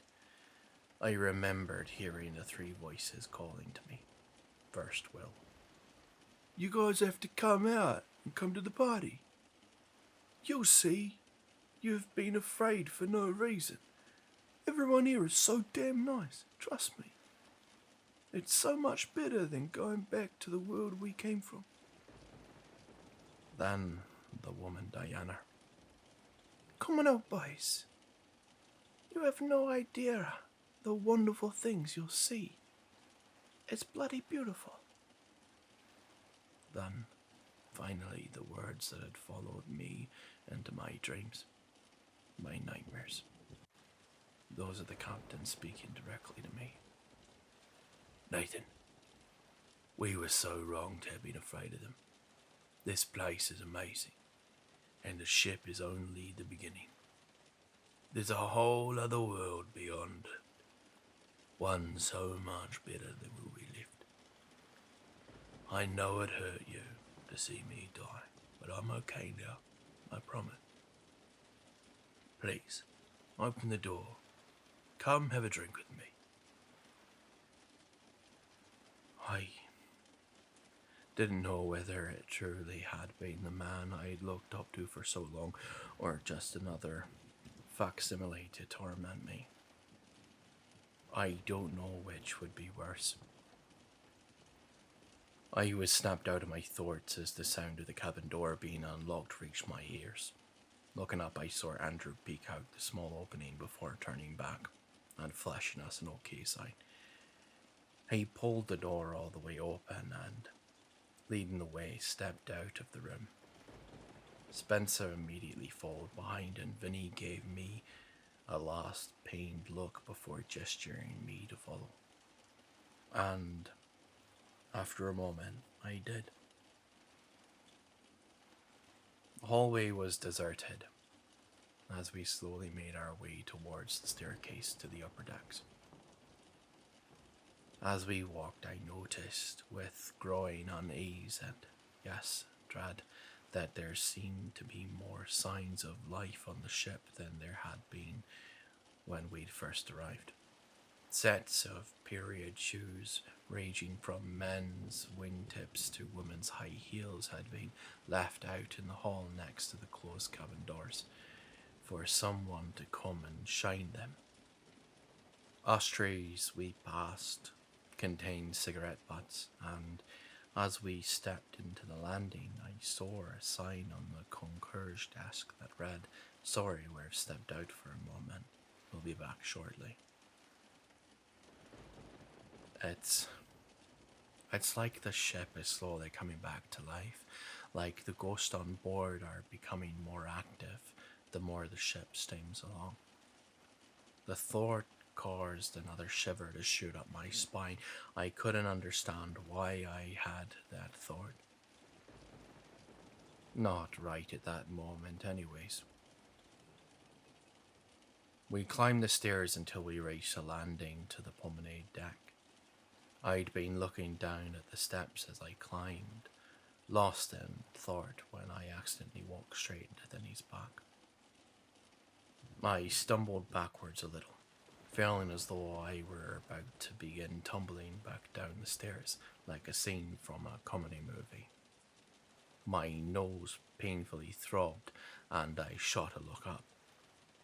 All three men had come to a dead stop, looking down the hallway to the right at something I couldn't see. Despite our situation, a pang of irritation bubbled up inside me, and I pushed past Vinny, beginning to speak in a whisper. Why the hell did you guys but my words died in my throat as I saw what they'd been looking at. Or, to be more precise, what they weren't looking at. The captain's body was gone. From where we stood, we could plainly see the entrance to the lounge where he'd been killed. We could even see the blood stain which stained the carpet, a mop and bucket standing next to it as if someone had been about to try cleaning it up. But the captain's body no longer lay there, and to make matters worse, there didn't appear to be any signs that he'd been dragged off. It was like he just vanished. Dread and tension permeated in the air as we stared and felt the biggest chill yet run up my spine as I imagined the man's bloody corpse standing on the other side of the cabin door and knocking, a smile on his face.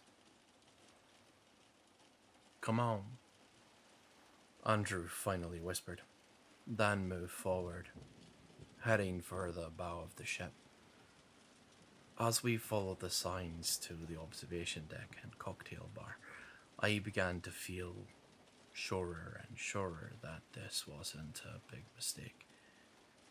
This was going to be a fatal one. Along with it came a new feeling, a new thought. Why the hell am I just playing along with this malarkey? The captain chose me because I always knew what's best. I'm letting him down by doing this. That thought was what decided it for me. I picked up the pace and sped past the three, coming to a stop in the middle of the hallway and shooting my arms out to the side to block the way. I spoke, my voice low. "Guys, no." I saw surprise enter Vinny's face, but on Andrew and Spencer's I saw irritation and even anger flash. "Get the hell out of the way, Knight!" Spencer hissed. I shook my head. "No. Doing this is the worst idea in a long, sad history of bad ideas. We don't know what they'll do if we try to set this place on fire." Andrew's nostrils flared. "I don't give a fuck what they think of us burning their precious ocean liner to the embers. We're doing it. Now get the fuck out of my way before I make you move." Veins popped out of his forehead. I could see any rational side of him had been overtaken by emotion. He wasn't thinking. He wanted to lash out one final time at them for the deaths of our crewmates. I knew what would come next, but I didn't budge, instead shaking my head and standing my ground. Even though I anticipated it, the punch still caught me half by surprise. I didn't realize just how strong Andrew was. With how wary of a build he had, I crushed into a heap on the floor, my head smashing into the wooden wall as he loomed over me, fist balled as if he ready to take another swing at me. He leaned down and got right in my face, spit striking my nose and cheeks as he spat at me. "Stay the fuck out of my way. This is being done, whether you like it or not." And with that, he strode past me, Spencer only stopping to spit at me before following.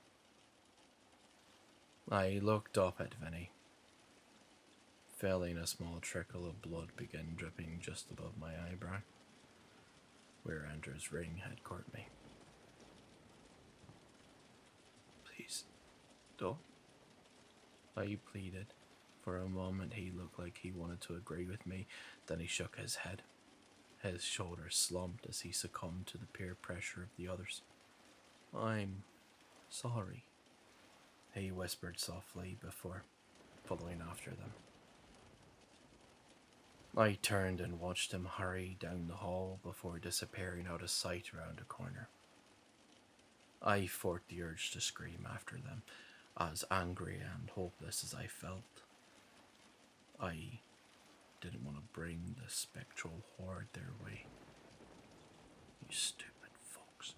I whispered quietly to myself before slowly hauling myself to my feet. I stood there, trying to calm myself for a moment. It felt almost impossible to do. And in the heat of the moment, I made an grave mistake that I will forever forget. The one that will eat away at my soul forever. I didn't follow after them. Instead, I turned and stalked away in the opposite direction. The rational side of my brain screamed at me how dumb of an idea this was. What are you doing? You're not supposed to split up. This is leaving you so damn vulnerable and open. But I didn't care. The anger consumed me, silenced my inner warnings, and I walked back to the landing. I stopped there, breathing heavily. I again cursed the others. You fucking morons. As I stood there, trying to compose myself, a familiar but most unwelcome feeling washed over me. A massive shiver shot up my spine as the feeling of eyes boring into the back of my skull came. Almost at once, the anger and rage disappeared, washed away by a surge of fear and terror. Oh, fucking hell, dude. Slowly, I turned to look behind me, and I felt my blood run cold at what I saw. Standing almost directly on the spot where the captain's body had been laying in the middle of the bloodstain was one of those shadowy figures. It stood dead still, and even though it had no face, I could tell from the feeling I'd had when it was looking directly at me. Then a new fear began to flood into me, one that came with a thought that, try as I might, I couldn't push away. What if that's the captain? I let out a gasp, feeling my heart begin to beat harder in my chest. I couldn't take the thought that I might be about to be attacked by the spirit of the man I looked up to as a father figure.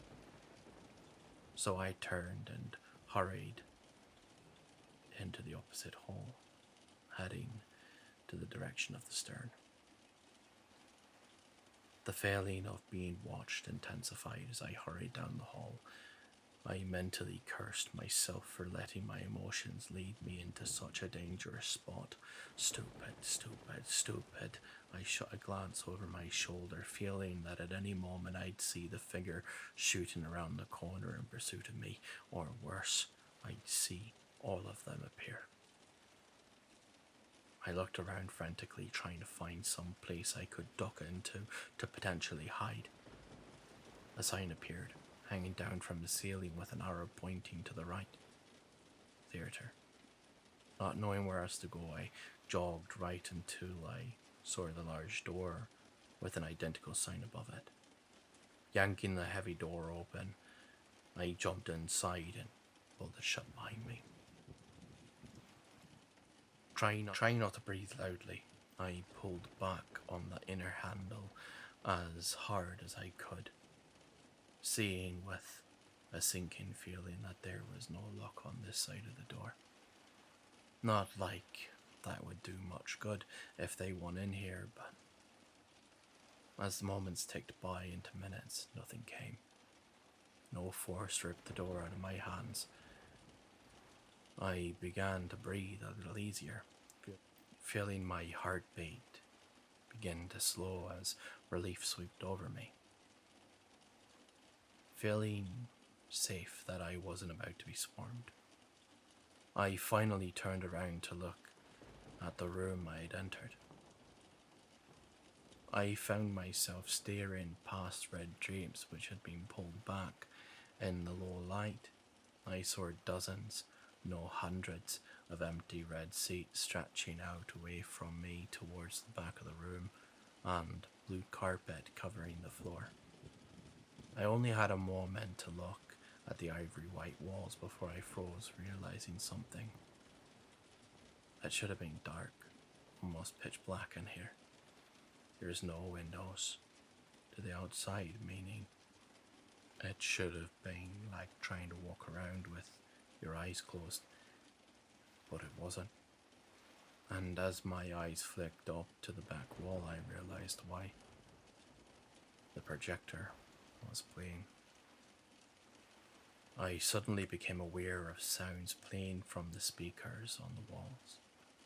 A lump formed in my throat, and even though every fibre of my being told me to leave, I instead stepped from the entryway into the theatre itself, taking a half dozen steps or so until I was halfway up the far right aisle.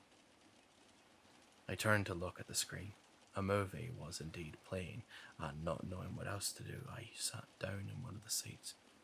I could tell the movie was old, both by the fact it was in black and white and the scene of what had been London in the mid-50s.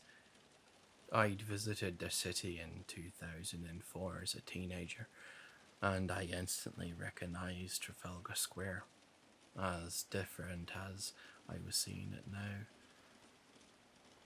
The scene began to follow a woman in a trench coat who always walked with her back to the camera as she got into a cab and was shortly dropped off.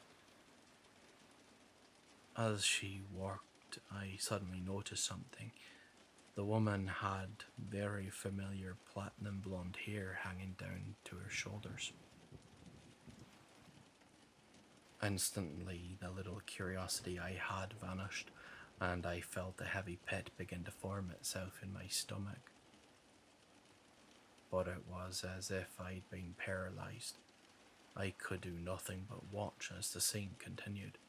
The woman reaching a door and attempting to open it before hiding as what looked like an older thunderbird rounded a corner.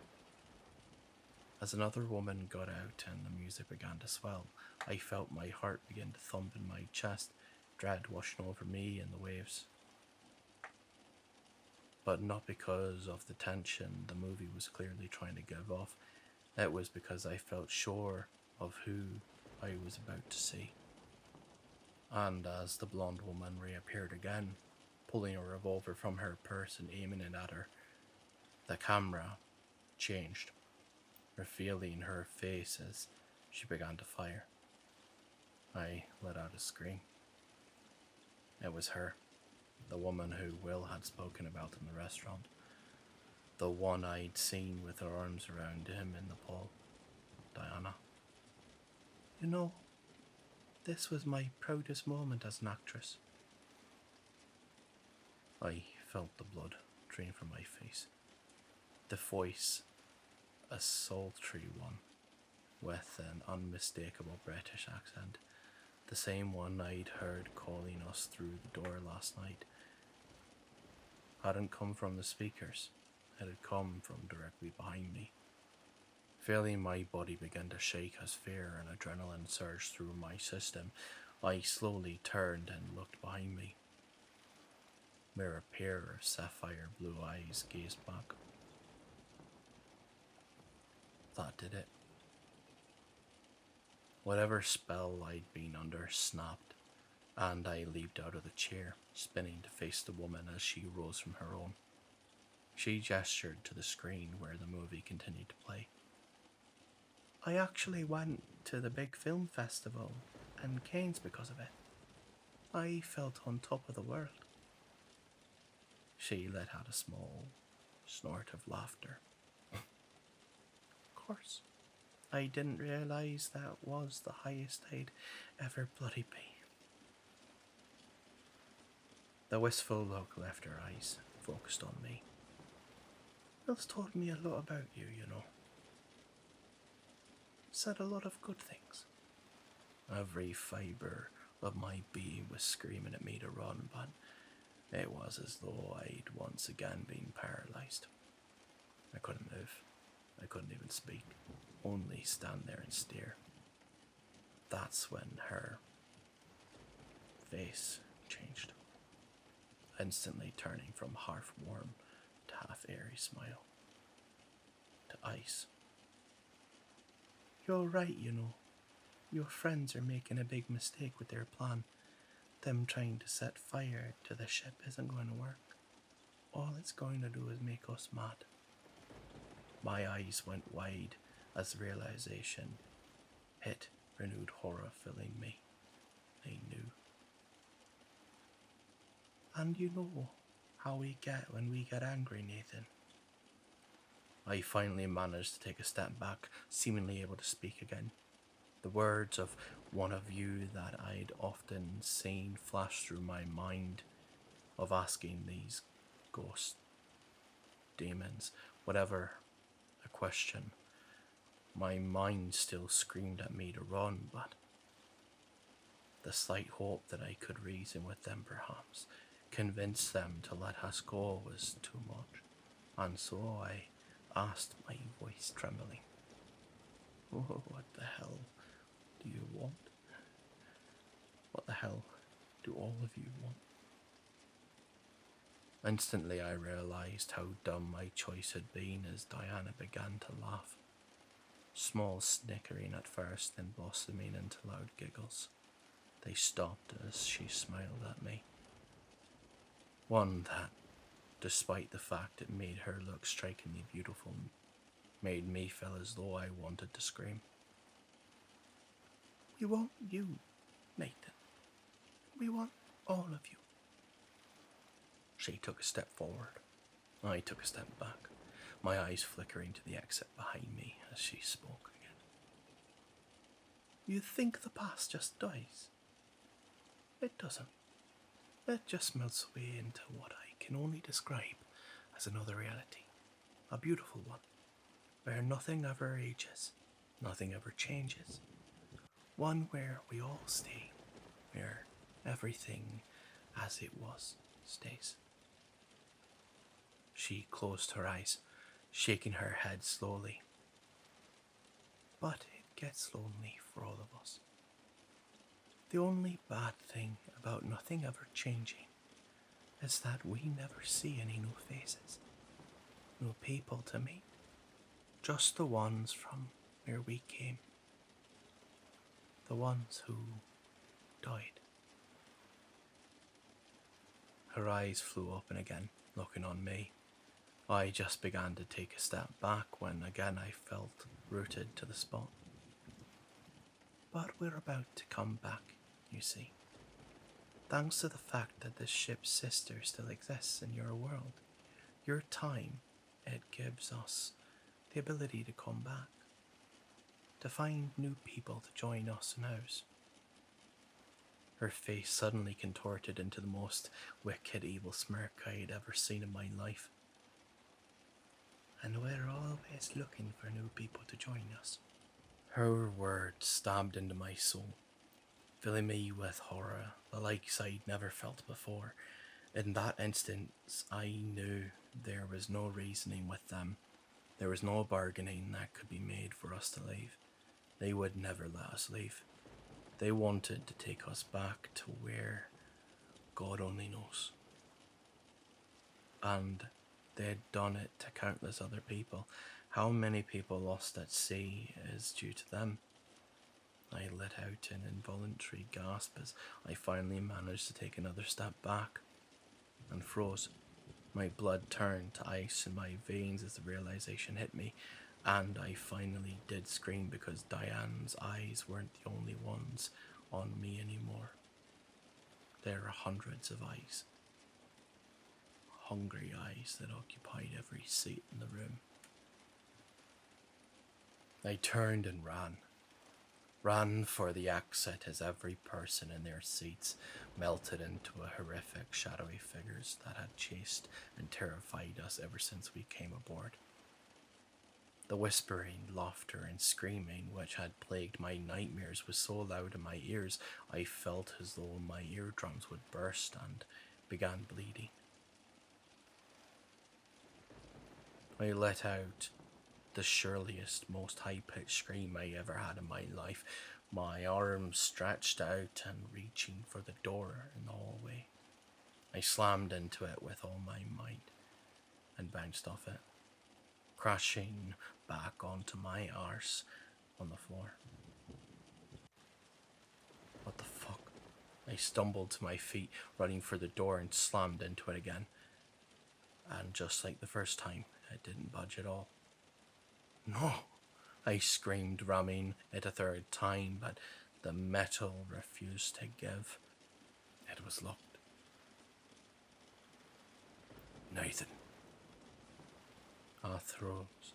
My body began to violently shake as the voice reached me. A voice I knew well. A voice which had called to me through the door last night along with Diana and Will. I slowly turned around to look behind me. All of the shadowy figures stood less than 10 feet away from me. The whispering, laughter, and screaming had stopped, allowing the speaker to be heard. One of the shadows took the first step forward, and then it spoke again. It's time for you to join us. I turned and began hammering on the door as the captain's words echoed in my ears, sheer terror fueling my screams. Somebody open the fucking door! I began to cry. This is it. These are the last moments of your life, all because you fucked up. You're dead. My mind began to shut down, trying in some psychological reaction to spare me the horror that was about to happen. Night! I snapped back to reality as the voice came from the other side of the door. For a moment I thought I'd finally snapped, like Wyatt. Then the voice came again. Night, are you in there? It's Vinny. My mind screamed at me. I began furiously pounding on the door again, saying, out of the corner of my eye, the figure's beginning to sway towards me. Vinny, unlock the door for God's sake. I heard the sound of him begin fumbling with the lock. I shot a glance over my shoulder and screamed again as I saw the figures less than a foot away from me.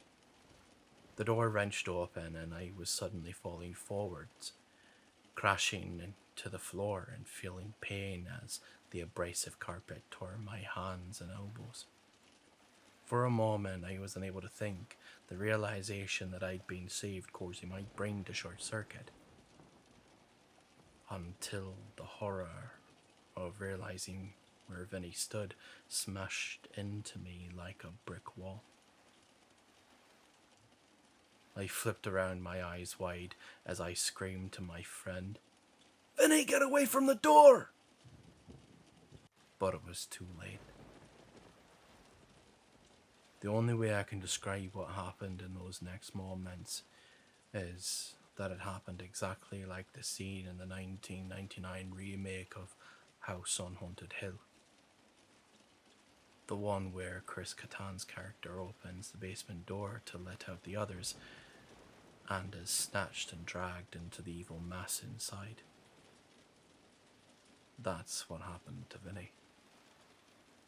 I caught a split second of the horror on his face as he saw the fingers reaching out to grab him. The next, he was gone. Yanked inside the theatre, door slamming shut behind him. Vinny! I screamed, hopelessly, reaching out a hand as if I could pull him back through the door with sheer will. But nothing emerged. The ship became deathly silent again for a moment. But only a moment. The sound of racing feet suddenly sprang up from behind me. I spun around, beginning to frantically crab walk backwards as my mind screamed at me that the figures were now coming for me. Instead, I felt a wave of shock as Andrew and Spencer flew around the corner, terrified looks in their eyes. "Nate, get the fuck up!" Spencer screamed at me, reaching out a hand and almost tearing my arm out of my socket as he wrenched me to my feet. "Run!" I didn't question him. I just ran. I ran after the two as the ominous, terrifying sound of whispering, laughing, and screaming began filtering down from the hallway that they had emerged from. And it scared me almost more than anything in how pissed it sounded. More than when they caught us trying to sabotage the engines. We sprinted for the stairs, taking them down two at a time and only able to think about staying a step ahead of our pursuers. I don't know how long we ran, only that I was only able to keep going from the sheer amount of adrenaline that kept filling me. That and the image of Vinny being dragged into the theatre. A fate that I can only pray was quick. We headed for the only place we knew, our cabin. When we slammed inside, we shut the door, locked it, and proceeded to pile as much furniture in the room against it, trying to make what was likely a futile barricade, but nonetheless it was the only thing we could think of to do. When we finished, I turned to the two men. "What the fuck happened?" I demanded. For a moment, neither of them said anything. Then Andrew spoke, his voice shaking. We got to the observation lounge, found a shit ton of alcohol at the bar, and started making Molotovs. We were halfway done when the voice came, the voice we heard in the stairs that day." He turned pale. We turned and we found ourselves staring at him. "Who's him?" I pressed. "Him, the captain of the ship. He was dressed in an old captain's outfit. He wagged a finger at us and said it wasn't worth trying, that all it would do is make them do it to us, what they did to White. So we lit and threw a bottle at him at the floor." Spencer spoke up. "Nate, it did nothing. It hit the floor and lit up for a second, and then it was as if it reversed. The flames disappeared, and then he said he was angry." He swallowed. "His eyes turned black, and we ran." He looked down at the floor, unable to speak anymore. There was silence in the room for a while. "What happened to Vinny?" Andrew finally asked. My eyes flashed up at him, and I felt the heat of rage burn in my stomach. I wanted to scream at him, to strike him like he had done to me, but I held it back. As I saw the look in his eyes, he was broken, and so I simply answered, "He didn't make it." At my words, I saw both men's shoulders slump. "We're not getting out of here alive, are we?" Spencer choked out. I took a deep breath, then spoke, my voice calm and authoritative, like the captain had always spoken. "We're getting out of here tomorrow. We're going to plan, and tomorrow we're getting off this damn ship, or we're gonna die trying." I didn't say the last part out loud, but he didn't have to. And so as the sun began to set again on the horizon, we planned. They're asleep now. Both passed out on the bed, but not after each went to the bathroom for a few minutes. I heard them softly crying to themselves. Part of my heart felt for them, but another still burned with fire and hatred of 1,000 suns. If it hadn't been for their harebrained idea, everything that happened today wouldn't have happened. If Andrew hadn't punched me, I wouldn't have stormed off, unable to think straight. I wouldn't have gone into the theatre and Finney would still be alive. But as much as it kills me inside to say, I'm as much to blame as they are. I should have been more level-headed. I shouldn't have let my emotions get the best of me, and part of me thinks I should have just let the figures take me. Instead of him ending up as the sacrificial alternative for me. Vinny, I'm so sorry. I'm so sorry.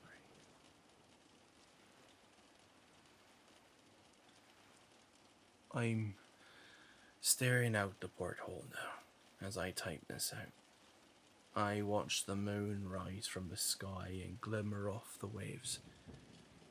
It's all I feel like I mentally can do now.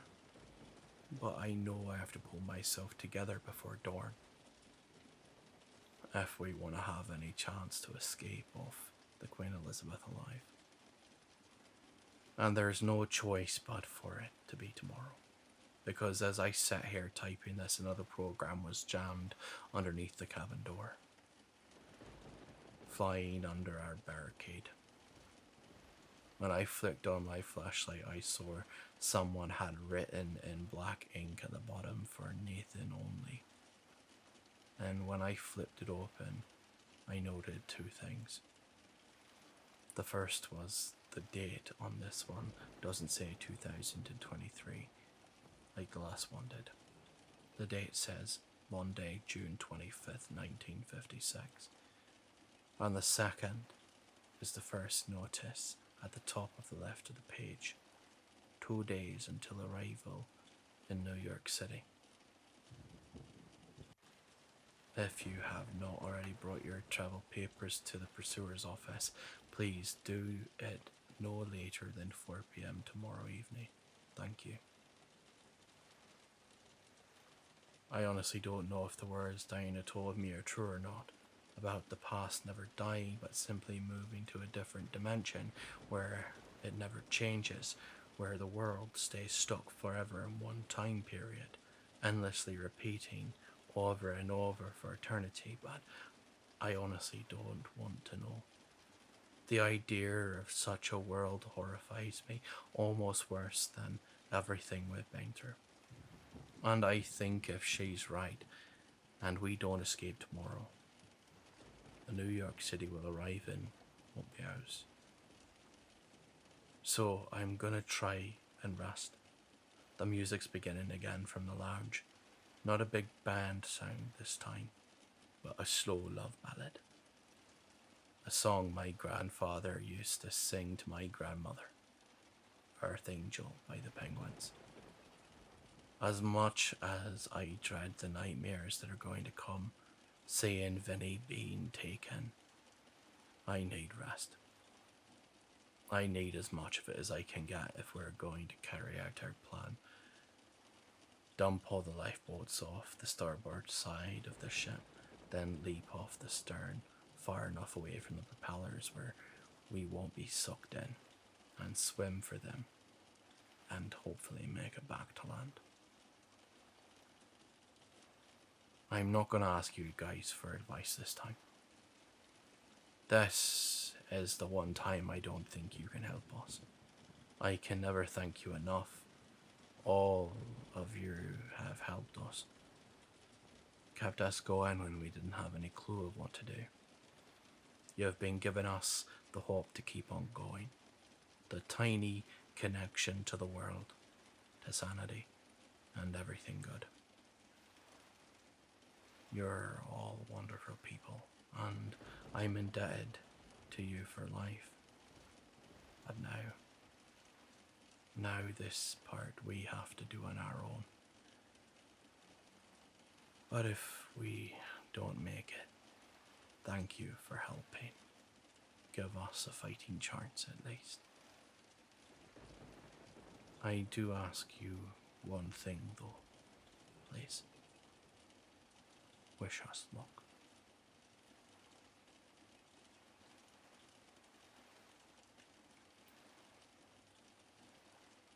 It's finally over. As I sit here typing these words out on the laptop with the ocean spray splashing my face, I almost can't believe it. The last few days have felt like nothing less than one long continuous nightmare that I could never awake from. It's what I imagine it must be for someone in a coma, locked in an endless sleep. Before I tell you what happened, let me just say one thing to all of you reading this, all of you who did all you could to help me and give me advice. I know I've said this many times now that I probably sound like a broken record, but I need to say it one final time. Thank you. I will never forget any of you for everything you did for me. And if I can ever return the favor, I will. That being said, it's time. Time to tell you what happened. When the three of us woke up, it was still dark out. According to my wristwatch, it was only a little after 6 in the morning. None of us said a word to each other, only exchanging nervous but determined glances as we packed the things we thought we'd need into a single bag, including all the food and water that we had left. As I shoved the final things in, Andrew came up beside me, holding out another sheet of paper on which he'd written something. Nate, I'm so sorry about yesterday. I read the note and looked up at the man's somber face. I still felt that angry heat in me, but I pushed it down and simply nodded to him. Now wasn't the time to hold a grudge, regardless of whether it was deserved or not.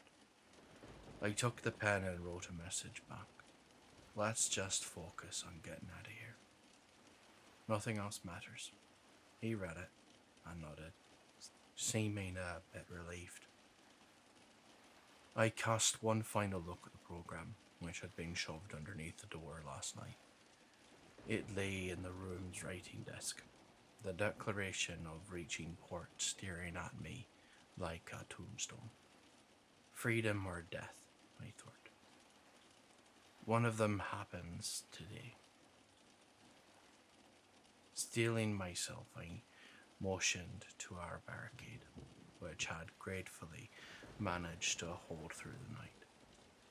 Trying to remain as quiet as possible, we pulled the chairs, nightstands, and other items away until the doorway was clear. I took a deep breath, feeling a mixture of fear and anticipation begin rising. Then reached out and took the doorknob in my hand. I looked up, locking eyes with Andrew and Spencer. They slowly nodded at me. Here we go. I turned the knob, pulling the door open. In silence, we crept down the hallway. It looked as deserted as always, though the shoes still sat next to the cabin doors.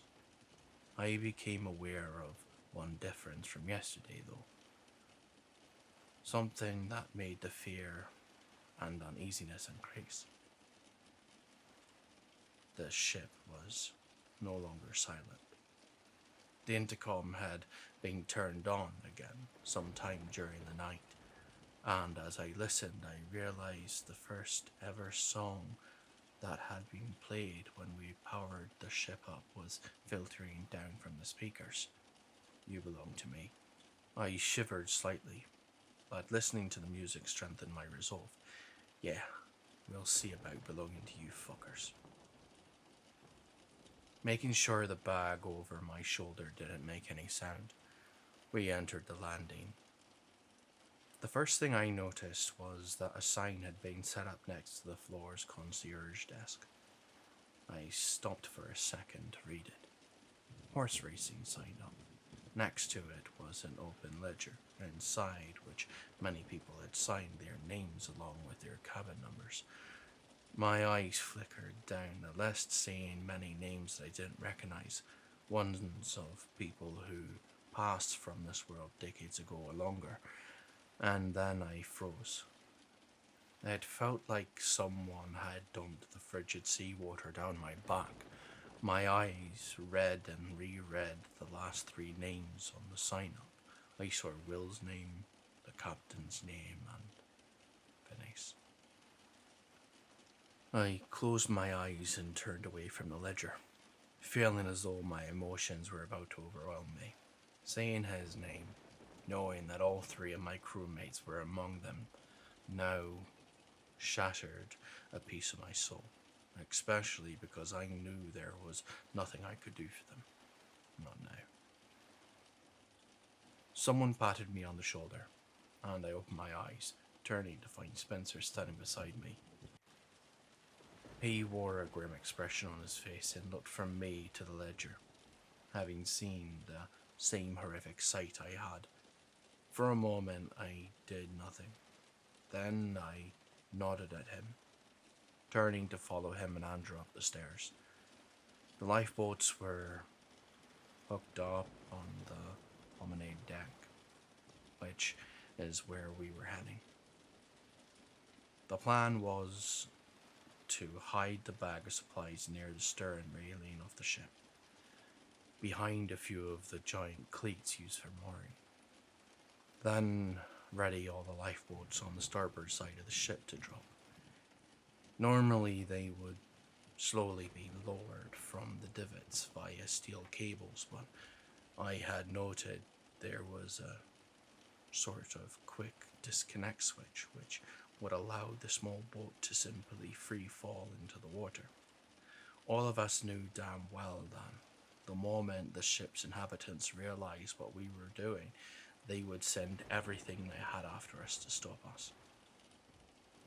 And that meant the second we launched the last of the lifeboats, we would have to quite literally run for our lives to the stern, snatching up the supplies before leaping overboard. From there, it was simply a matter of making it to one of the lifeboats, climbing inside and rowing like mad away. The idea conjured up an image of an old horror 80s movie I'd seen about a possessed ship, of it turning to run down its escaping prey. It was replaced by the horrific sight of the Queen Elizabeth coming about to do the same to us. I prayed to God that it didn't decide to do that, because we'd be sitting ducks. Shaking the thought and the image from my mind, we reached the top stair of the promenade deck. Looking around, the music continued to play, the song changing to Mr. Sandman by the Cordettes. Aside from that, though, the ship was silent in the gloom, which meant that they hadn't caught on to our plan yet, and that gave us more of a fighting chance. I spared a split-second glance at the captain's blood-stained and turned towards the opposite direction. We're doing this for you, Cap, he thought. All of you. Come on, I whispered, the first words any of us had uttered that day. Motioning to them, I knelt down into a crouch and slowly began moving down the corridor, the two following close behind. As we reached a corner, a sign hanging overhead pointed in the direction which showed the way to the outer deck. Something fluttered out from the hall down in the other direction, in the direction of the theatre. It was the sound of laughter, not airy, sinister laughter, but genuine, infectious laughter of people who had been bowled over by something hilarious. Even still, the sound sent chill after chill down my back. They were watching a movie, I realized. For a moment, I wondered if our lost crewmates were sitting beside them, watching. Then I shook my head, telling myself, knock it off, Nate. I jerked my head, putting my finger to my lips as we reached the door to outside, feeling my entire body tense up. I reached out, grabbed the handle, and slowly pulling it down. It opened, the smell of ocean immediately rushing into my nostrils, and the hull moving quickly. We stepped outside and closed the door behind us, Andrew easing the door shut as quietly as he could. Then he finally spoke, his whisper almost torn away by the whipping wind. Alright, let's get the supply back down to the stern and then get ready. This place is gonna pop off when everything starts. Spencer nodded. Let's do it, he whispered. Together, the three of us descended a few sets of stairs until we reached the stern deck. Thankfully, it seemed as deserted as the rest of the ship. Moving quickly, we scuttled over and sat the bag down. Step 1 was complete. As we slowly began to back away, the hairs on the back of my neck stood straight. I froze as the shiver which came with the sensation of being watched passed over me. My heart began to beat hard and fast in my chest. Shit. Swallowing, I slowly turned and looked at the mass of decks over our heads, expecting to see a shadowy figure staring down at me. No one was there. What? What did you see? Andrew hissed at me. I stared up for a moment longer before shaking my head. Nothing. I just thought we were being watched for a moment. Their faces paled slightly at my words, but they nodded. Come on. Let's get back upstairs. We need to prime the quick releases of the light bolts. Then do one final check to make sure that they're not near us. Then we do it. I saw the colour begin to come back to their faces, the fearful looks melting back into determined ones that they had until now. I shot a look off the side of the ship. The sun was beginning to rise itself over the horizon, the orange glow giving way to the yellow glare as it looked to be pulling itself out into the sea. Turning back, I jerked my head forward. Let's go. We made our way back to the promenade deck and began readying our potential escape vessels to drop. It was extremely, almost painfully slow going, especially trying to be quiet. Some of the hinges had formed patches of rust, making the divots hard to swing out and the levers even harder to release. But eventually every single lifeboat on the starboard side of the Queen Elizabeth dangled high above the water which moved by below. The three of us stopped for a moment to wipe our brows, and we allowed ourselves a small smile at our accomplishment. We might actually make it out of this.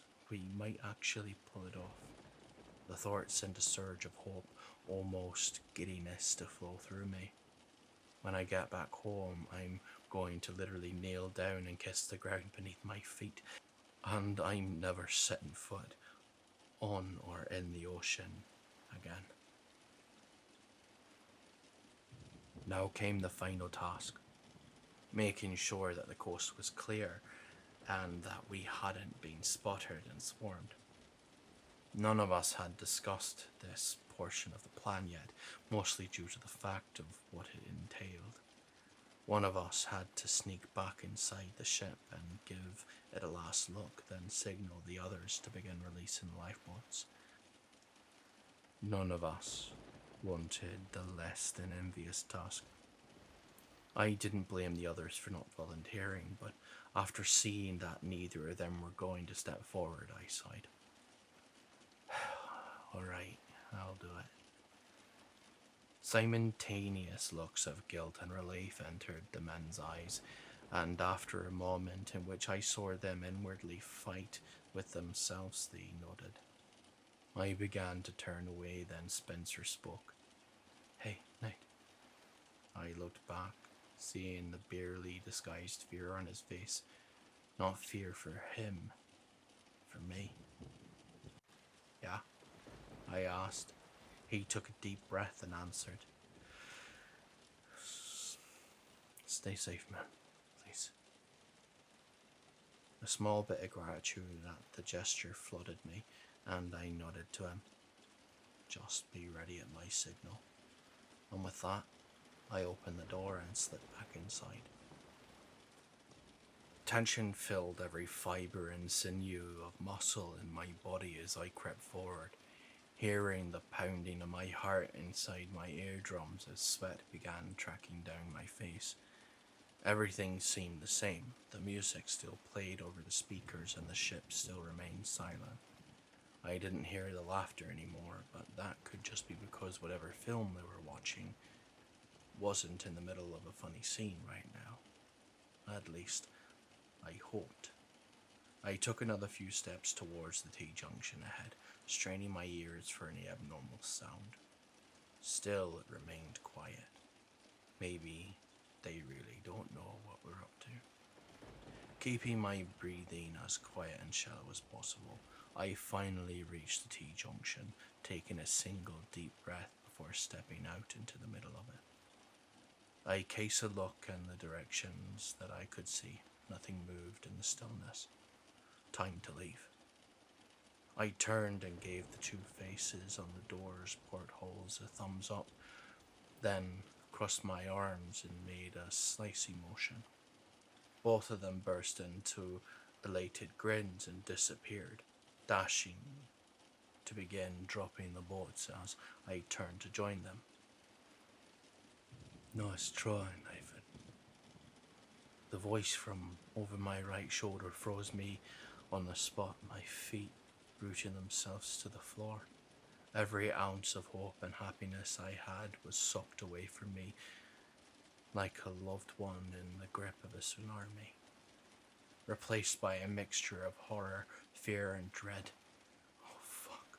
My breathing became ragged, and I felt tears beginning to spill from my eyes. Slowly, I turned my head to look behind me. Will stood there, looking as alive and human as he had the last time I'd seen him, next to the pole. He cocked his head, slowly giving it a shake as a sad, pity smile played over his lips. It was a valiant effort, I'll give you that. You've impressed me. He jerked his head towards the door leading outside to the last hope of my salvation. Especially getting those two bird brains to work with you. A second voice spoke up from my right. But the game's over now, darling. My head swiveled to see that Diana now stood between me and the exit. And she wasn't alone.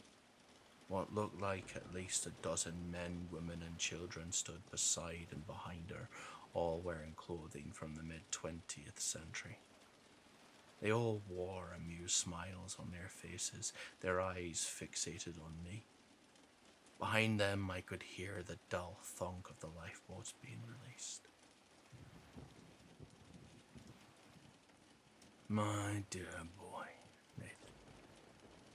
The biggest chill yet ran up my spine, and I slowly turned around to find 3 of the 4 hallways packed with people, hundreds, not thousands, which stretched away and out of sight, wearing not only old clothing but crew uniforms as well. They're all here, and then my eyes fixated on the man who'd spoken with the voice I'd heard through the radio on that second day, welcoming me aboard. He was dressed in a captain's uniform, white cap sitting atop his head. I knew instantly who he was. The man that Andrew and Spencer had seen, had tried setting on fire, and then running from. The captain of the Queen Elizabeth. He smiled, an ear-to-ear smile that reminded me of the Cheshire Cat from Alice in Wonderland. Only this grin wasn't going to be followed with raising any philosophical points or trying to cheer me up. This grin held a wicked hunger, and it made me feel as though I were staring at the devil himself. And then two figures stepped out beside him, two figures that made the blood drain from my face. The captain spoke again. I think you know what to do now, everyone. And I finally wrenched my mouth open and screamed with all the air in my lungs as I watched him, Vinny, the captain, my captain, and all of them melt into shadowy figures that had stalked and pursued us from the day we stepped on board. I didn't wait for them to make a move. I turned and ran. I ran in the only direction that was available to me, back down the hallway that led to the lounge and the stairs. Sparing glances behind me, I screamed again as what I can only describe as a maelstrom flew after me. The maddening whispers, screams and laughs emanating from them melting together into what I can only assume is what hell itself sounds like. Running faster than I ever had in my life, I reached the landing and made a dash for the stairs. But I'd only taken a few steps down when I heard even more of the infernal noise rushing up from down below. I peered over the banister and down the space between the stairwell, and I felt a new surge of terror as I saw even more swirling figures surging up the stairs. "Shit!" I yelled, turning and sprinting back up the stairs. I emerged back onto the landing just as the figures which had originally started chasing me entered. Black, soot-like arms reaching out to snatch me, and I ducked, managing to dodge them with less than an inch to spare. I ran towards the open door to the lounge, my momentary thoughts of running for the observation room squashed as I heard yet still more whisperings coming from around the corner of the hallway to it. I had no other choice aside from turning around and letting them take me, and that was not happening. I burst into the lounge, almost tripping over one of the chairs that still lay on its side and racing for the crew hallway that we had first entered the ship from. As I made it to the center of the room, I could see it, the door hanging slightly open. I have to make it. It's my only way to escape.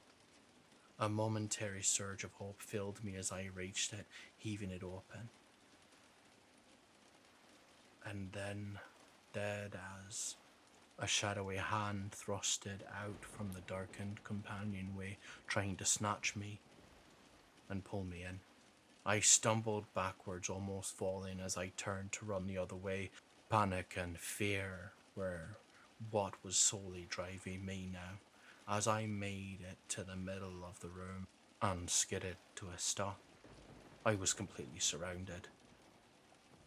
I spun around in a circle, feeling the strongest wave of horror burst forth as I saw the shadowy figure had made a circle around me. There was nowhere left for me to run.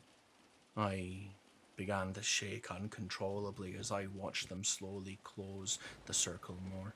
Tears began to fall from my eyes as the grim reality of my situation slammed into me.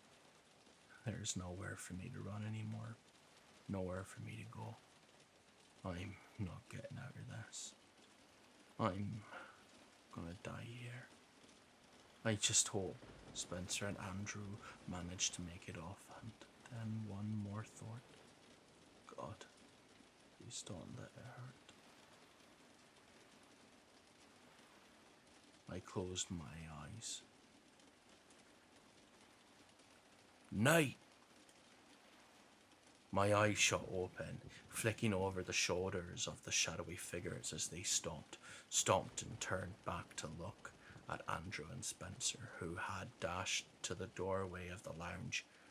Panicked looks on their faces, their eyes found mine, and I saw their faces go pale as they saw my situation. And then, to my horror, some of the figures turned and began to move towards them. No! I began to scream. Hey! I'm here! You wanted me! Come and take me! Leave them alone!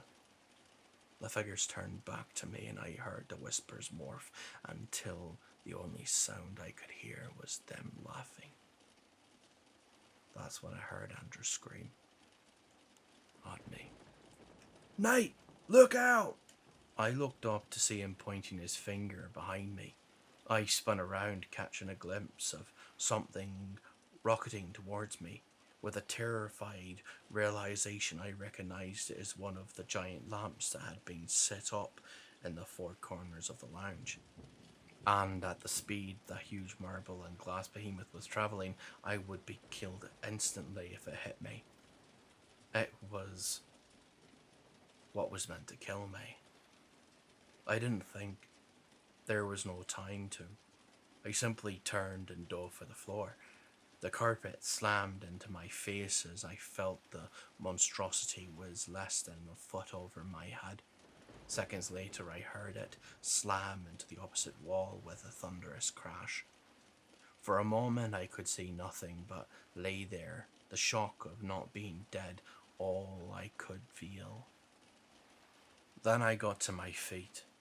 Andrew and Spencer's faces wore horrified expressions at how close I had come to death, and they could do nothing but stare at me.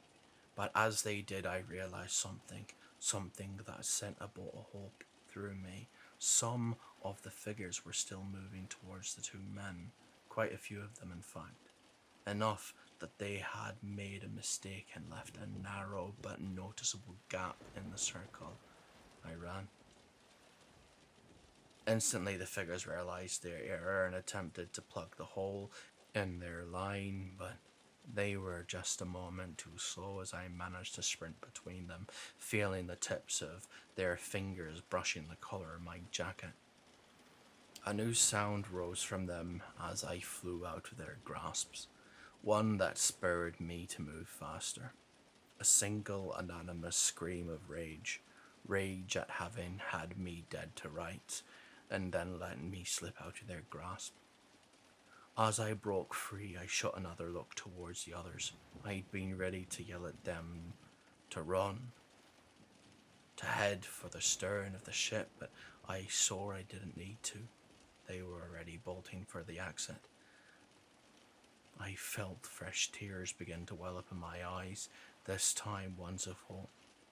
I crashed into the corner as I saw them ripping open the exit door, sheer adrenaline powering me on as I raced to catch up to them. Come on, you're so close. Move. I spared a look behind me, fear adding more fuel to my escape as I saw the massive figures spill around the corner I'd just come from. They were desperate to keep us from escaping. I slammed into the door, yanking on the handles as it flew open, the sun momentarily blinding my eyes. It slammed into the outer wall with a crash, and as I caught sight of Andrew and Spencer racing down the stairs, they shot a terrified look back at the sound. I was too focused on staying ahead of the horde to say anything. The only sound I made being the laboured breathing as I took the stairs down two at a time. The stern section came into view as I raced down the final set of stairs and saw Andrew snatching up the supply bag. The screams of anger and desperation behind me now filled the air, drowning out the cries of the girls overhead. I saw my two crewmates taking two bounding steps, jumping and pushing off the stern railing with their feet. They disappeared out of sight. A moment later, I jumped as well. The frigid, cold water took my breath away as it enveloped me. For a moment, I thrashed underwater, then my head broke the surface. I sputtered out seawater and looked around. The lifeboat. I saw that our plan had worked. At least half a dozen of the small boats had successfully survived their fall and floated away with the ship.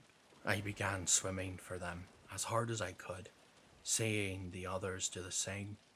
Behind me came the biggest scream yet, and I spared a glance over my shoulders to see the Queen Elizabeth steaming away from us. For whatever reason, they couldn't pursue us. The sight slammed the reality home to me. We made it. We were free. Moments later, we reached the closest one and hauled ourselves on board. For a few moments, we could do nothing but lay there gasping for air as the sun rose higher in the sky. The warmth of it radiating down, feeling like heaven to me. Then I slowly heard Spencer began to cackle triumphantly. Andrew joined in a moment later, and finally so did I. It was all we could do, being so mentally and emotionally fried from what we had experienced. You know what? I'm sorry, but I can't lie to you.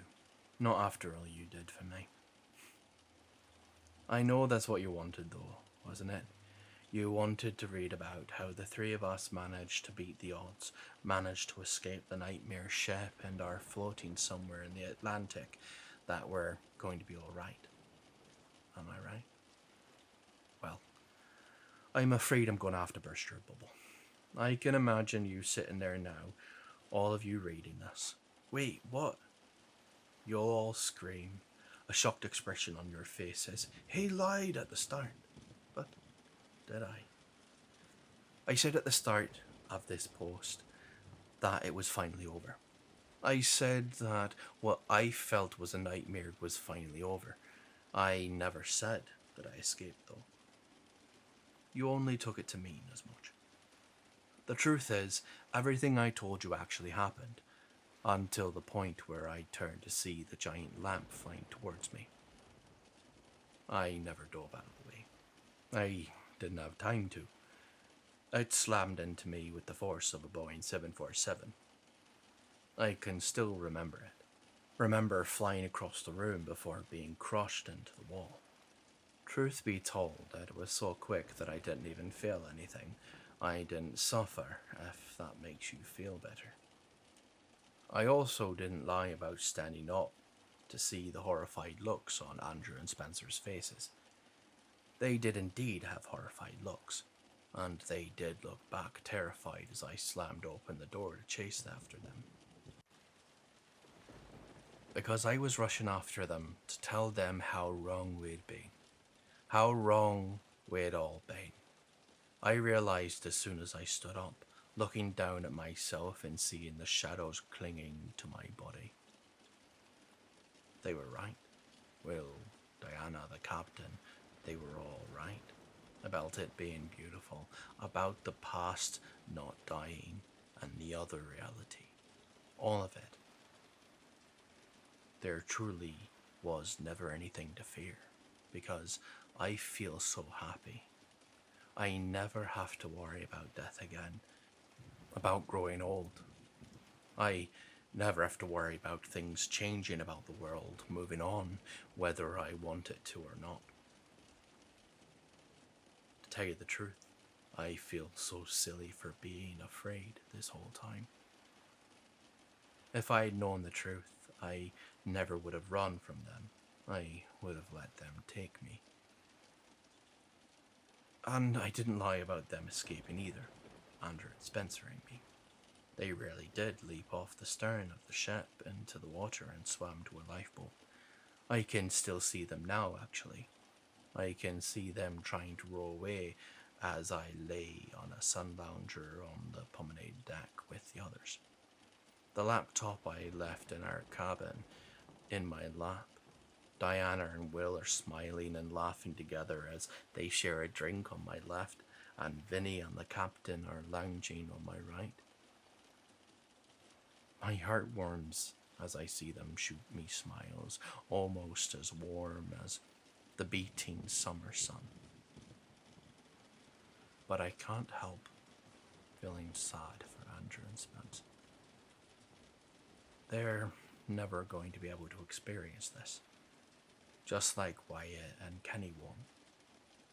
I even asked the captain of the Queen Elizabeth if they could return, if I could try and convince him to come back to us.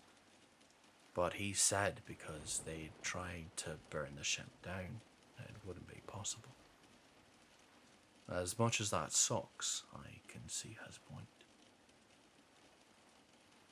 But I can't help but feel a little bad for them, seeing their little lifeboat get further and further away as the storm rolls in to swallow them up. I can only hope they don't suffer too much. We're so close to arriving in New York City now. I'm so excited. When I look over the railings towards the bow, I can see the first glimpse of it on the horizon, and it looks so amazing. Seeing it as it did, as it was in 1956, without any of the ugly modern buildings ruining it. Diana told us that she's going to show us around the city. Then she's going to take us to her home in Los Angeles. We're even going to go see Elvis perform. I can't wait. After the traditional horse racing and party tonight, of course. Which brings me to something I want to tell you about. You see, Diana also told me that when newcomers arrive, they do have to do something. They need to contribute to help them. The Queen Elizabeth will eventually leave New York, heading back out into open seas. She'll cruise between here, over to England, and then back through the Atlantic, where we first came to her, crossing from this world to yours. Thanks to the tether that the floating hotel her sister ship became. Because after enough time, the four of us will stop being new faces to everyone here, and they'll stop being new faces to us. And it gets ever so lonely not seeing new faces. So I'd like to do something for you. Before I finally lose the signal the computer has back to you. Before we fully cross over. The entire reason I'm posting this last update, remember at the start? When I said if I could ever return the favor for all you've done, for all the advice, if I could do anything in return for you all being such kind-hearted people, I would. Well, there is. I'd like to extend all of you an invitation. If you're able to charter a boat and sail for the Flemish Cape, or for the route the ship used to take in your world, across the Atlantic, look for the darkened storm clouds and steer course for them. You'll be battered about a great deal. Unfortunately, it won't be pleasant. But you'll eventually see the great ship appear on the horizon. Steer a course for her, and come on board, where we will wait to welcome you with open arms. We're always looking for new people to join us. See the pyramids along the night. Watch the sunrise on a tropic isle. Just remember, darling, all the while